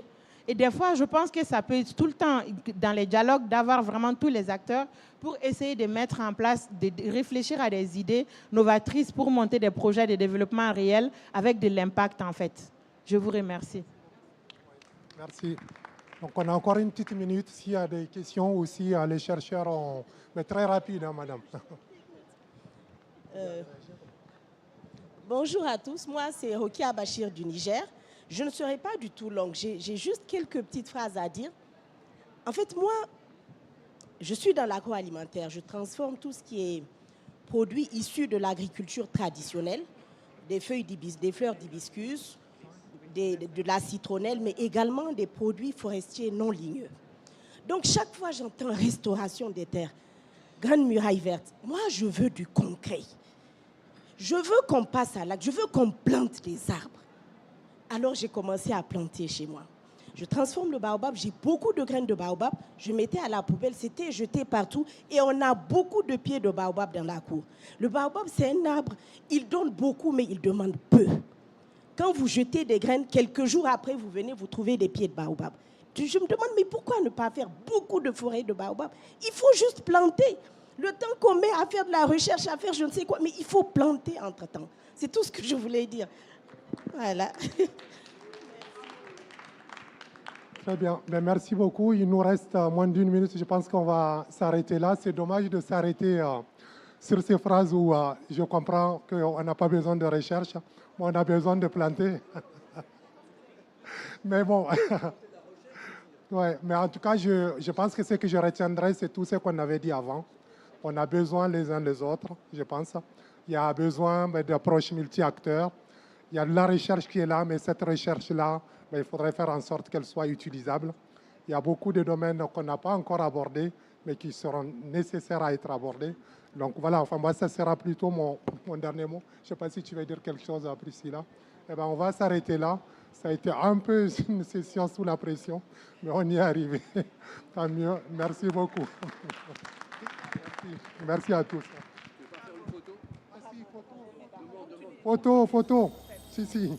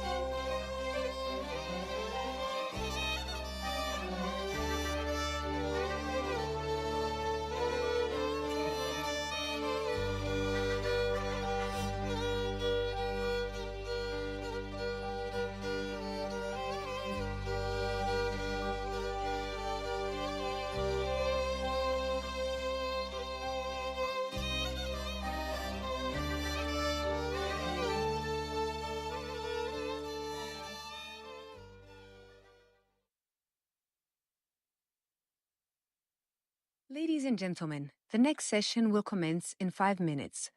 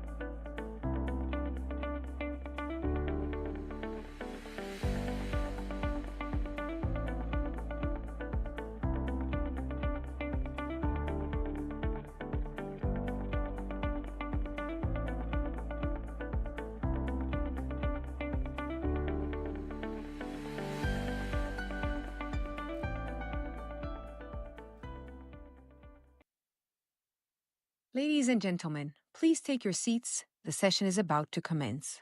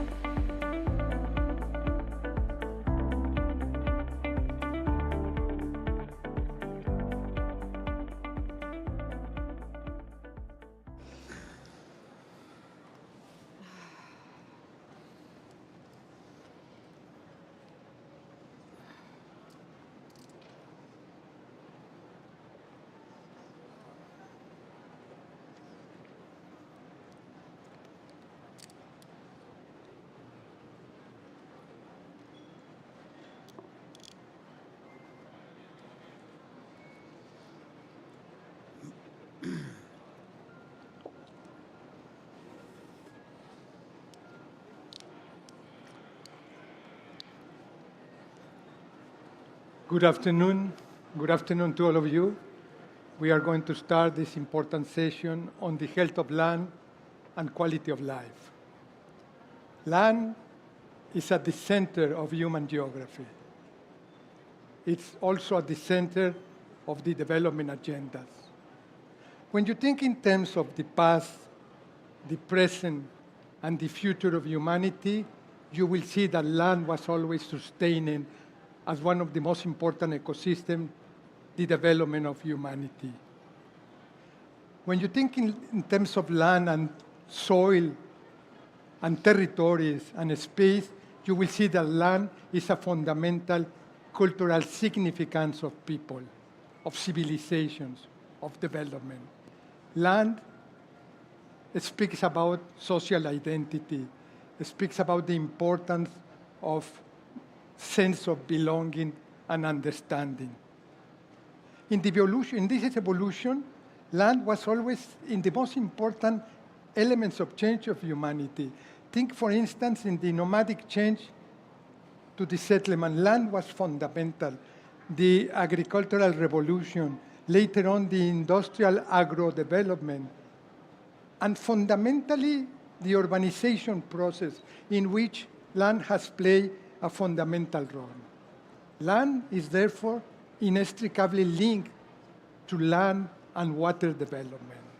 It's also linked in terms of functionality, in terms of jurisdictions, in terms of territories, to the rural, urban, peri-urban continuum, and the possibilities to understand this from a new economic and geographic perspective. COP16 comes at a very important time, a very critical time for people and the planet. We all know that the goal on land 15, and particularly target 15.3, has been really behind what was expected to be in terms of advancing and reducing land degradation to obtain land neutrality, which is not the case. And this is happening for several reasons. And one simple but important is that land degradation and droughts was always thought to be something invisible, to be something in another place, to be hidden, to be a sort of low-motion disaster that was affecting someone else. But the reality, and perhaps this is the most important progress in recent years, is the conceptual, the operational, the policy understanding that land has consequences in human well-being, in quality of life, in the way we see and think of the future. This side event has as main objective is to rethink again this conceptual relationship. It's for all of us to think fundamentally that when we talk about land, we talk about climate change, we talk about water, we talk about inequalities, we talk about different elements that are interconnected. In the last decades also, different and cascading crises, be then in the environment, in health, in inequalities, in the uneven use of technology, has seriously affected quality of life. The way we think, the way we act, the way we dream, the way we transport related to land has drastically shifted in the last years. And all that has had important consequences in the aggravation of poverty, the aggravation of inequality, in the understanding that biodiversity loss is connected to this relationship, the relation to nature, and of course, at the extreme of all these consequences, forced migration as an important situation of land degradation and drugs. This doesn't happen in a vacuum, and it is estimated that something like 85% of these affected land and drug relations are in the poorest countries and with the poorest societies. We do understand that, and then we understand that the life of land goal has to do with the possibility of understanding that we need to move to the land neutrality. But the reality is that up to date, most countries in their own government policies have not yet integrated this as an environmental, as a policy framework, and therefore very little integration as well of quality of life. COP16 is mentioning something that is fundamental, and we applaud this, that this is a people-centered, it's an inclusive approach to this convention. UNCCD refers to this, but I don't think it's his role to indicate how this is going to happen. And this side event is about that. It's about the possibility of understanding that if we have metrics and we have conditions to measure the situation of people from a global perspective, looking at all the commonalities of how we are equal in terms of equality, but also looking at the contextual differences, we will understand that this index has a lot of interesting ways of looking to development. And one fundamental that is striving to integrate, I would say for the first time in a global scale, objective and subjective indicators in the measurement, and a spatial component to understand land degradation, quality of life, and many things. Looking at this to a quality of life lens, we will understand that it's fundamental to respond for various reasons. Let me mention two. When I was reading and preparing this side event, something that really struck me is that 100 million hectares of land are degraded every year. And I wanted to make a comparison to understand the sense of what is this. And it represents my own country, Mexico, 2 times every year. The territory of Mexico every year is being degraded. And this affects 1.4 billion people in the world. And this, as I mentioned, affects fundamentally the poor. Something similar with drugs. It has to do with the necessity of responding from a different perspective. And in the last minutes that I have, I would like to mention which is this perspective and open the floor to some discussion on this. Number one is the idea that we need to understand that responses are to be a combination of central and local, and we need to look at land tenure, we need to look at urban planning, we need to look at how we can reinforce subnational governments and the presence of communities and what they say, what they think, what they dream, what they aspire in order to be integrated in the equation of quality of life. We need to integrate also when people are moved by force, that we need to create minimum standards in terms of response for that. At the drug level, And we will see with the index that we are presenting to you, the indicators, the matrix, the framework of the index has a clear dialogue with all this situation of the health of land in terms of housing, in terms of basic services, in terms of recreation and culture, in terms of income, and of course, environment. Human mobility is a fundamental element of this, and we will hear how human efforts are necessary to understand where the responsibilities, the accountability resides, how managing and planning for this mobility in terms of protection is fundamental, what kind of standards do we need to create, and how we need to respond to this. In the time that I have left, I would like to tell you that we would like to address three fundamental things in this through the quality of life lens. One is the need of a spatial planning component, the need to understand that responses are to be planned and organized from this perspective. The second, in this interaction of territories, governance, I will say a reinvigorated notion of governance that is fundamental to respond to this. And finally, the migration response to this. I conclude in 15 seconds that I have left that this side event is fundamental to understand that the future of land and the future of quality of life is today. And we need to respond to the health of the state as we need to respond to people's values, people's interests, and integrate this. The index that we are submitting to your consideration will help us to rethink development in this perspective and the way progress is measured. If we do that, I believe that quality of life can aspire to become a common good for all of us. Thank you very much.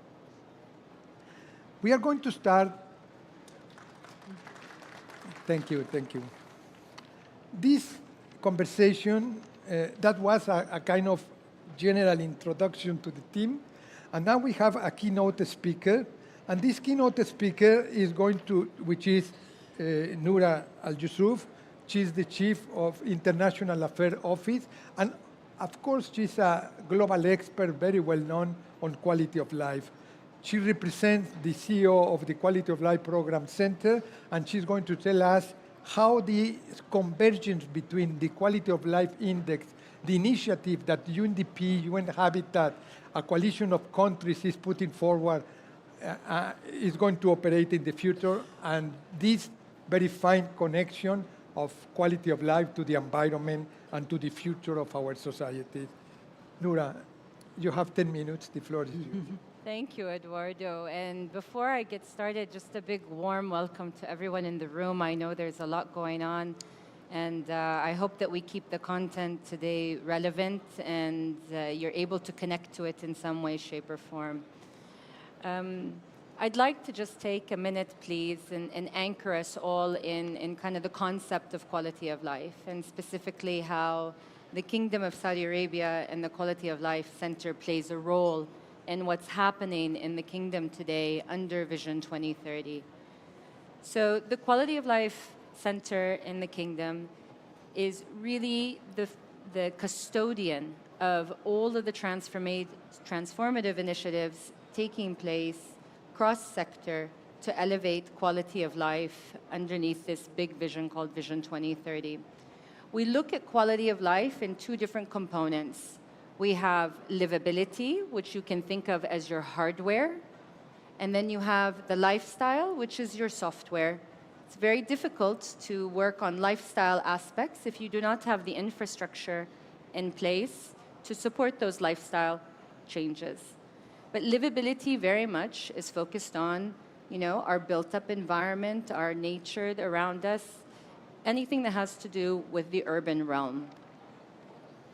As you know, Vision 2030 also at its core is very focused on delivering on our global agendas that we all have subscribed to, including the Sustainable Development Goals, including climate action, including many other kind of shared common goals across the board. So it is definitely integrated into how we look at things. One thing that we've learned very early on at the center is it's not enough just to have an intervention for the sake of an intervention. It is very important that we are looking at the cause and effects of our various interventions, but more importantly also, are we taking into consideration people's needs? So we come to another theme which is having more prominence today, which is, are we really being human-centric? How are we looking at the top-down, but also the bottom-up?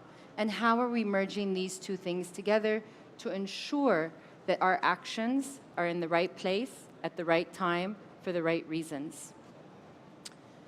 Through this exercise, the program has done over 170 initiatives in the kingdom, cross-sector, and we realized very early on that it was very important to understand what does the concept of quality of life even mean today. It means different things for different people in different contexts. Your quality of life as youth is different than when you're in middle age, which is different when you're in retirement. Quality of life, people living in urban settings, is very different than people living in rural settings, and so forth and so forth. So I just want everyone to anchor on this notion that quality of life is very much a living, breathing, dynamic, forever changing concept. Its power, though, is it is a place that we can convene. We can all agree. Does anyone in this room not want quality of life for yourselves, for your families, for your loved ones? I mean, I haven't found anyone in the past, 10 years that said no, they don't want some form of quality of life. So in our exercise, what we did as we were engaging with global experts around the world for the past 2 years is we've landed on 9 domains. These 9 domains also we look at through 7 quality of life lenses. You heard Eduardo reference lenses, the quality of life lens. What does that mean? So let me get into that really quickly. The 9 domains are, and I start with the most important one for me, social cohesion. How are our social relationships? How are we as people staying connected with one another, supporting one another, continuing within our local contexts and our social norms? Social cohesion in today's transformative world with digital transformation everywhere is very, very important. The environment is the second domain. Housing, education, basic services, mobility, culture and recreation, governance, economy, health, and well-being. These all sound familiar to you. They should. But what's interesting and when one really needs to realize is that these domains are interconnected, right? You pull a lever on one domain too far, it will affect something else. I'll give an example with an expert that we met with, a mayor in Norway, a city in Norway. He said, we invested very heavily in digital transformation, smart city solutions in our city. Now we're experiencing loneliness. People are not connecting. People are not developing their social relationships. People are suffering from this feeling of disconnectedness. Yet another mayor in Cameroon said, my priority for my people in my city is clean water. I need to have clean water, basic service, something that's very much needed. Because if I don't have clean water, I have illness. If I have illness, children don't go to school, people don't go to work. I have a different set of problems in my city. So I use these 2 examples just so that you see the range of how this can be affected people. The 7 lenses, the quality of life lenses. So we have these domains that we look at various different issues or problems or challenges. And the 7 lenses are affordability, accessibility, efficiency, safety, choice. Do we have choices? Connectedness, satisfaction, and adequacy. Now, these lenses, why are they important? These lenses are very important for policymakers, right? Because it's not enough just to look at an objective measure for the sake of an objective measure. It is very important that we're looking at these contexts and we're looking at them through different lenses to inform our decisions and how our policies are ultimately going to affect the people that we are looking after. So we're here today to talk about land degradation and desertification. And so I want to connect this concept there. And many of you are probably experts in this realm and understand that there's 3 principles here. And my colleague and my friend Eduardo told me we need to keep things to 3 so everyone remembers the 3 things. Human-environment interaction, right? This is really an important thing because a choice or an action made by the environment or nature affects people. And an action made by people affects our environment. So this is a symbiotic relationship of having kind of a human and the environment interacting together in unison. Resilience and adaptation, this is very important when we look at kind of the principles here, and prevention over cure. And I'm going to come to prevention over cure in a little bit greater detail in how the kingdom today is doing this and connecting to Eduardo's point. I don't have a timer, so I'm going to try to wrap this up very quickly. So in the kingdom, under the Quality of Life program, we are really championing that third principle because it is easier to try to prevent something from happening than to try to recover from something that's happened. And how are we doing this today? There's so many different examples, and you're here at COP16 today, and you're going to engage with some of those interventions that are taking place. But some, to name a few, the Saudi Green Initiative, which is focused on tree planting and campaigns, the restoration of degraded lands, rehabilitation of desertification, promoting sustainable grazing practices. These are just some examples. Combating desertification in the cities, in the urban realm, right? The effects of the urban development that's happened in Riyadh alone, let alone other cities. We've been implementing several key strategic interventions to ensure that we are focusing on that third principle. How are we preventing instead of curing something that's happening? The Quality of Life program has been involved in planting 8 million trees across the kingdom in this year alone. And this initiative will continue and support our success partners in this. We've worked on developing 149 neighborhood parks in different neighborhoods. This, again, it's an environment intervention, but it affects social cohesion and it affects people. It brings people together when there's a public space for them to gather and engage in. We've also executed over 60 different interventions in the urban public realm alone this year, and we will continue to do so. Now, our work doesn't stop here. I want to connect very briefly to the Quality of Life initiative that we're doing today in partnership with the UN, and how this all came about.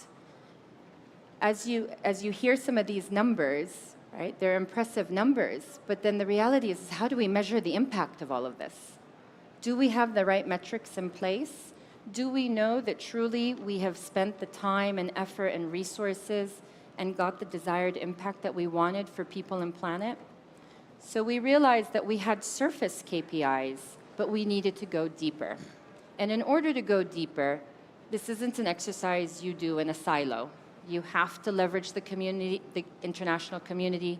You have to leverage experts across all sectors, whether it's governmental, academia, nonprofits, because they all have their own inputs into the exercise.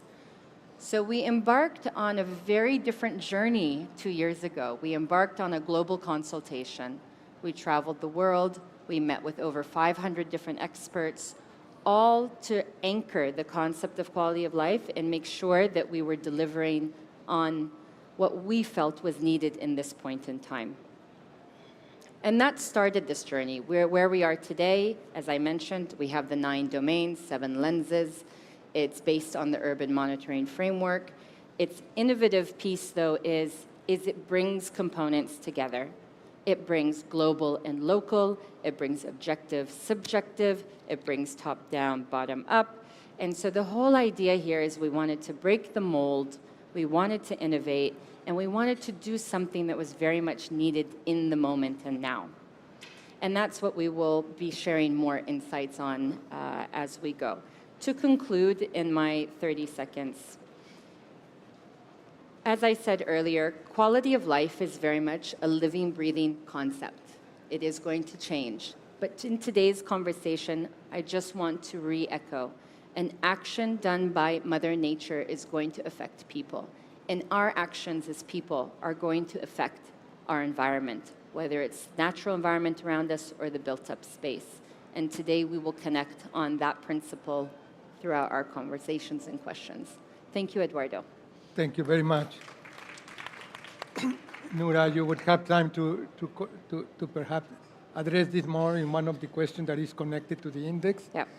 We are going to have now a panel discussion. The four are going to be asked different questions, all related to the element that I mentioned associated to the development perspectives of quality of life, land health, and sustainability. And I'm going to start with Maraja Devine. She is the Global Coordinator of the Quality of Life Initiative. And I'm going to ask this question, but before I doing that, I will take 30 seconds for something. I was yesterday in several meetings here, and I realized something important. And please don't understand as a criticism, but as a fact or a reality of what I saw. Number one is that even those that were presenting metrics, it was very difficult to understand the interactions of the ecosystems, and particularly one fundamental, which is sustainable development or lack of sustainable development. And in this discussion, I noticed all over in the COP that urbanization is always considered as a bad thing. And I would like to bring to your attention that urbanization is an unstoppable force, but with several elements that are positive. But of course, it needs to be done well, and needs to be done properly, and needs to be well managed. In the studies that we did to prepare a policy brief on this session, we realized something. The areas that are degrading faster in terms of soil erosion, in terms of soil grabbing and many things, are closer to urban areas. And that contradicts what I just said, but it's fine. And this contradiction means that we need to understand that this relationship is fundamental in terms of ecosystem relationship for the future. So Maraya, I would like, if you can tell us, in your view, representing urban UN Habitat in this discussion, what is to you the best way to stop these unsustainable practices of land consumption, but also associated to poor planning of urbanization that has very bad outcomes for the environment? Please, you have 5 minutes. Sure. Thank you, Eduardo, for this introduction and this important question. Now, in addressing it, I really want to emphasize the interconnected nature of unsustainable urbanization, as she also mentioned, land depletion and climate change, acting really as feedback loops that affect land use in both urban areas and in rural contexts. Now, before moving to proposed policy actions, I actually want to give a case example, and I landed on a case of Ouagadougou in Burkina Faso to illustrate the points and to make some recommendations.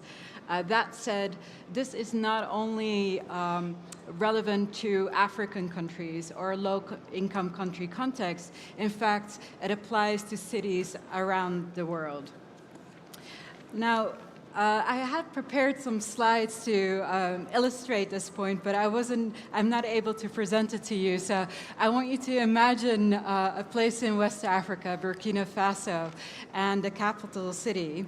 And I want to tell you a little bit of a story about this context. So during the past decades, the country has really undergone rapid urbanization, with much of its growth concentrated in the capital city of Ouagadougou. Urbanization in part has been driven by natural population growth, but is also influenced by rural to urban migration, which is compounded by climate change, which has caused droughts and is exacerbating desertification. The context is also affected by land degradation, which is resulting in declining crop yields. And furthermore, there is a context of insecurity, which is really creating a very complex environment for sustainable urbanization. Now, going to the city of Ouagadougou itself, between 1975 and 2019, the population of the city rose from 170,000 to nearly 2.5 million. So this is really a huge increase of 1,300%. And not only is the population of the city growing, the size of the city, its territory is growing as well. So between 2003 and 2021, the city grew with built-up areas increasing by 78%, resulting in an agricultural land loss of 42%. Now, this is not only an issue that is happening in Burkina Faso, but it's something that we see around the world. And according to a UN Habitat study, the size of the city, the territory, actually grows 3 times faster than its actual population, with density decreasing on average with 40%. In Ouagadougou, as in many other cities around the world, this is actually caused by land speculation. And what happens is that in the periphery, investors and real estate companies buy up land from farmers who are often facing land degradation and therefore reduced yields. And so they sell their land to these investors who then subdivide it in different plots and then resell it at a later stage to individuals at a much higher prices, causing urban sprawl. Now, when this happens, as I mentioned, this causes urban sprawl and also at the cost of arable and protected lands. And in Ouagadougou, there is actually a very interesting green space. It's called the Green Belt, which was established in 1976. And originally, it stretched 21 kilometers long and it was about 500 meters wide. And it was created to address a number of issues, namely to bring wind and water erosion under control, to produce firewood and create jobs and income, and to provide a space for leisure. But because of this rapid urbanization that the city is facing, as well as poor planning and enforcement, today not much of that space is actually left. Now, recognizing the importance of the green belts, the City Council recently launched a program to reinvigorate it, and it has a number of different components. First, it is replanting, a reforestation, and it's engaging women's groups to support the upkeep of the newly planted trees. It's also formalizing the status of vegetable farmers that have been occupying the lands and providing training and awareness-raising activities to farmers to support sustainable agricultural practices. And thereby, the City Council is reinforcing the original intent of the Green Belt. Now, based on this case, I want to highlight a few policy recommendations. Given the time, I will only address a few, but I want to highlight some. So the first is it highlights really the importance of mixed-use land planning that integrates residential, commercial, and recreational spaces. The second is that we really need to encourage community-based solutions and engaging communities in decision-making and driving community-driven projects. The third point I want to highlight is that we really need to foster rural and urban linkages, strengthen territorial planning, and ensuring policies that that ensure that rural areas benefit from urban growth. And the last point I want to highlight is that of policy enforcement to ensure that we're protecting vulnerable lands in the periphery of urban areas.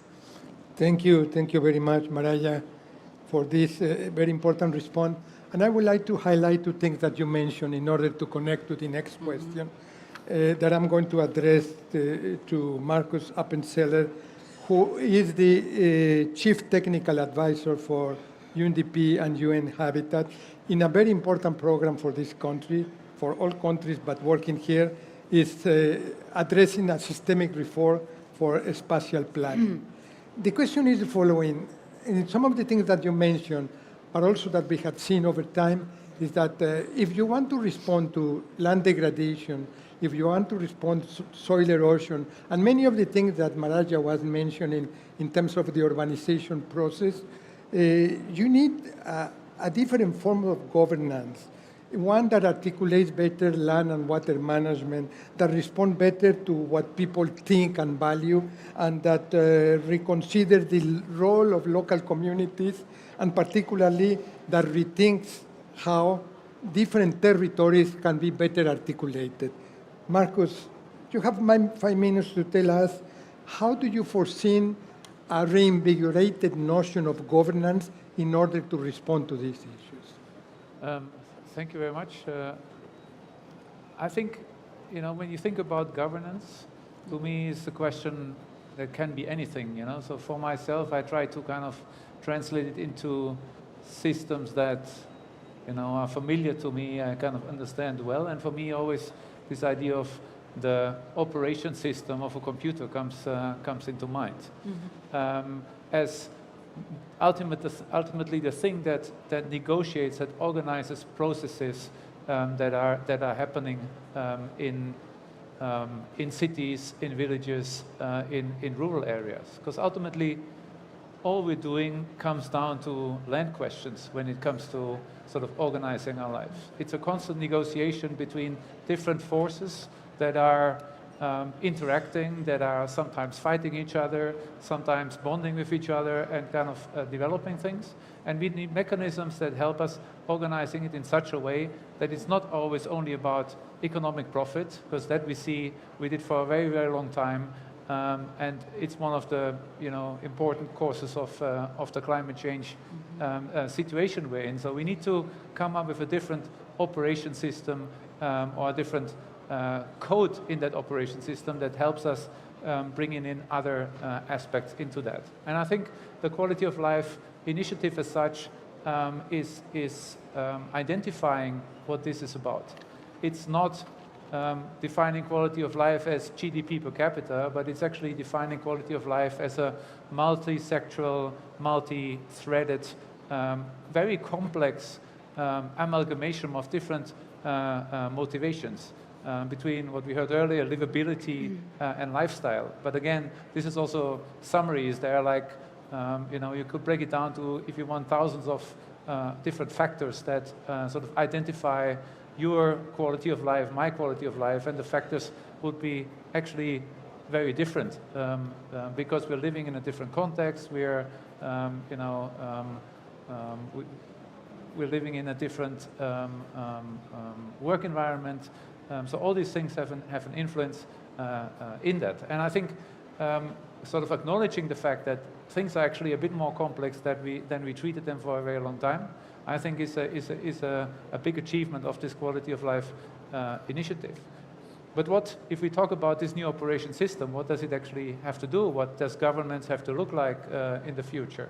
I think governance for a long time has been defined as something that, in a way, as the name says, comes from governing, from something that comes sort of from the top down to the bottom, from sort of governments, ruling entities that sort of exercise influence on individuals. And I think we have to change that here to turn it much more into, let's say, an open source system where people can engage in this process, have a much bigger say, a much bigger role in that process, and can actually help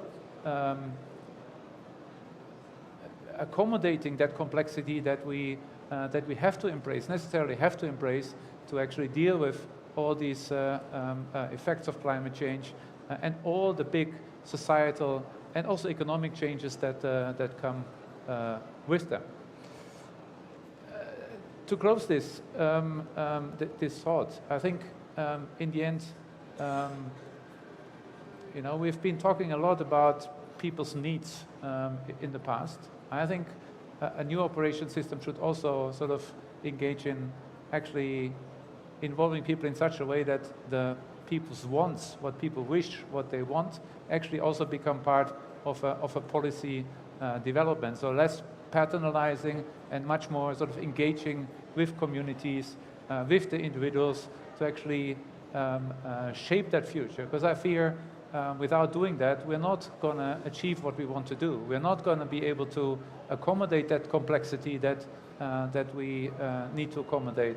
With that, we're not going to end up doing something which I think is imperative in this whole discussion around quality of life, climate change adaptation, and sort of looking in the future, which is that the solutions, and this is especially when it comes to land, are actually local solutions.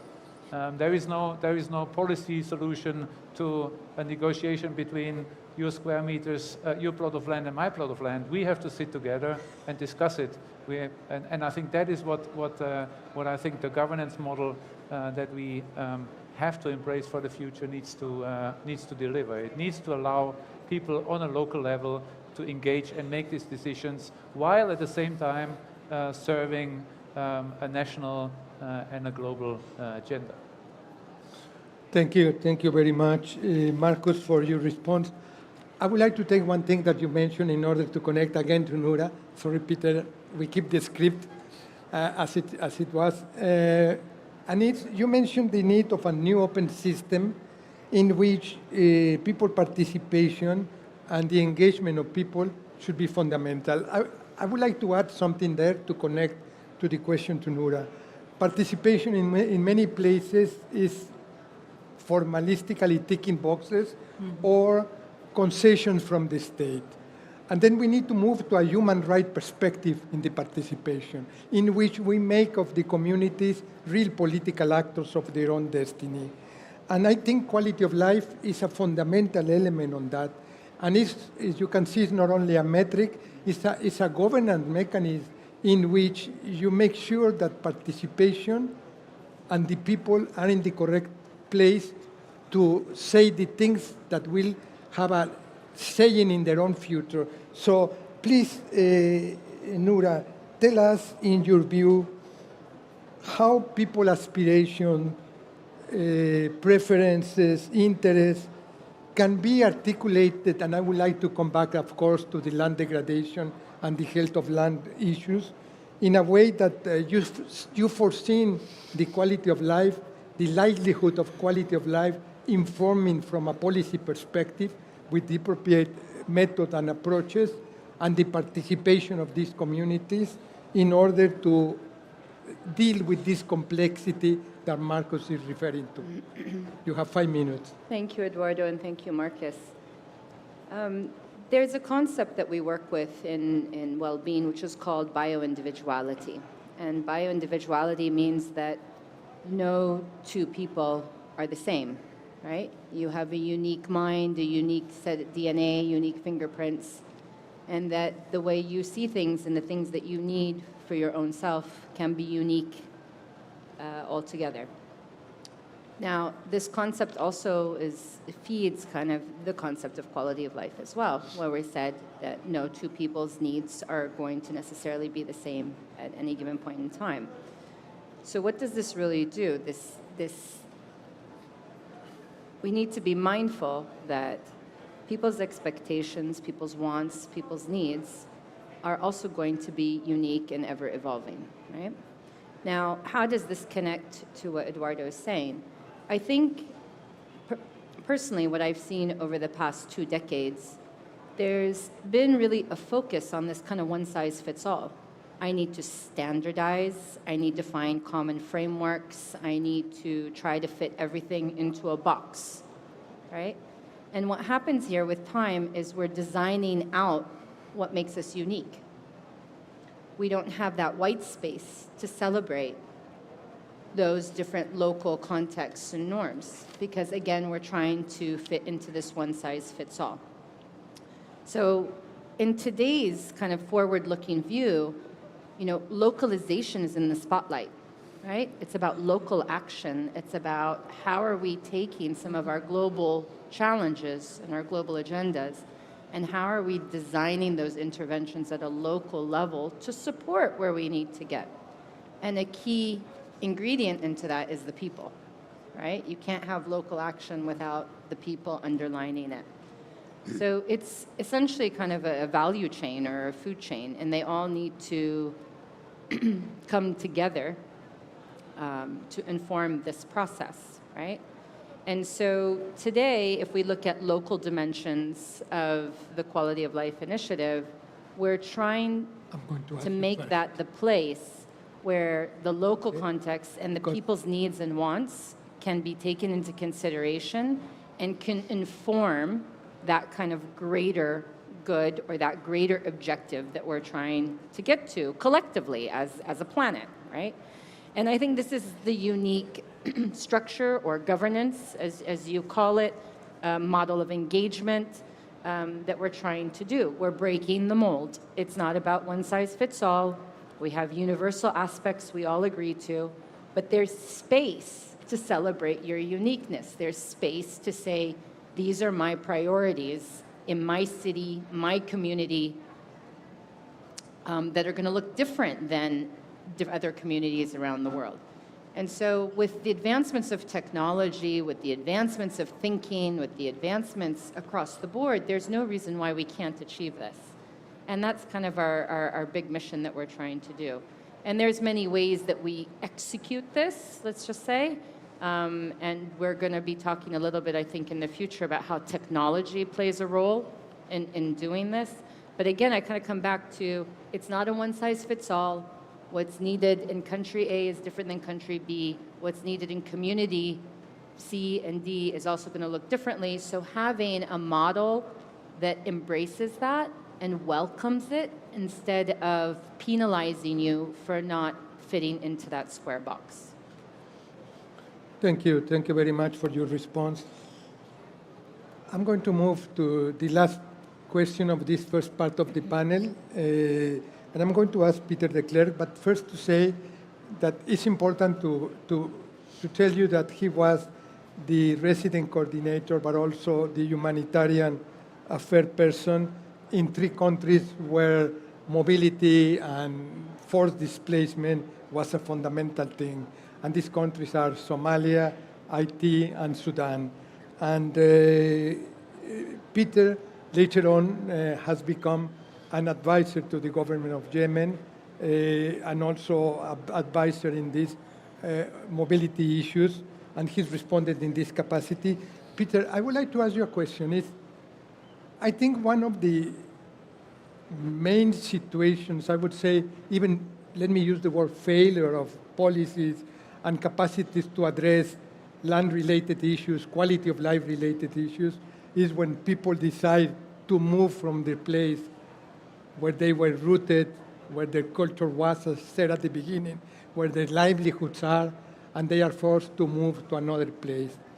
And the incredible thing is that the other place where they move is safer to the place where they are. But still, it's a place where it's not very clear many things. Who is responsible? Whose accountability? What kind of responses to address? Which are the minimum standards what we need to keep in terms of quality of life? And my question to you would be, in your large experience in this area, what would be to you what is needed in order to protect, in order to manage, and in order to safeguard populations that are moving on those that are staying and those that are receiving those that move and the situation that generates in terms of quality of life? You have 5 minutes, Peter. Right. I would like to particularly talk about implementation, because any concept to me is only as relevant as it can be implemented. I want to make the parallel to the HDP nexus that I'm sure you're all aware of. Many people compare this to a unicorn. Everybody talks about it, but nobody's ever seen one. So I'd like to try to translate this a little bit when it comes to the quality of life pertaining to the people on the move.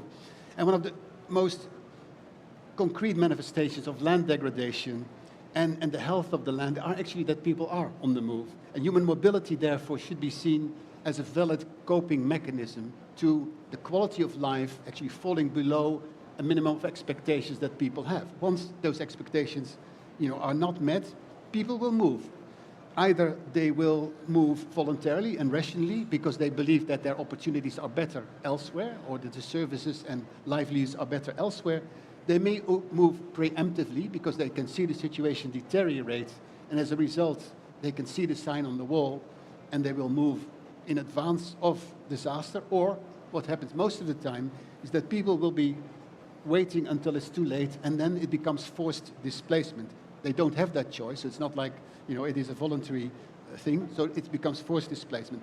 How have we responded largely to this human mobility, and particularly forced displacement? Well, in a humanitarian manner, because we respond post facto, once it's happened, after it's happened, which means that the response is largely supply-driven. It's driven by of course, humanitarian action, and humanitarians were set up to respond, not necessarily to preempt. Also, the response to human mobility has been largely externally driven, so external supply chains, external actors, with very little sign of national ownership to all this. So the new approach to human mobility and internal displacement in particular was initiated by a report issued by the Secretary General, the high-level panel report on internal displacement, which was translated in an action agenda, which unfortunately was a UN action agenda, so quite exclusive, and in my humble opinion, not inclusive enough and not broad enough.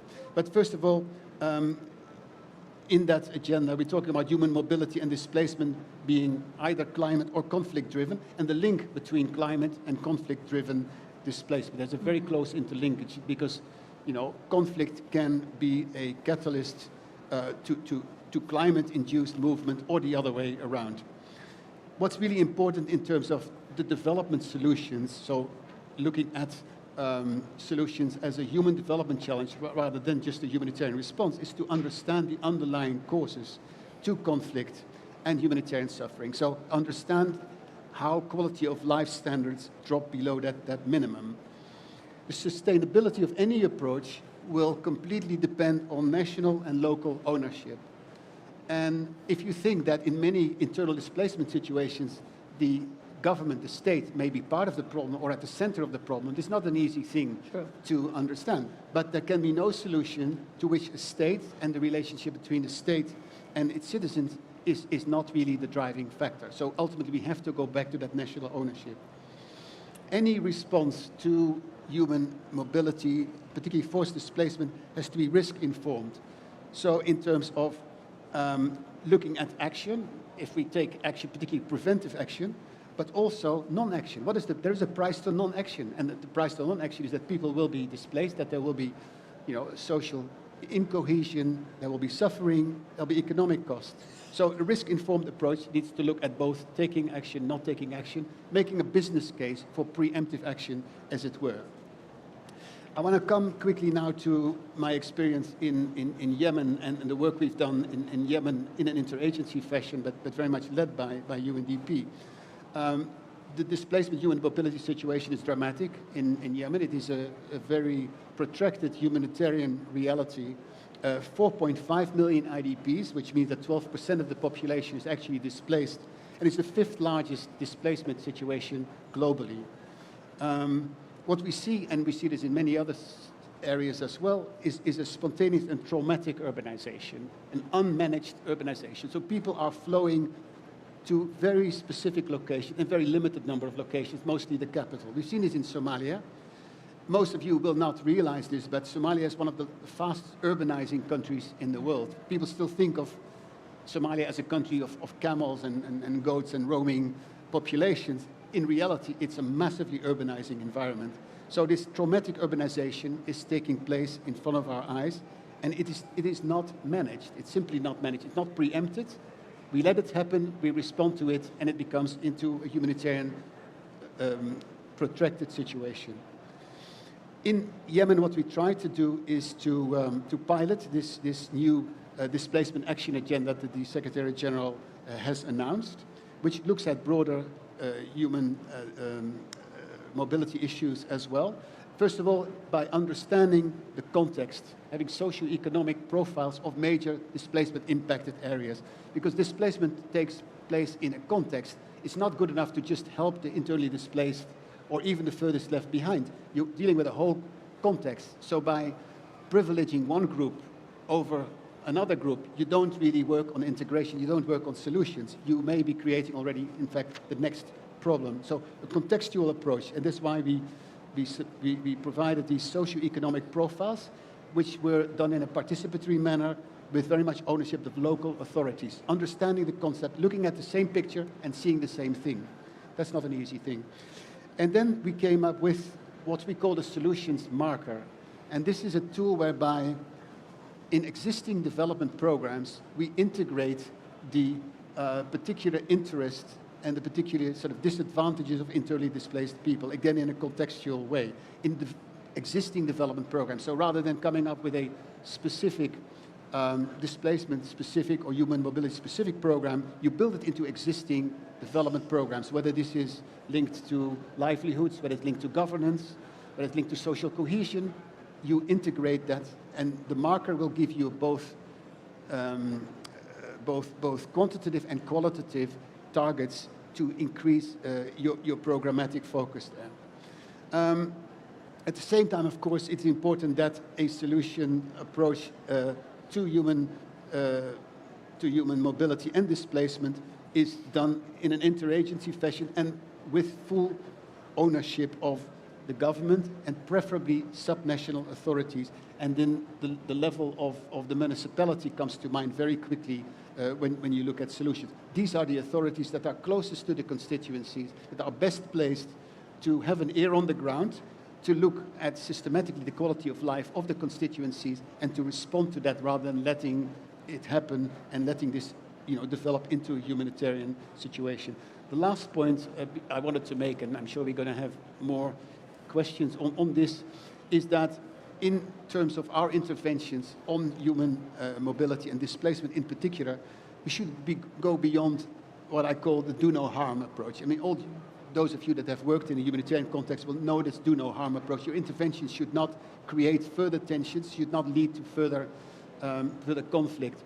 But I would say we should go one step beyond that, and interventions have to be designed to particularly promote social cohesion, to particularly promote the cooperation between different groups at the local levels, with the real prospect of stronger social cohesion, stronger unity, and a win-win situation ultimately that advances not just the interest of specific groups, but of the community as a whole under the leadership of the local authorities. Let me stop here.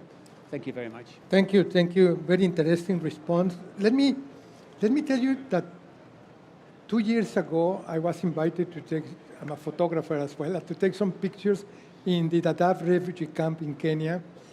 And when I was there, and I was mentioning this to Peter before, I was told that 75% of the population living in this camp were born in the camp, 75%. And we are talking about 300,000 people, which is the size of a city in Europe.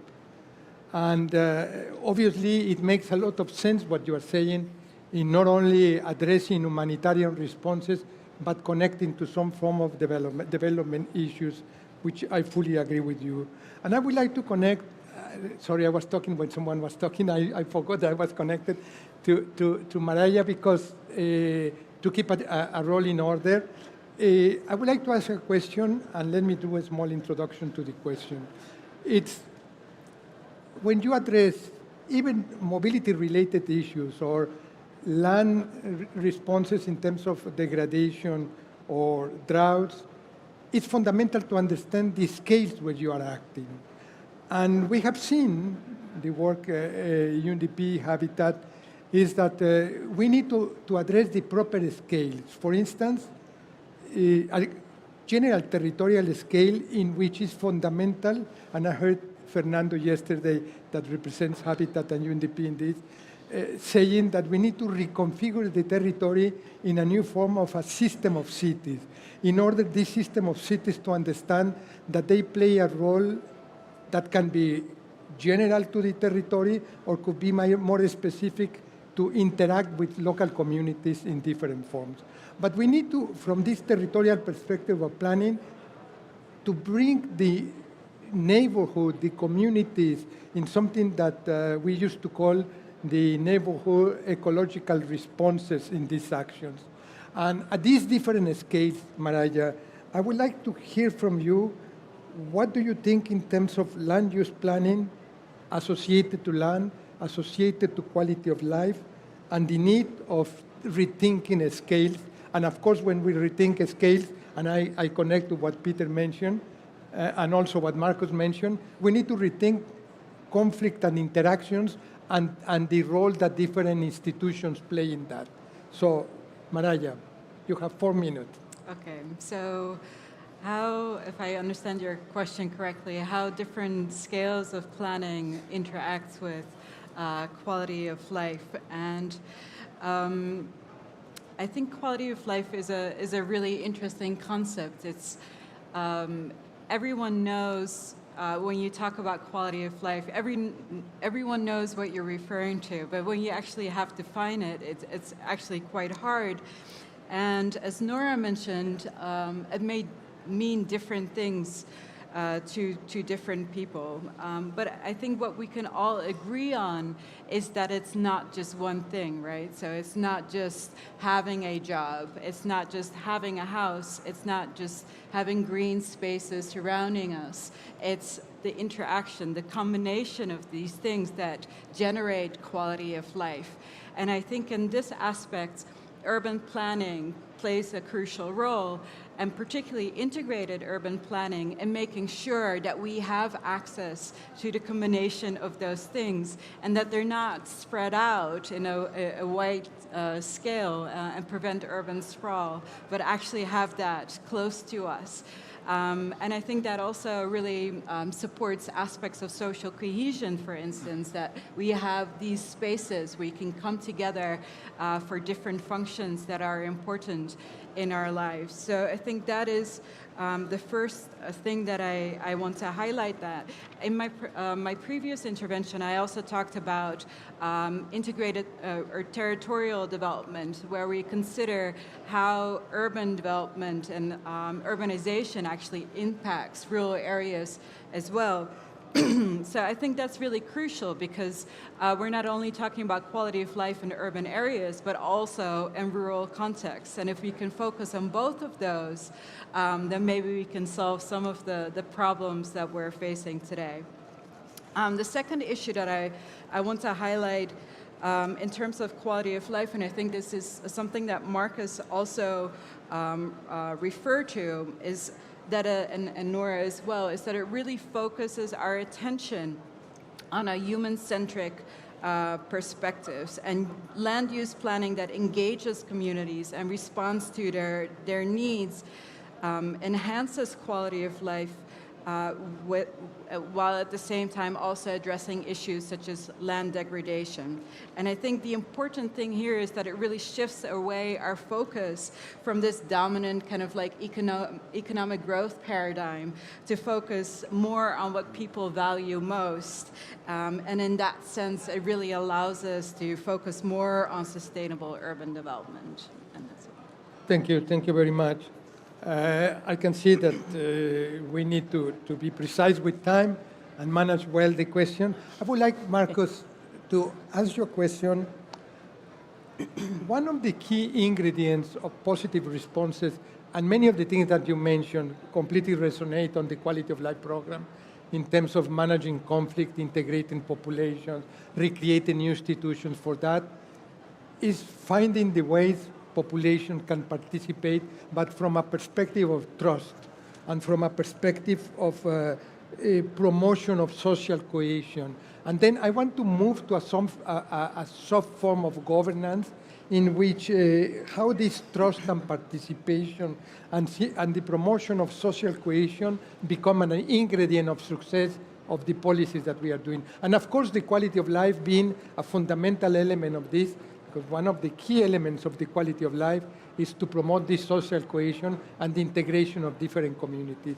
From your knowledge, your experience, an important thing of Marcus is that he is two, and I would say even three things. He's a professional and advisor to the UN, he's an academic, and he's also a professional in terms of architecture and urban planning. All these three things together give us an excellent perspective, I think, to this response, Marcus. How do you foresee the role really of the index of the governance and the serious promotion and participation of trust, ownership, and sustainability of communities? My immediate answer would be, let's see. Because I think there is, and that's the exciting part of it, you know, it's not that there is a sort of a ready-made solution that says, okay, this is going to work. I think this is really sort of a field of experiment, a field of trial and error, of finding out, you know, there's a format of engagement that might be better than others. We might also conclude certain things don't work. but I think it's certainly worth trying as much as possible, and not doing that in a naive way of like, random kind of shooting and something some bird will fall from the sky, but kind of looking also quite consciously into what is already there in these communities. Because wherever I work, and this is me, the professional largely, I always discover an enormous amount of local intelligence on how to do things, because people need to solve problems on a daily basis. People need to sort of find solutions on a daily basis. They're not always great, and we were talking about urban sprawl, which is an example where it's not so great. But there is also, even in that, there is a lot of sort of great solutions that people develop. So we should actually collect them more and also bring them to the attention of other groups that are probably dealing with the same problems across the same culture, but even between cultures there can be solutions. And I mean, this again, me speaking as the practitioner, I see this especially when you work between different continents. The problems are different because the cultural context is different. The solutions are different because the context is different. But each one can actually learn from the other. And I think that would be something, sort of a great thing for the Quality of Life initiative, to sort of map these and collect these solutions and make them accessible to people in a different context. Which brings me to, I think, the other side of that problem, which is, and this is very much also relating to the work that me and Fernando and a whole bunch of others are doing now with the Saudi government, is how does this sort of bottom-up approach relate to sort of the top-down system that a state is run actually in most parts of the world. So how do you sort of manage this? How do you sort of keep a degree of coordination on a national level, and at the same time sort of unlock that creative potential that is there within the urban fabric and within the cities and settlements and the communities that are sort of managing them on a daily basis. And there we're kind of looking into how can we decentralize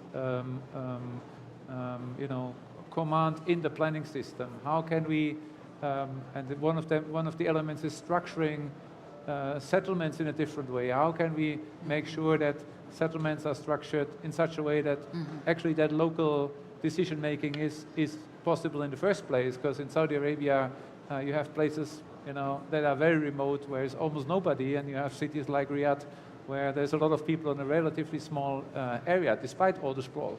How do you actually make systems that can kind of operate in this enormous contrast that we're facing in the country?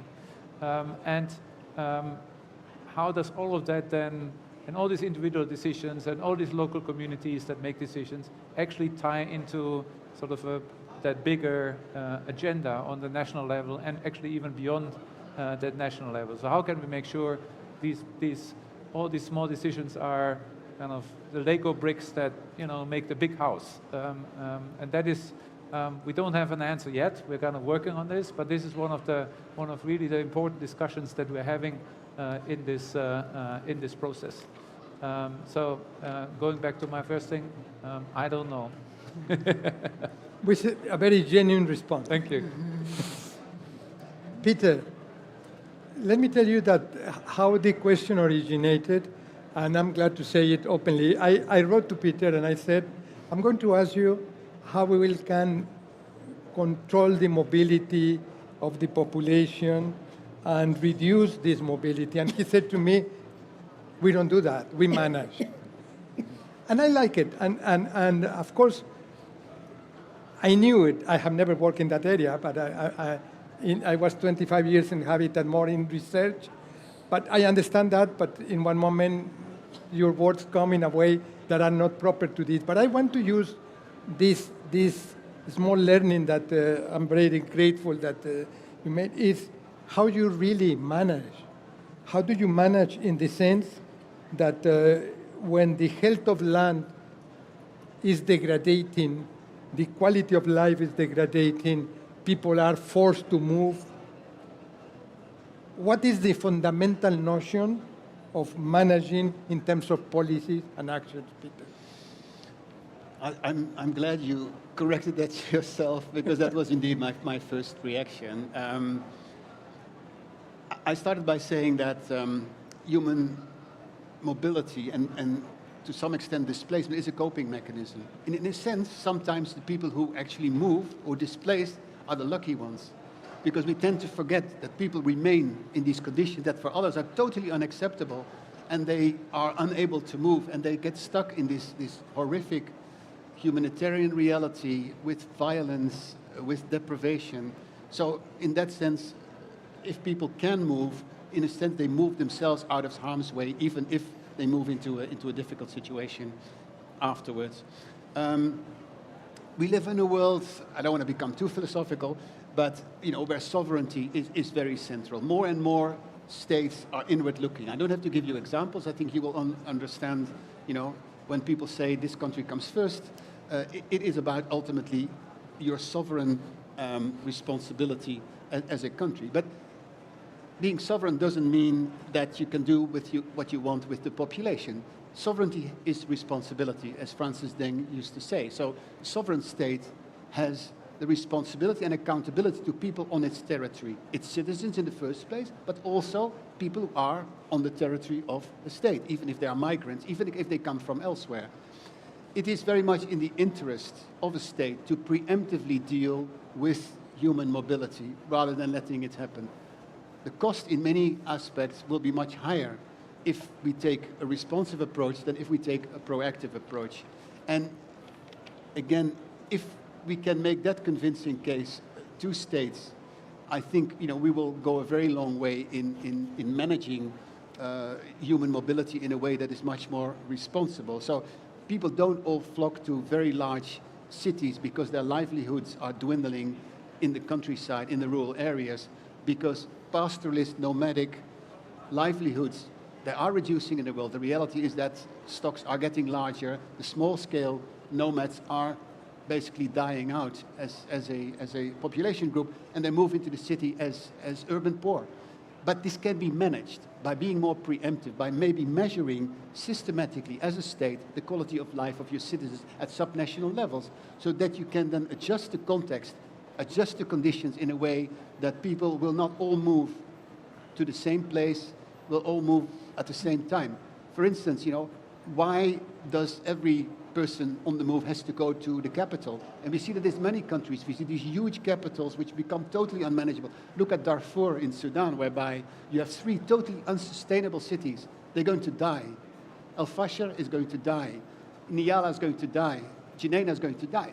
There's just not enough water. There are not enough resources. So if this process could be managed, and people could ultimately end up in smaller towns and cities, or conditions could be created that they don't need to move in the first place, that they can maintain their stocks, they can maintain their arable lands, you're looking at it very differently. And that may cost a lot of money, but it will certainly not cost more than having to respond to a humanitarian situation in the end. When I made that business case as a humanitarian coordinator in Somalia, nobody bought into it. Strangely enough, donors are willing to pay every year for the same humanitarian emergency, whether it's flooding or other types of displacement. But if you know that you could preempt that by investing in, for instance, disaster risk resilience or protection, you don't have to pay this money over and over again. The problem is that the mentality is not such that people are willing to preemptively, to intervene. But I think with national ownership on this type of a preemptive approach, with national ownership of guaranteeing or promoting the quality of life in areas that are very prone to displacement and other humanitarian manifestations, I think it will go a very long way of managing, to answer your question, human mobility and displacement. Thank you. Thank you very much. Let me tell you, we have managed time wonderfully, and I'm very glad because, as I mentioned, I was in some discussions yesterday, and I didn't see the people interacting. And I would like that you think some questions, not that you do a new panel discussion, but you ask a very precise question. And while you think about that, I'm going to use 2-3 minutes to highlight some of the, in my view, most important elements. Please think about these questions, and we will open the floor exactly on time. Important elements from the 4 panelists. Number 1 is this idea that we need a holistic response. I like a lot when it was mentioned that the Quality of Life program is the custodian of different actions, different actors, and by working together, we can reintegrate in terms of policies in order to respond to 2 interrelated things, livability and lifestyle, one being more the infrastructure, the other the way of living.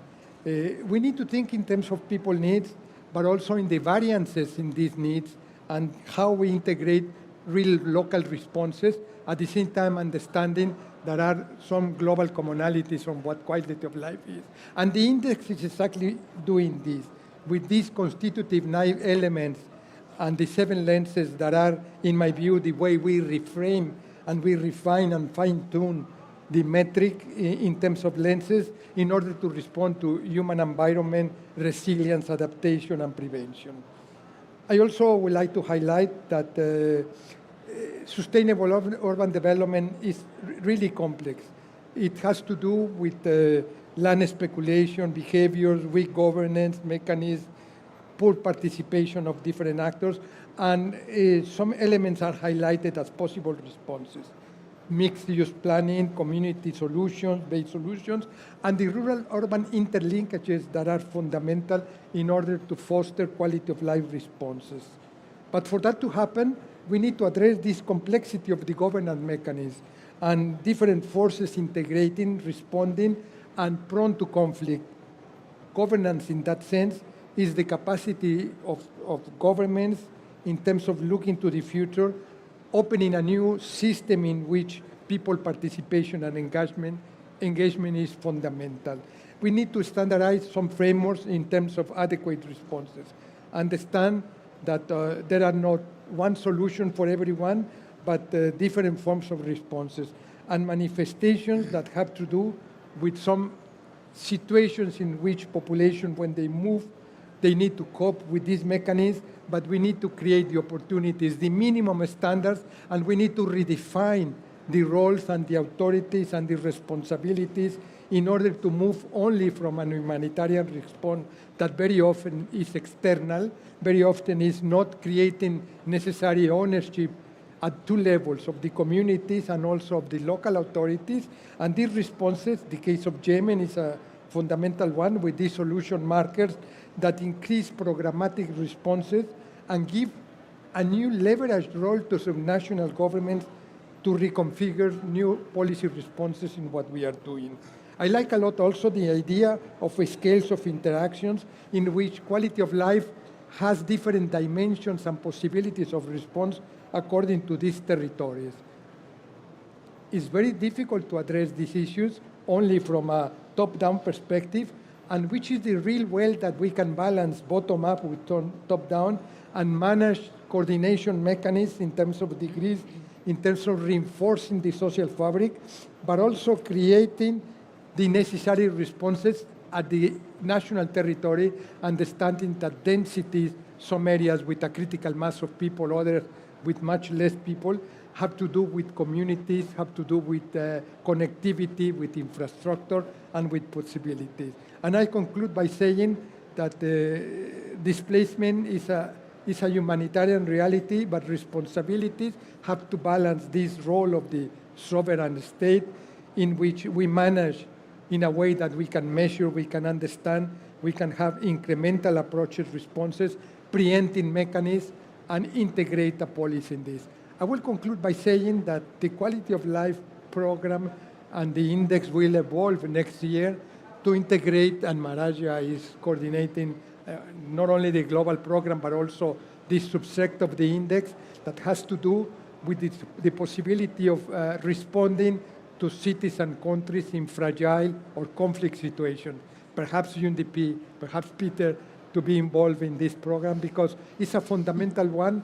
We can see, no need to name cities, but today many that are real disasters, and we need to have proper mechanisms in monitoring and response. So we have necessary time.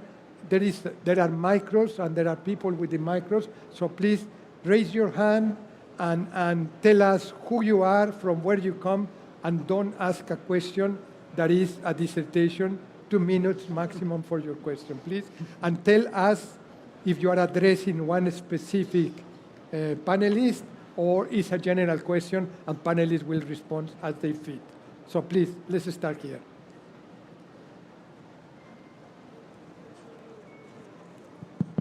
Thank you so much, Eduardo. My name is Al-Fadi Abdulrahim. I'm from UNDP.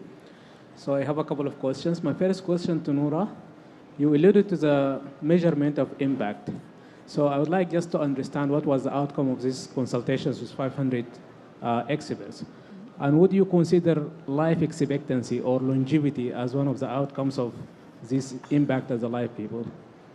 And my second question to Peter is, in the intervention you mentioned in Yemen, you mentioned the role of local authority. But what about the communities themselves? And how do you generate consensus among the communities, especially we have the younger cohort of the community would like to stay in the city, and the older generation would like to go back? Thank you. The second one was addressed to whom? Peter. To Peter. Okay.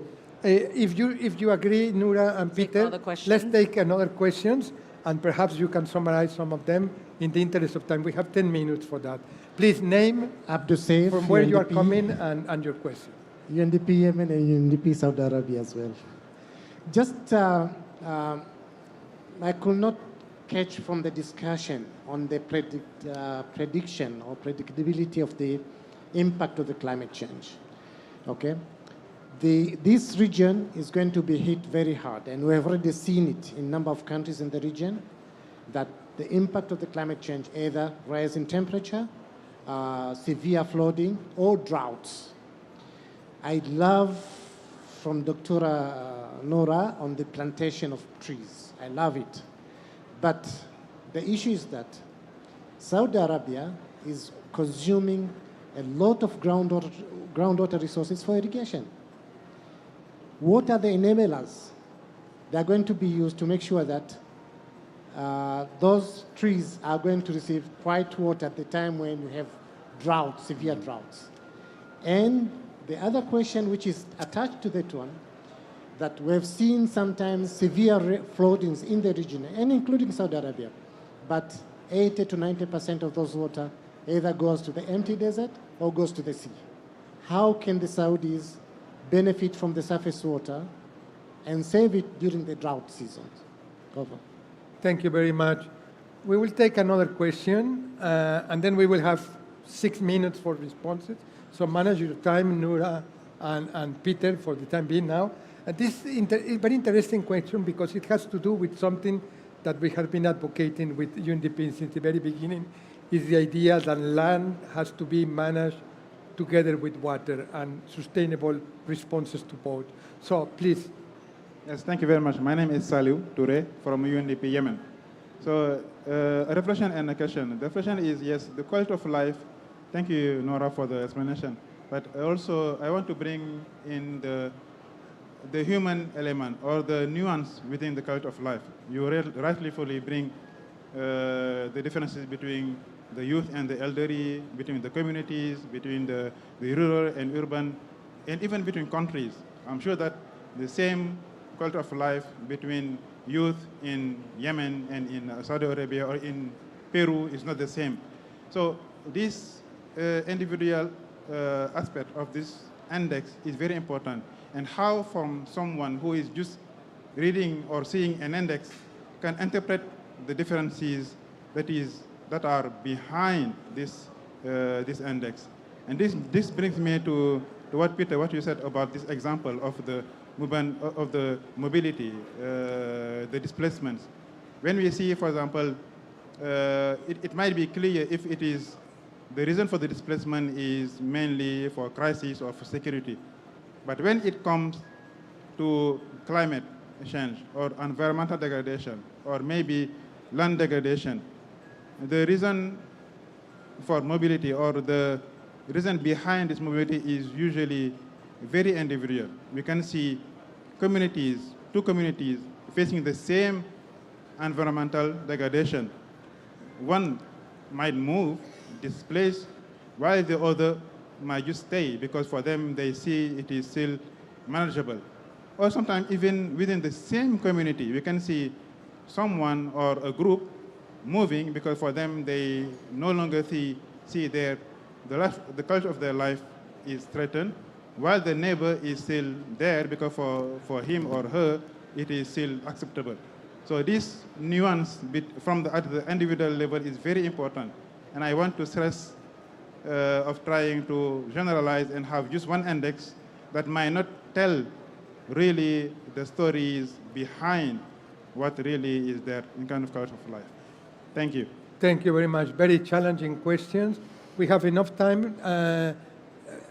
I would ask Noura, Peter, and if we have time, if you're short in your responses, still I will ask Marcus and Maraja to say something, Maraja, perhaps on this interpretation of differences of the index, and Peter on the embedded element associated to different level of responses and the governance issues. Noura, you were bombarded with questions. Go ahead, please. Do you mind? Excuse me? Do you mind if I ask yes, one yes. more? Sorry, Just I didn't see a you. short I'm one. very sorry. It's okay. My name is Amal, and I am from Asir Development Authority. It's a region in south of Saudi. And speaking of planning, and quality of life, what kind of tool can we build for engineers who are planners so they would understand the poetry that quality of life is talking about? Because this is honestly a challenge on the ground that we have in Asir. I am a healthcare professional coming into regional planning, and when I talk about quality of life with engineers, they don't really understand that language. So what is the practical tool that could be suggested in order for us to really activate the national and international agenda of diversification and health of the land on the ground for planning purposes? Thank you. Thank you very much. And again, apologies, I didn't see your hand. No problem, it's okay. Noura, please, if you can concentrate responses. I will try to be as focused as possible, and if anyone wants to speak after this session, I'm happy to have a hallway conversation as well. So, on the first point about measuring impact, right? The key to measuring impact is patience, right? And so impact is not realized with the flip of a switch. Impact in different sectors is more of a longitudinal thing that you need to look at. But where we start with is, are we measuring even the right things to begin with? We measure inputs, we measure outputs, you can measure outcomes. All of these are necessary, but really understanding what is your theory of change? Where are you trying to get to? And making sure that you have those metrics in place and you understand what your end destination is. You're designing for impact. You're reverse engineering, right? And with that, then, you'll know exactly what it is that you need to be measuring. Again, it's not a one-size-fits-all, but just being mindful of that exercise from the beginning is very important. I worked in education and youth empowerment for many years, and we know to realize impact in education, it's a minimum of 5 years. You're not going to see the result of investing in education overnight. So that's just one key thing to keep in mind. On the topic of water management, specifically, I wish my brother was here because he's a plant scientist. They research plants and they do patents on plants. And so the advancements in agriculture today are so vast, I'm not even going to begin to be an expert. But I do know that the kingdom has done a lot of efforts in terms of water management and having programs in place for water management. It's predicted that water in the future is going to be a leading currency, right? Water is predicted to be per liter higher than oil at some point in the future. So really safeguarding that asset and being mindful of our interventions today are very important. And again, I'm sorry, I'm not a water expert, so I can't but you don't have life without water, right? So it is definitely a key ingredient. But I do know there's a lot of advancements with plants. I'll try to learn more from him, or next time I'll make sure I bring him with me so he can talk about some of the science behind that. Youth interventions. I think the key thing here, what we're trying to do that's very different in previous indices, is we're de-aggregating the data as much as we possibly can. Gender, age, accessibility, these different things. And so when you have a local layer that allows you to tailor and allows you to determine what your data sources are and where you're going to get that data, whether it's statistical data, whether it's emerging data, meaning looking at satellite imagery, mobile ping phone data, you're able to de-aggregate to a different level than you are, let's just say, with traditional statistical sources.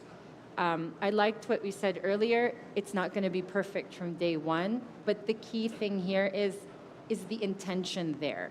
And do we all agree collectively that we need to design for this? And so far, with engaging with our experts around the world, they all agree, yes, we need to do this. Because again, understanding what youth need is very different than what people in their retirement years need. And in order to do that, we need to have the data, right? So that's kind of the general answer to that, but I can share with you some examples on that. To Amal from Asir, you know, quality of life is a holistic understanding of the different aspects, the impact you as an individual. Engineers are trained in kind of certain aspects. So my best advice to you is it's not necessarily a tool that's a one-size-fits-all. It's how are you diversifying your team to make sure that you have different lenses and different expertise informing the process. This is kind of your first step. Are there different standards and criteria to placemaking, to development? Absolutely. But the local context here is important. How are you designing for Asir? So you also need to hear from the people there. And are you designing with people from Asir's future in mind? So that will look very different than people in, you know, I don't know, Guadalajara in Mexico. I'm trying to come up with some cities from my colleagues here. So it's just really being mindful of that. We at the center do have certain standards that we look at as kind of the bare minimum. We can share those with you, and I believe that we're already in touch with the Development Authority in Asir on those things. Thank you very much, Noura. Difficult questions, and you managed to summarize responses. I would like to ask Peter in 1 minute, because the time is up. Would you like to say something on the question? Yeah, one minute is going to be very difficult. But okay, I'll speak double quick. On first of all, you know, the longer displacement lasts, the more you see a change in lifestyle and change in outlook on life. Young people, it will take a few years, and they will lose their link to the rural areas. They will, you know, even their link to the land, and they'll become urbanized. They'll join the urban poor, very, very likely. So it's extremely important that when you look, that you try to be preemptive, and then when you come up with solutions that involve moving people, that you do this as quickly as possible. And that goes to the question, how voluntary can you be in terms of these solutions? Can that be people's own choice, or does the state play a role in that? I tend to think the latter, but I know for humanitarians that would be very sensitive. At the end of the day, look, the state responsibility is very broad. It's around the social contract, how to meet people's expectations on basic services and livelihoods. And this is where the state needs to interact with its citizens. Again, I'm really fascinated by this quality of life tool as a way for states to understand their citizens and to be responsive to the expectations of those citizens. So I think, you know, again, if we place that at sub-national level, particularly at municipal level, which is closest to the constituencies, I think that's the best possible opportunity to work on appropriate solutions as close as possible to the place where it's all happening in terms of human mobility and displacement. So Saliu, again, I'm also new to the tool, but what I really like about it is the subjective character of it. So it talks about individualizing, in a sense, solutions. We know that any solution will be a composite because you cannot do individual solutions for everybody. It will be a composite, but at least there is an effort to understand not just, how good is our assistance, because we have this in humanitarian world, we have these ways to measure how effective our humanitarian assistance is. No, but people need that in the first place? And what is it that they need? Have we actually listened to them? And this is a really wonderful tool to do that and to come up then with a composite that ultimately can be implemented and that can be, a means of delivering services and rights to people to come up with solutions. Sorry, that's longer than 1 minute. Thank you. I wanted Marcus and Maraja, but I'm told that we need to conclude. Sorry for that. If some of you would like to have more engagement and discussion in your question and response, please address directly the panelists. I would like just to say one thing on behalf of the Quality of Life Program Center, UN Habitat, and UNDP to tell all of you, thank you very much. We really appreciate your active participation, and to tell to Nahat and Ayman that if you agree, I'm going to prepare 1 or 2 paragraphs that perhaps we can send to the legacy team working on this to see if we can embed one of the thinking in what we are doing that will be extremely rich for that. Thank you to all of you.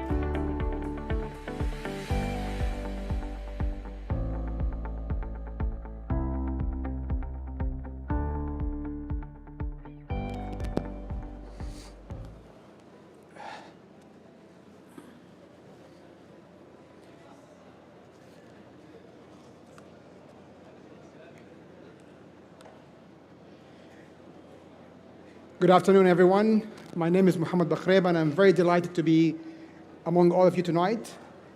It's day still, I think, outside. I'm coming from Jeddah, so we have 1 hour different. In 2009, we started an initiative called Call of Culture, which focusing on culture, promoting Saudi Arabian culture. And with time, in 2012, I believe, we got an invitation from Naples to come and talk about social innovation. And the idea was framed into what we know now as Call of Culture. And Call of Culture is a platform where we bring public and private partnerships together with the grassroots, and where we provide solutions to promote the orange economy and social innovation. And since then, we've been working with United Nations entities, with the different NGOs globally. And we're very happy to come back to COP16 after curating COP21 in Paris, to break our better and better to the table for everyone to share and enjoy. And I would like to welcome our distinguished guests today coming from different backgrounds and to tell us their stories, inspiring stories and projects. Mr. Filippo Adai from London, Plus Value, have been working a lot on social innovation and finance and having a lot of interesting stories to share with us. And also Aisha, representing Saudi Climate Change Network. And last but not the least, Engineer Abdullah bin Sahab, who is an entrepreneur, a fellow telecom engineer, and also the CEO and founder of iRama. Mr. Filippo, the floor is yours, please. Thank you, Mohammed. Thank you, everybody. First of all, I want to pay a tribute to Mohammed that we met 15 years ago, More or less. I mean, like, I'm not as old. Yeah, we're not kids anymore. And at the time, it was, almost inconceivable, this kind of collaborations. And that shows how friendship is important, is key, and can overcome the barriers. And, at a certain point, the world reconciles with people who have a vision that overcome boundaries and borders. And today we are talking about civil society. And when we met in 2015, we were in Naples celebrating a large event of civil society leaders. Mohammed was the only representative of Saudi Arabia, and look at how many people now are part of this. I started with civil society, establishing a Euclid network, which is now one of the players of civil society policy, especially with the European institutions. And then later, I moved in my career and established Plus Value because we wanted to bring the values of civil society, the commitment to society, into big business. And probably because of serendipity or destiny, I don't know, I ended up working in urban transformation with big players, governments, private sector, investors. Now, it might sound peculiar when we talk about desertification and environmental issues to cover the urban transformation. But I want to recall one of our contemporary top scientists who said that cities are, besides being one of the greatest human inventions, they are also the greatest source of solutions and problems. Cities, and when you think about cities, is not just about the city. It's the supply chain that maintains and grows cities, that mobilizes the entire economy. So if you want to address any issue about the environment and the planet, cities are the battlefield. And that's what, from civil society to urban transformation, engaging with corporations, governments, and investors, I ended up. And I'm very glad to do it, because now with a bit more maturity, I realize that it's only working with them that you can make a difference everywhere. And so my first point is you cannot deal with environment if you don't deal with the social and the governance. I'm using as a provocation is ESG, not as a technical term, but a simple, actually I'm not particularly a fan of ESG, but this is not the discussion of today. What I think it's useful is to think about this problem through the lenses of ESG, and realizing that the environment is also a social and a governance issues. And if you want to talk about desertification, you must address it through also those lenses. It's also a way to think that being human, it means being also part of an environment and the planet. And there isn't a social economic strategy that does not address also the environmental and the planetary challenges. I will also cover, this is an informal conversation, is not a lecture, but I'd like also to give you some inputs of what can be done in practical terms. And so to look at public-private partnerships, which are clearly one of the models for getting the private sector and the public sector together, within which civil society has a fundamental role to bridge. And,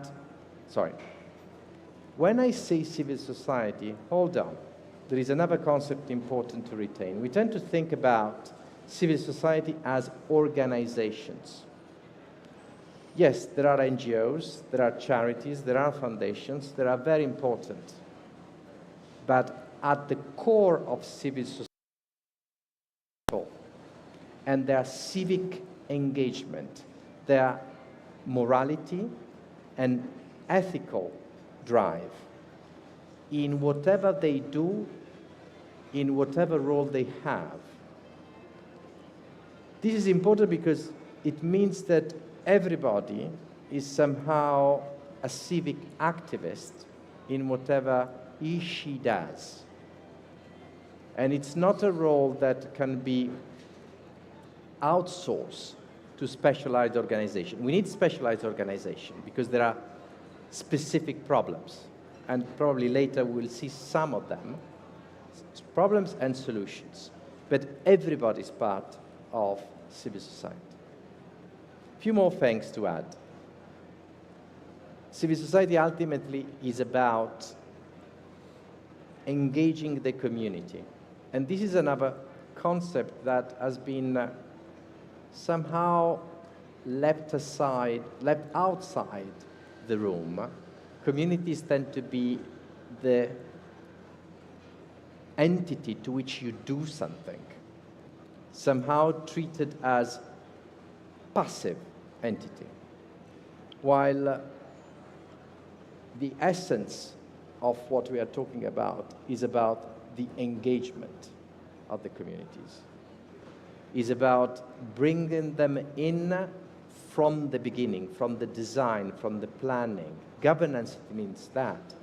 Governance addresses the decision-making process. Bringing the community within the decision-making process is fundamental to have that positive outcomes at the end of the process. By the way, it might sound a sort of preaching discussion, but when you work on urban development, and so you work with investments, real assets, very valuable business. We are in a country that somehow it's outstanding of what has been able to do in real estate. Allow me to interrupt you, Filippo, if I may. And I know you have probably gone to cover this at the MIND case study, but what are the fundamentals to engage the civil society members. I'm talking about the grassroots level. Perhaps Aisha will talk about that, but if you can give us an insight on your expertise around the world. Yes. There are several functions that are really fundamental when you engage civil society and the value that they can bring. First of all, they are the voice. They are able to bring up the needs as much as the opportunities. They are the intelligence system, often silent, often anonymous, but if you are able to listen to it, if you are able to engage it, that becomes the best and most successful strategy for resilience and long-term development. They often operate as intermediaries, bridges, but both as organizations as well as peoples. In my profession, actually, I always look within a public or a private institution that kind of civic activist. Because in every organization, and all of you, you know by experience, there is that person you go to because it's that person who is connected to everybody and able to mobilize and promote a cause. If you are able to connect them across organizational boundaries, you start mobilizing organizations. But finally, they are, and this is at the core of social innovation, they generate the new innovations because by listening, by being the voice on the ground, by connecting, they are also able to identify and bring up the new ideas. Now there is this concept of innovation beyond technology that really engages community and civil society organizations. There are many examples of that. I like what you just said, the voice and the drive for change. Yeah. That's what leads us to social innovation. Correct. Cool. And let me close with just two case studies to illustrate what I was just explaining. Number one, Milan Innovation District, the largest urban regeneration project and innovation district in the outskirts of Milan. It's a legacy project of Expo 2015. I think very relevant to all of you because Riyadh will host the Expo 2030. So there are some interesting lessons learned there. So we are talking about a massive project, over 5 billion investments, massive project from an old European perspective. Clearly, from a Saudi perspective, this is a small, little, nice project. But forgive me for my old European perspective. In the European context, this is a large project. 75,000 new community built from scratch, a bit like a desert. But what I want to say here, in the development of this project, from the beginning, there was one institution that was the house of civil society. So despite being a massive urban regeneration project of multi-million value, civil society had its own place, and the organization in this case was part of the governance of the entire area. It was that voice, as I described before, it was embedded in the design, the planning, and in the making. I give you an example. That became the source of engagement with all the schools, all the universities in the region to be part of this new development project. Something that, if you know developers, if you know government people, they would have never been able to engage children from the primary school to come to participate. Those children will be part of that development because when it will be ready when they reach adulthood. So it's this long-term view. And I want to close with another one, which is completely different environment. The Maldives, another beautiful place, with very difficult challenges in which land is a serious problem for various different reasons because of climate change and the rise of water level. What we did in that context, on the other hand, was to, working with UNDP and the national government, to co-design as a bottom-up process the national framework for sustainability reporting of companies. You will say it's a small country, you're right, 500,000 people. Correct, but all spread across thousands of islands, so not easy to bring them together. What is interesting in these examples is something as bureaucratic as a reporting framework, which is, as you know, very important for companies and investors, became a way to engage people and organizations because they realize it's a very simple thing. That's a way to get those companies and those investors to operate in the country accordingly to SDGs and climate transition. And we were able to do this, and we were able to implement it. It was a super quick, look at the European Union is still discussing about regulation on sustainable finance. The Maldives did it in 6 months. Why? Because the process was not just a simple top-down, but it mobilized the civil society organizations. So I'd like to conclude. Are you saying that the smaller the number of the people, it's easier to drive a social change, or no? I'm saying that smaller groups are easy to mobilize. So it's easier for this national engagement or engagement of the collective when you operate within smaller countries or smaller communities, that's for sure. But on the other hand, what I want to say is what might appear as a simple marketing exercise is actually in the most technical and legal process is a good investment in order to succeed, in order that implementing effectively, because also something not to forget, government can issue regulation, but then first of all people must implement it.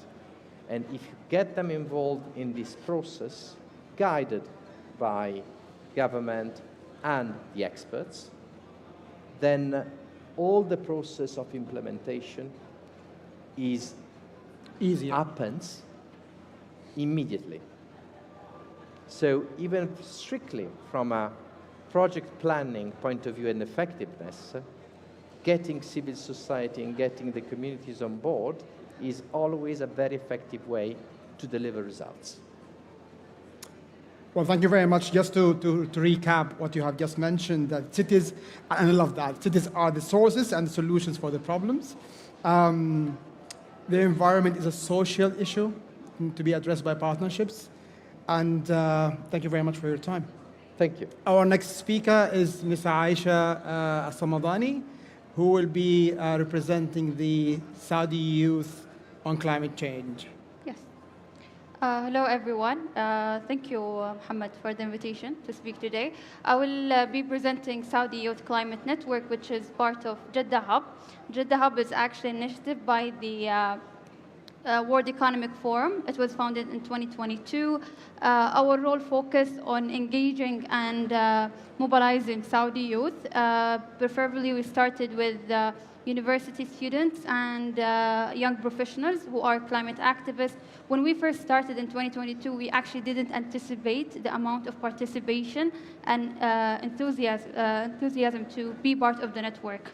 As we move on, we actually have more than 100 members right now, and we are aiming to broaden the members, not to be focused only on climate activists, but also people who work from different sectors and want to participate in climate activism.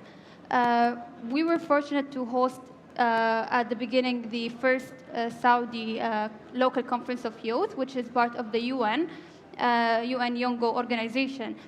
this is actually an opportunity for the youth across the world to share their needs and demands when it comes to climate and environment.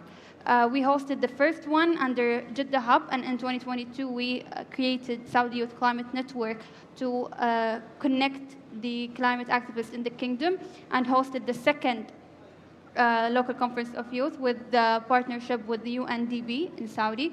And this year we actually hosted the third local conference of youth, in addition to being present and representing the kingdom, the Saudi youth, and the regional conference of youth in Egypt and in Jordan. Allow me to interrupt you, because I know there is an issue when it comes to NGOs and social mobilization when it comes to climate, because we've all been living around the desert, and now we're talking about the restoration of the land. Yes. How does that happen with you? What are the challenges that you guys are facing?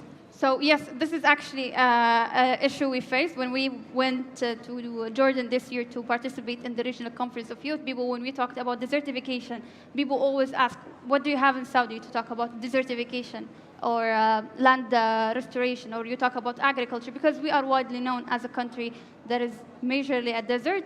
I have my master's actually in environmental science and engineering. I was focused on sustainable desert agriculture, and I agree on that. We have lack of resources when it comes to sustainability in the agriculture, but this is something that we work on when we are gathering youth who work in environmental engineers.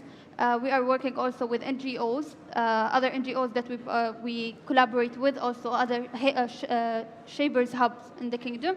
It's a challenge, yes, but we try to mobilize the challenges. We are trying to raise the issues that we face in Saudi, bring the solution, because we have partnerships actually with university. Recently, we have signed an MOU with the Center of Excellence for Sustainability at Prince Sultan University, and this is where comes the role of academia to work with us in addressing this issue. I will share with you a video of okay, I hope it works. Sorry. Okay. Good afternoon, everyone. The core host of the second local conference of youth held here in Riyadh, Saudi Arabia, in the UN venue. We're so excited to have you here with us.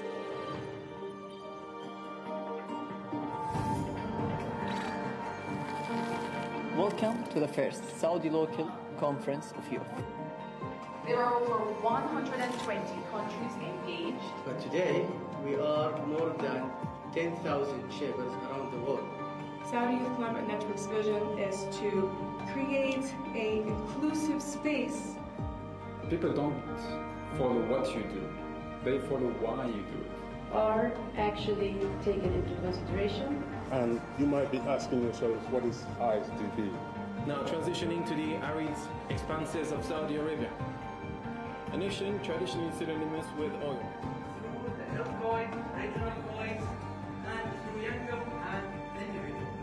Really applaud every one of you for being here, taking a step towards some action. Other part of it is like everything you're seeing today has an opportunity to reach people.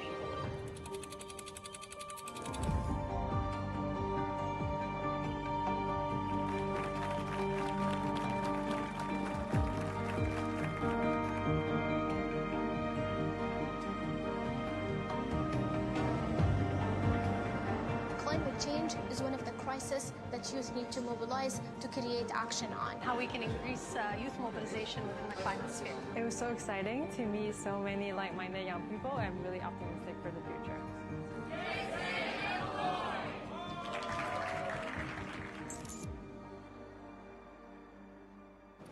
It's very interesting to see how young people, the leaders of the future, are putting hands together to drive a change. Thank you very much for your time. Our next speaker is engineer. You still have time? Yeah, I still have one point to share, sorry.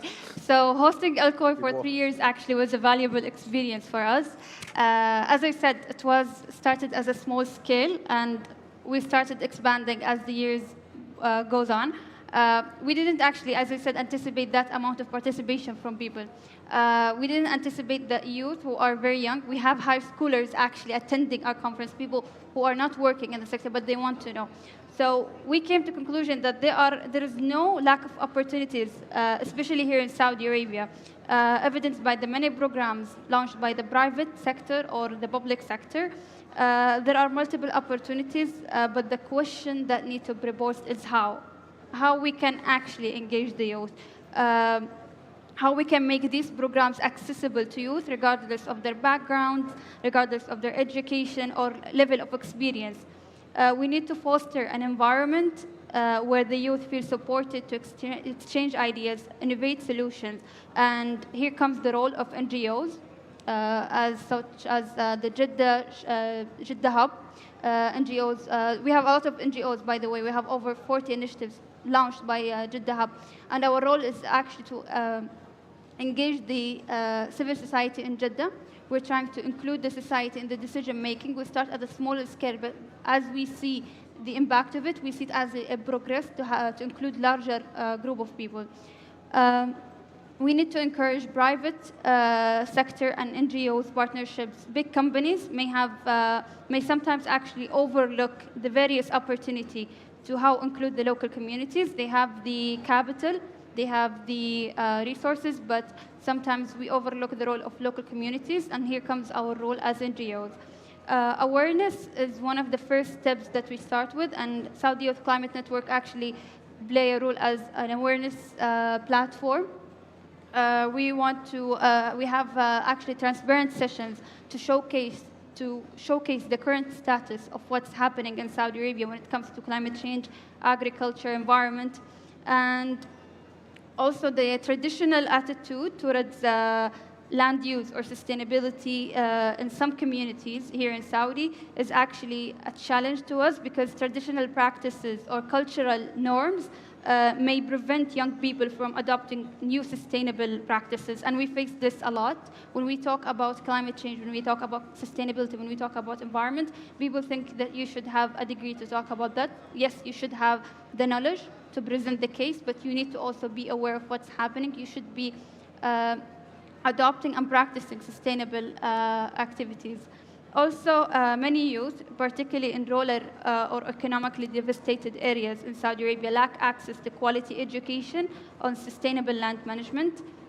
We see a lot of people from rural areas moving to big cities, and that leaves small areas, villages, with absolutely no opportunities to live. Also, training without targeted educational and training programs, young people struggle to acquire the technical skills needed to restore our land or to acquire sustainable practices. This is why NGOs should work closely with academia. This is why we need to bridge the gap first between the community and the academia, and the academia to the private sector, and then to the public sector. We are targeting and aiming for a bottom-up approach. Lastly is the youth representation. Unfortunately, youth representation in decision-making is poorly present, I would say. We have a young leadership. How dare you say so? Yes, this is actually true, but when we talk about youth represented in many councils or big decisions, the role is actually can be overlooked. I can talk from. We need more presentation of youth. Yes, in policy making. Exactly. Thank you. And this is from SYCN, and we look forward to. Well, thank you very much. Just to recap, you pressed again on the public-private sector partnerships. The lack of resources, access to resources is very important.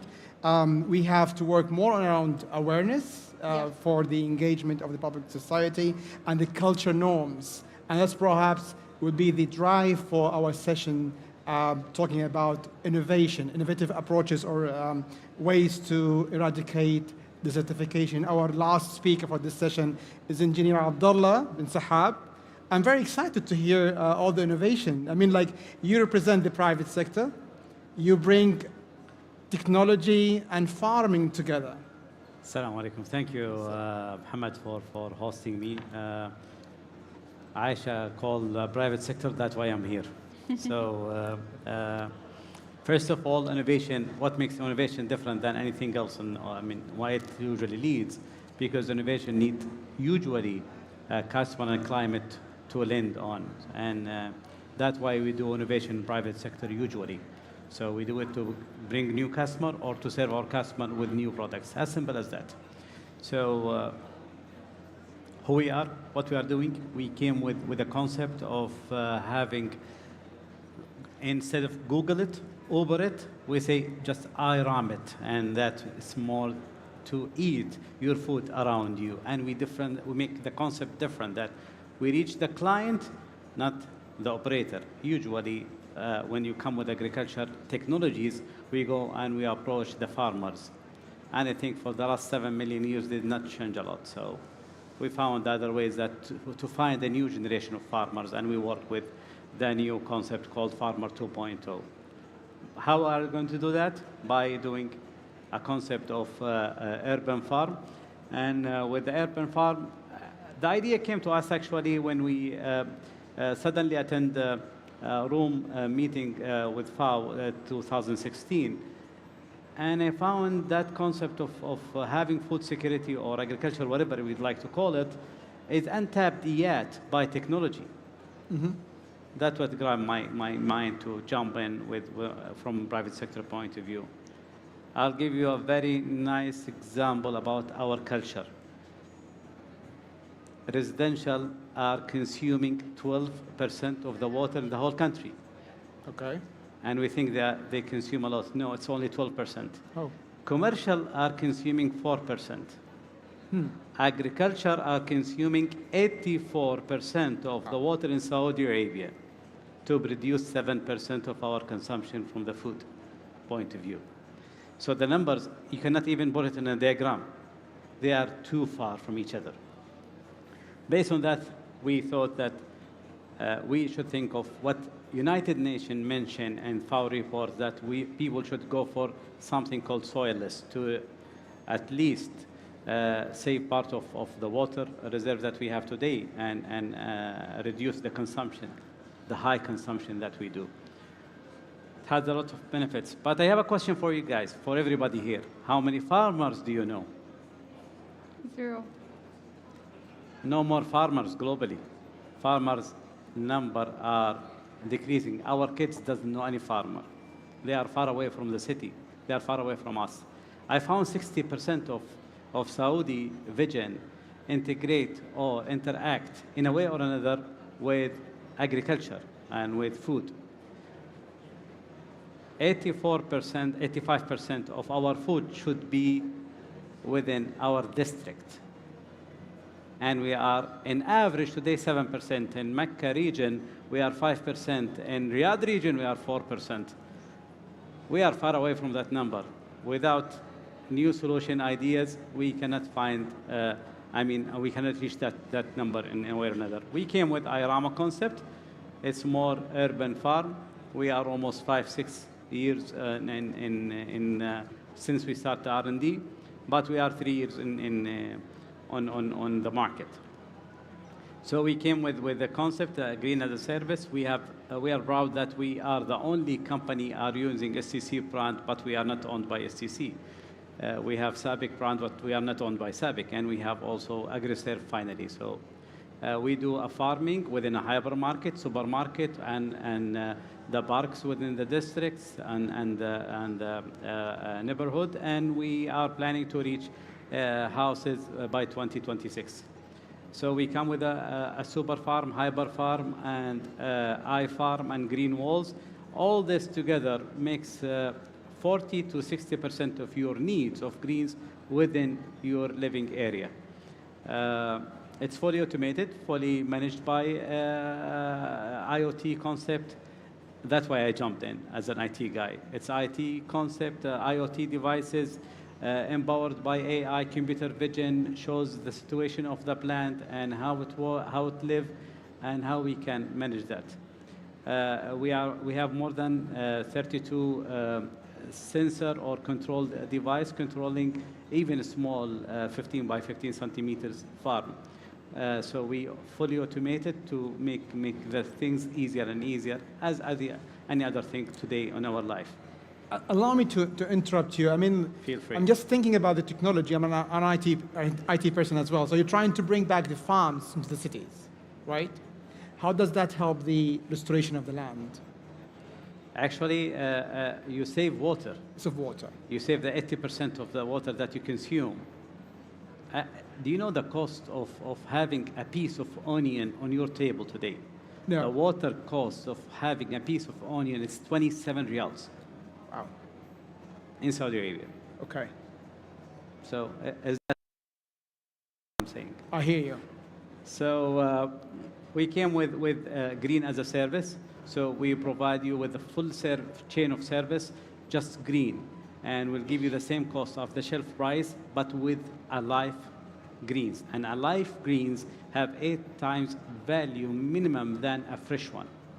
Second thing, we reduce the waste from 52% in supermarket, plus 17% out of the rest, the 48% on your fridge, to be almost 2%. Wow. So it's not only, we have, alhamdulillah, more than 14 IPs up to today.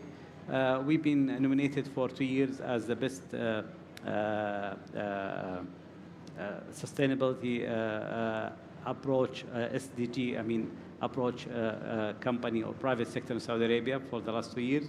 We've been trusted from many customers. Thanks them for that. We are located today in 2 hypermarket chains and at least 6 other restaurant and supermarket chains.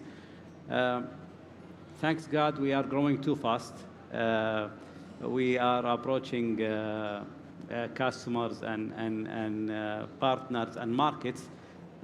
Today we are establishing our company in Germany, in Slovenia. Wow. And in last July we reached an agreement with a very big American company. We'll announce very soon.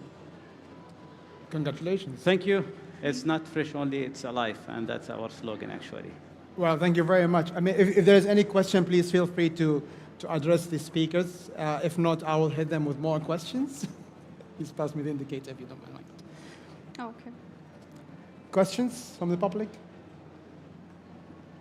We have one question here.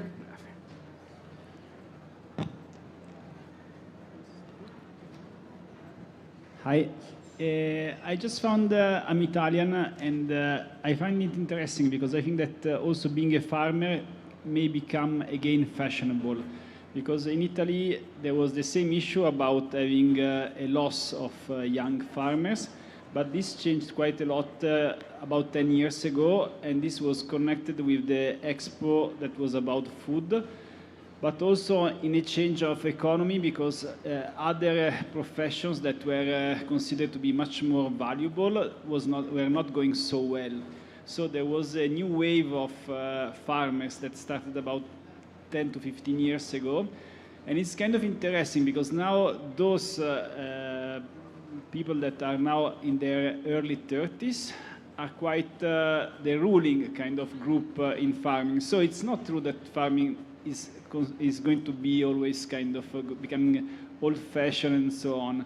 But I think there is something about culture, and it's something about making farming seems cool. And I think that here in Saudi there are a lot of circumstances that may facilitate that.